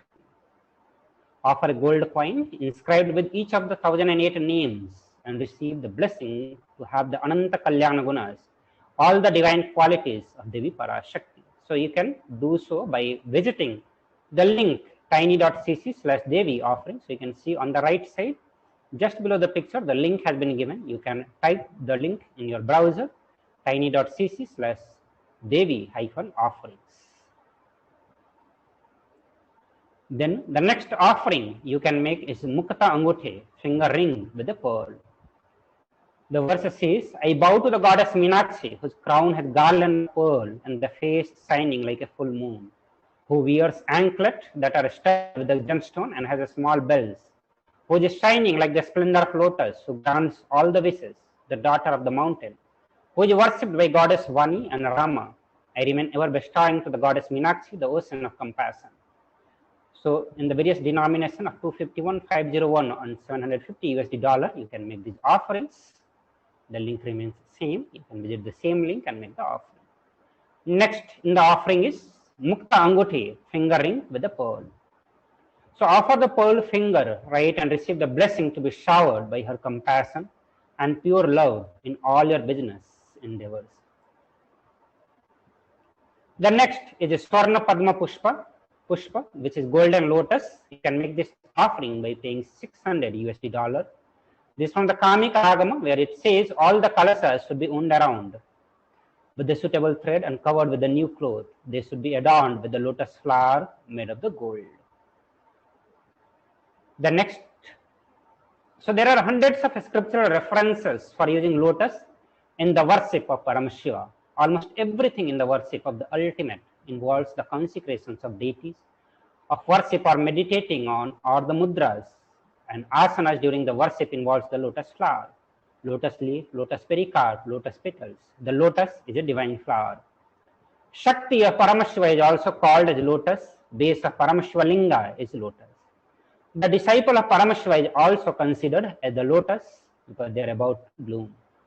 So you can offer the gold lotus in any size you wish to and be blessed to have the state, the space, powers and being of Devi in your inner space amidst any or every adverse situation of your life. Next is Swarnametti, gold touring. So you whose brightness from the toenails destroy the darkness of ignorance from the minds of your devotee who prostrate at your feet.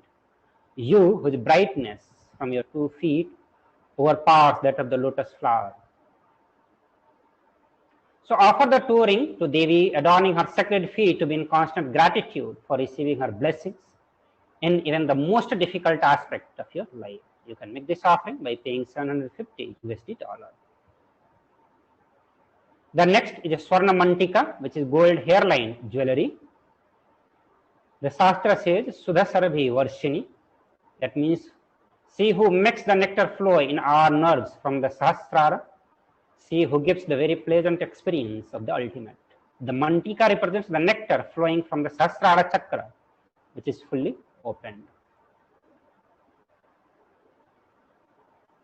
So offer the Mantika to Devi and receive the blessings of achieving the blissful state of overpowering, overflowing gratitude and a space of complete completion.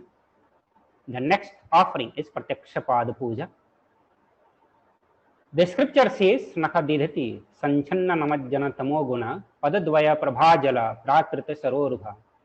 The illuminating splendor of the Devi stone nail dispels the darkness of ignorance in the devotees prostrating at her feet. Her feet defeats the lotus in the beauty. Sloka number 83 of Saundarya Lahari.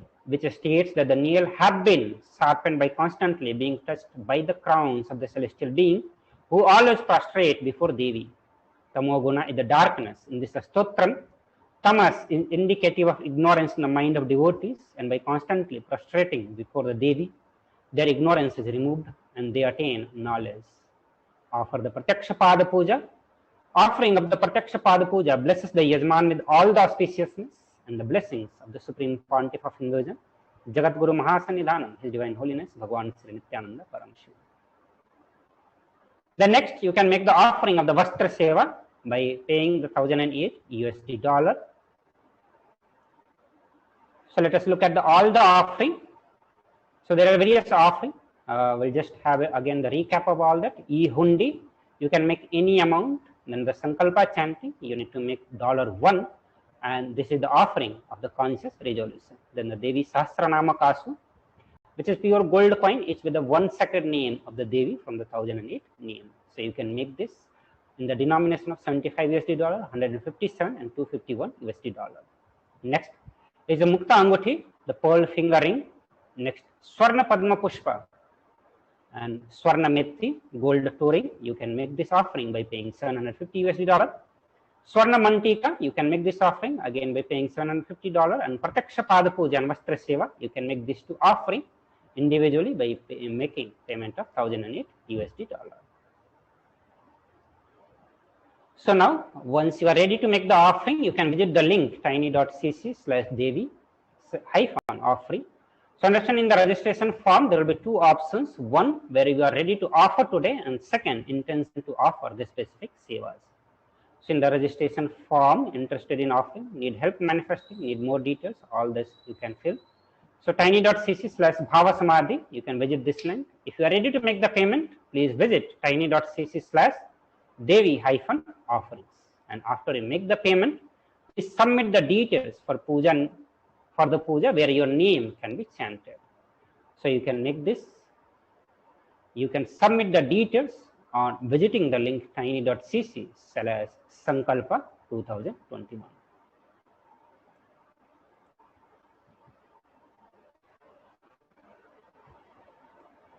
So with this, we'll conclude this session on the various offering that we went through, on the context with which we all are supposed to be making offering.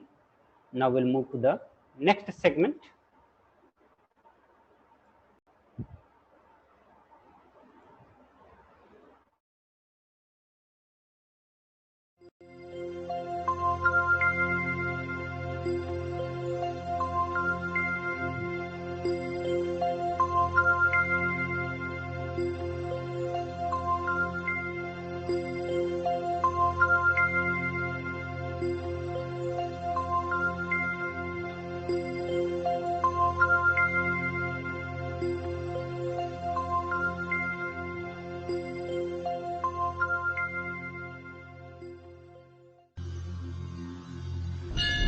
அஞ்சலென்றடைய அபயம் தரும் லிங்கம்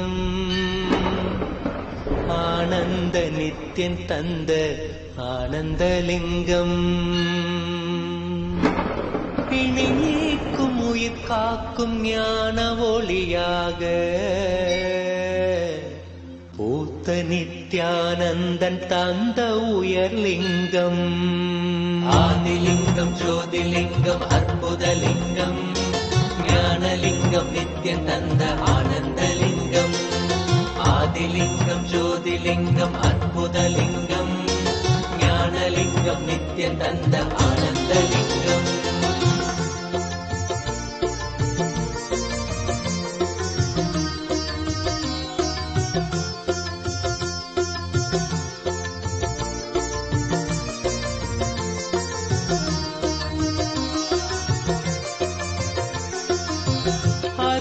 பதிதனிலே மலைவல வழிதனிலே அருமையாய் அமர்ந்த நித்யன் ஆனந்தலிங்கம் அருணயம் பதிதனிலே மலைவல வழிதனிலே அருமையாய் அமர்ந்த நித்யன் ஆனந்தலிங்கம் கருதிடும் அடியவரின் மலையெனும் துயர்களையே கடுகன உடைக்கும் நித்யன் ஆனந்தலிங்கம் கருதிடும் அடியவரின் மலையெனும் துயர்களையே கடுகென உடைக்கும் நித்யானந்தலிங்கம்.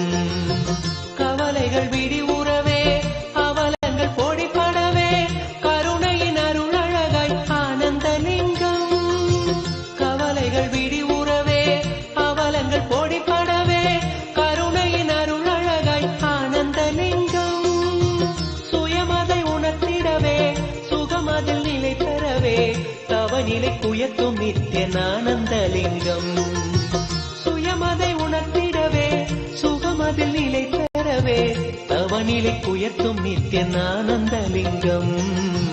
தவநிலை குயர்த்தும் நித்யானந்தலிங்கம்.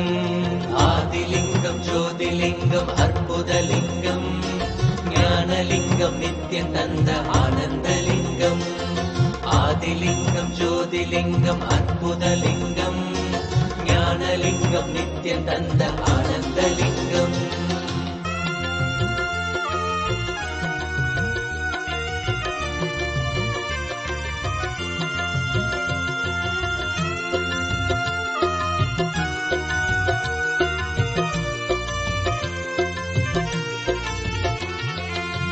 பிணிகளை போக்கிவிடும் பிறவியும் போக்கிவிடும் உயர்நிலை வாழ்வளிக்கும் ஆனந்தலிங்கம். பிணிகளை போக்கிவிடும் பிறவியும் போக்கிவிடும் உயர்நிலை வாழ்வளிக்கும் ஆனந்தலிங்கம். மனிதர்க்கரியதொரு அரூபரூபமெனும் அஜோமுகத்தை காட்டும் ஆனந்தலிங்கம். மனிதர்க்கரியதொரு அரூபரூபமெனும் அஜோமுகத்தை காட்டும் ஆனந்தலிங்கம். அமரர்கள் உலகமெல்லாம் அருள் பெற விரதம் கொண்ட 1008 நித்யானந்தலிங்கம். அமரர்கள் உலகமெல்லாம் அருள் பெற விரதம் கொண்ட 1008 நித்யானந்தலிங்கம். குணக்கடல் குவலயத்தை குறைவின்றி காக்க எங்கள் குரு நித்யானந்தன் தந்த ஆனந்தலிங்கம். குணக்கடல் குவலயத்தை குறைவின்றி காக்க எங்கள் குரு நித்யானந்தன் தந்த ஆனந்தலிங்கம். குரு நித்யானந்தன் தந்த ஆனந்தலிங்கம். ஆதிலிங்கம் ஜோதிலிங்கம் அற்புதலிங்கம் ஞானலிங்கம் நித்யம் தந்த ஆனந்தலிங்கம்.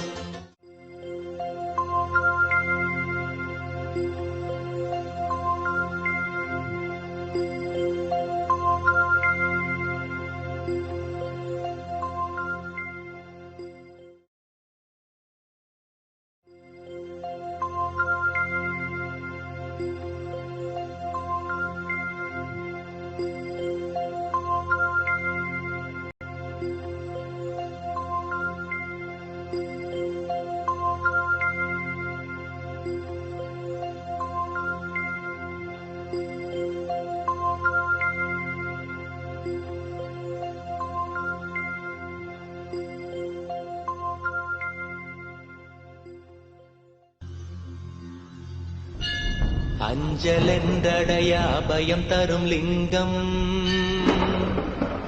ஆனந்த நித்யன் தந்த ஆனந்தலிங்கம். பிணி நீக்கும் உயிர் காக்கும் ஞான ஒளியாக பூத்த நித்யானந்தன் தந்த உயர்லிங்கம். ஆதிலிங்கம் ஜோதிலிங்கம் அற்புதலிங்கம் ஞானலிங்கம் நித்யம் தந்த ஆனந்தலிங்கம். ஆதிலிங்கம் ஜோதிலிங்கம் அற்புதலிங்கம் ஞானலிங்கம் நித்யம் தந்த ஆனந்தலிங்கம்.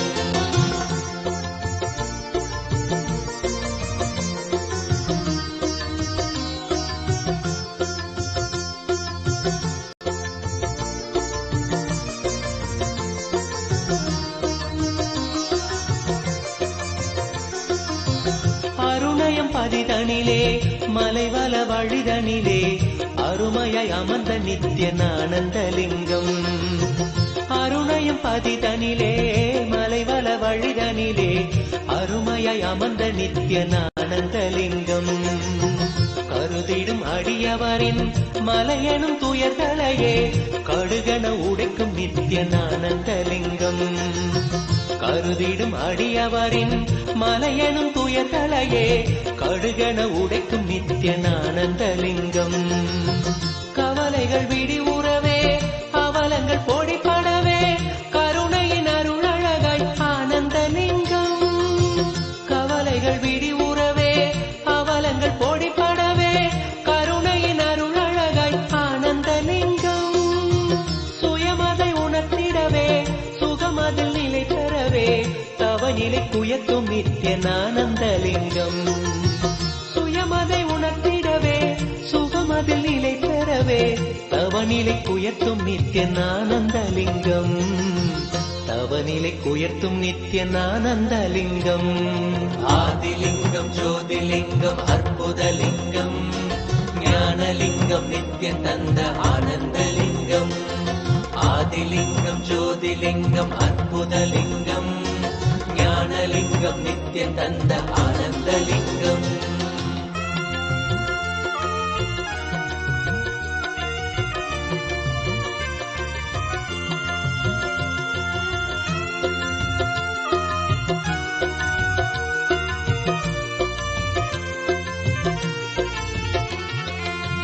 பிணிகளை போக்கிவிடும் பிறவியும் போக்கிவிடும் உயர்நிலை வாழ்வளிக்கும் ஆனந்தலிங்கம். பிணிகளை போக்கிவிடும் பிறவியும் போக்கிவிடும் உயர்நிலை வாழ்வளிக்கும் ஆனந்தலிங்கம். மனிதருக்கரியதொரு அரூபரூபமெனும் அஜோமுகத்தை காட்டும் ஆனந்தலிங்கம். மனிதருக்கரியதொரு அரூபரூபமெனும் அஜோமுகத்தை காட்டும் ஆனந்தலிங்கம். அமரர்கள் உலகமெல்லாம் அருள் பெற விரதம் கொண்ட 1008 நித்யனானந்தலிங்கம். அமரர்கள் உலகமெல்லாம் அருள் பெற விரதம் கொண்ட 1008 நித்யனானந்தலிங்கம். குணக்கடல் குவலயத்தை குறைவின்றி காக்கயங்கள் குரு நித்யானந்தன் தந்த Ananthalingam.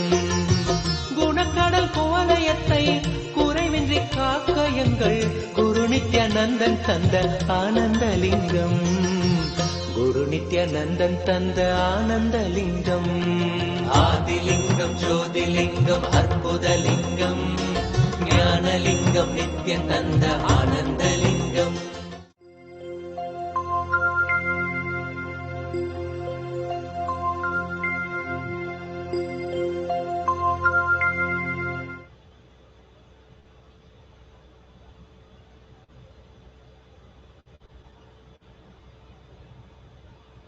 Nithyananda everyone. So we welcome you back to this session. Now in this session we are going to be preparing ourselves for the Bhava Samadhi, receiving the Bhava Samadhi Darshan. So in this session we have with us Sri Nitya Mangalananda Maharaj, who will also be taking the session along with me. Yes, So, thank you. Mangalam- Thank you, Ramanatha Maharaj. Yes, thank you so much, Maharaj.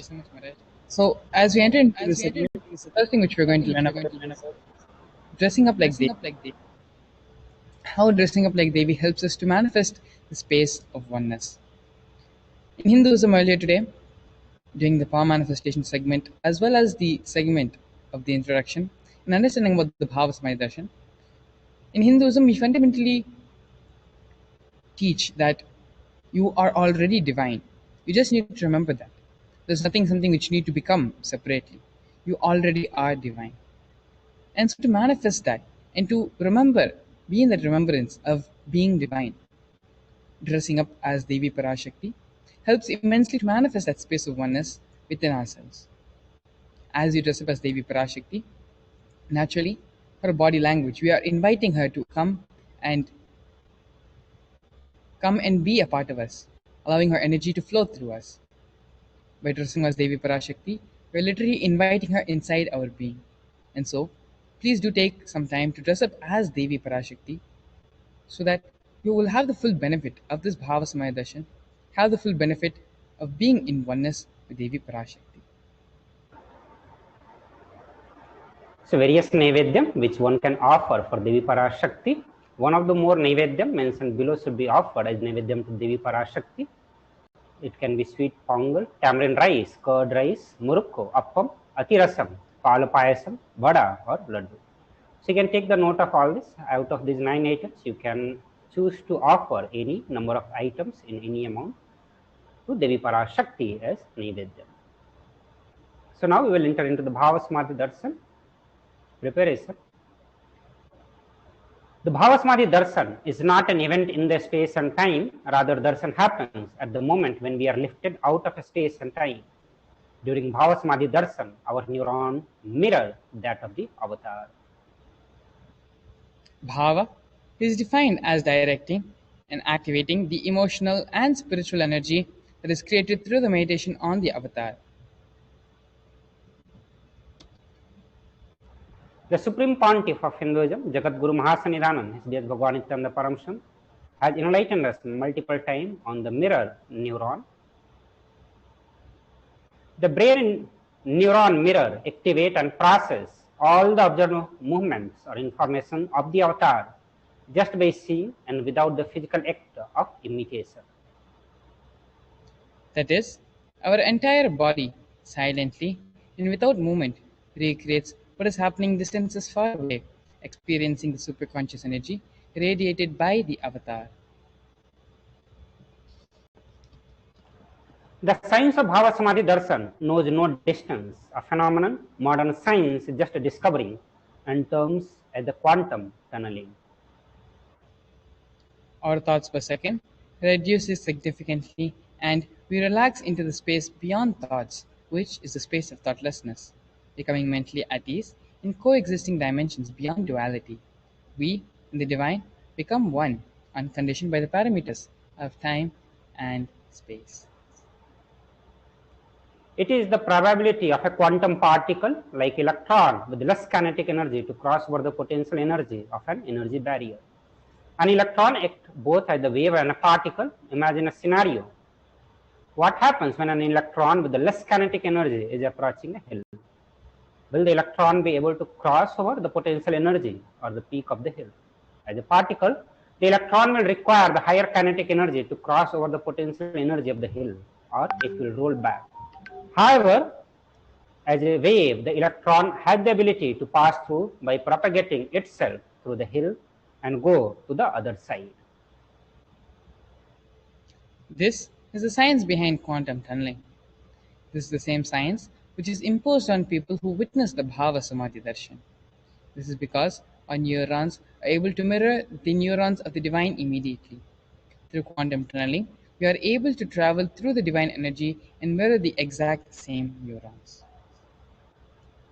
The science of Bhavasamadhi Darshan, when Bhagavan Sri Krishna once saw his extraordinary sweetness reflected in the jeweled wall, he was amazed and said, "How unprecedented and astonishing is this deep and indescribable sweetness of mine. When I see it, even I become greedy to enjoy it, sweetness, just like the Radhika. When I see my own sweetness in the mirror, I become eager to taste it, but I cannot. After due consideration, I find that the only way to release this sweetness is through the constitution of Sri Radhika." The Bhava Samadhi Darshan is the science of the Nijavatara, manifesting Paramashiva, which is the consciousness, formless, expressing true being of Paramashiva, which is the Divya Sharira, light body, and manifests as the Nijavatara, the physical form, for us to experience Paramashiva. Here we have a Shastra Pramana.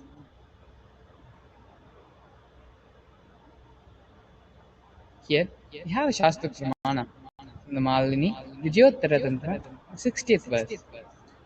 Kathanat Shaktipadhatva Yadhapadavalokanat Parasadhat Parguroho Samyak Parapyate Paramam Padam.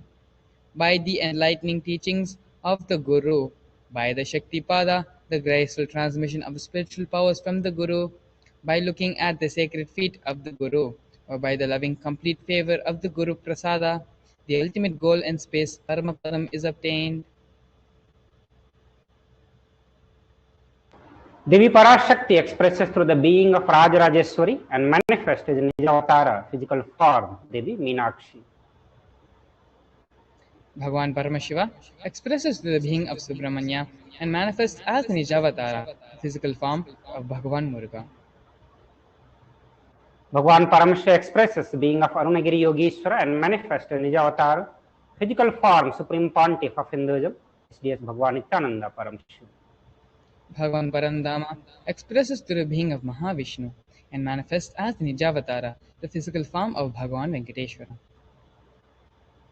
The Archavatara deity reflects the consciousness and manifestation of the superconscious energy, but human beings are not mature enough to receive the higher level experiences from the Archavatara directly. The avatar, physically embodied form, comes down to bridge the gap and create experience of the superconscious energy in all of us. When we have the Bhava Samaya Darshan of the Nijavatara, manifesting beings of various dimensions of Paramashiva, the auspicious components and the powerfulness of those dimensions of Paramashiva are awakened in us. The dimension of Paramashiva manifesting in the Nijavatara for us to experience the same is Bhava Samadhi Darshan. The Bhava Samaya Darshan is the direct experience of causeless bliss. During the Bhava Samaya Darshan, our being becomes alive and it celebrates with the energy wave of existence. Our very muscles learn to imbibe and radiate Paramashiva. Bhava Samadhi Darshan is like a window to the infinite expanse of consciousness, allowing us to glimpse the formless in a way that we can understand. Even without much effort from our side, our very bio-memory awakens to the space of Paramashiva, which is the ultimate consciousness during the Bhava Samadhi Darshan. To have the glimpse of having darshan of an avatar cleanses the karmas of lifetimes and creates a deep and lasting transformation in us. Gratitude enables the reflection of consciousness on all levels, physical, psychological, and ultimately conscious level. The Darshan meditation is the preparation which helps us fall into that space of gratitude, and it is during that time we drop the conscious resolution, which is a Satya Sankalpa of anything we want or need in our life. We are ready to reflect the consciousness of Paramashiva. That is all you need to manifest the best for your life and the lives of the people around you. The right context that you need to have to receive the darshan is that I know you are the source of everything. You are everything and you are in the embodied form of Supreme Pontiff of Hinduism, HDH Bhagwan Nithyananda Paramashivam, and you are in this body. You are the source for both. Let me connect with you. Let you reveal yourself to me. Let me be in the Bhava Samadhi of you. So this is the right context that all of you need to hold on. All of you need to declare to the Paramashiva to receive the Bhava Samadhi Darshan of Devi Parashakti. Let us now take a few minutes and set up the Panchopachara Puja, which helps in allows our being to be receptive towards receiving the Bhava Samadhi.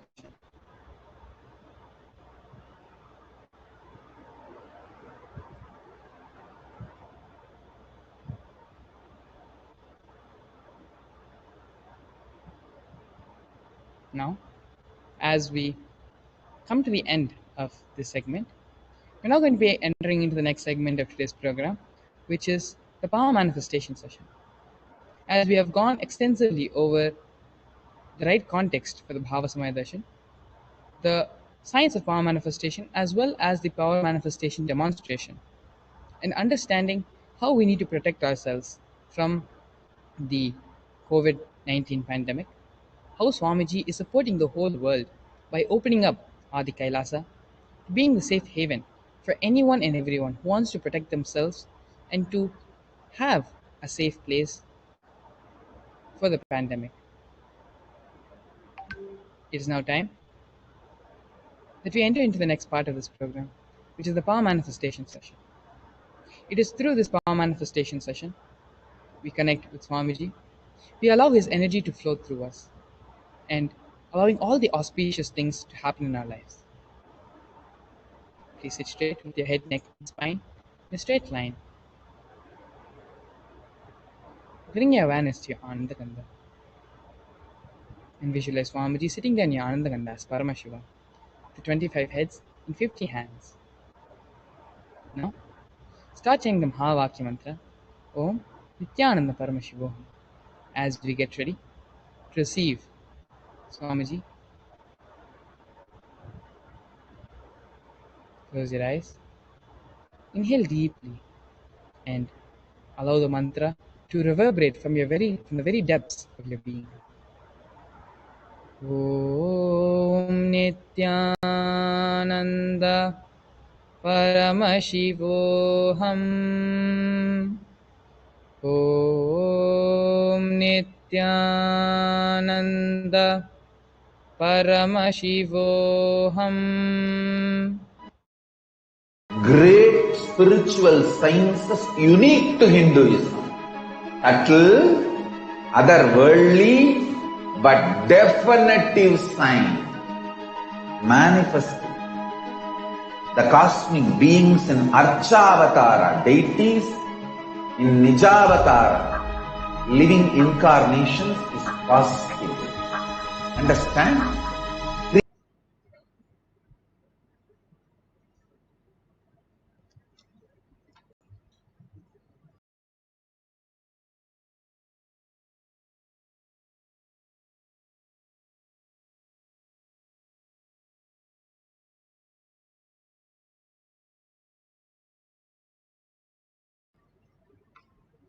ज्ञानन्दं परमसुखदं केवली साक्षिभूतं भावातीतं त्रिगुणरहितं सद्गुरुं तं Namami. Let's go through the disclaimers. Security measures. No photography, video, audio recording. Important cautions.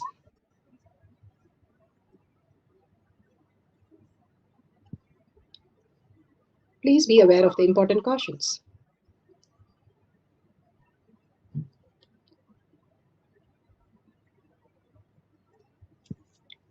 What is spa manifestation? Let's hear from Bhagwan himself explaining what is spa manifestation. All the 25 states of consciousness, when they happen in you, due to your chemicals and hormones ups and downs, it is powerlessness. When it happens in you, out of your free will and consciousness, it is powerfulness. That's all. When you fall into sleep, it is powerlessness. When you enter into sleep, it is powerfulness. When you fall into dream, it is powerlessness. When you decide to dream, it is powerfulness.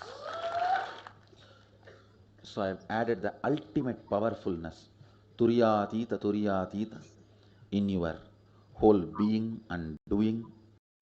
Manifest all the powers. Understand, power manifestation is nothing but cognitive shift. It is not work. It is cognitive shift. Understand? It is just cognitive shift. It's not work. Work is a 4-letter word. Power manifestation is cognitive shift. Playing with life. Playing with being alive. Static matter, dynamic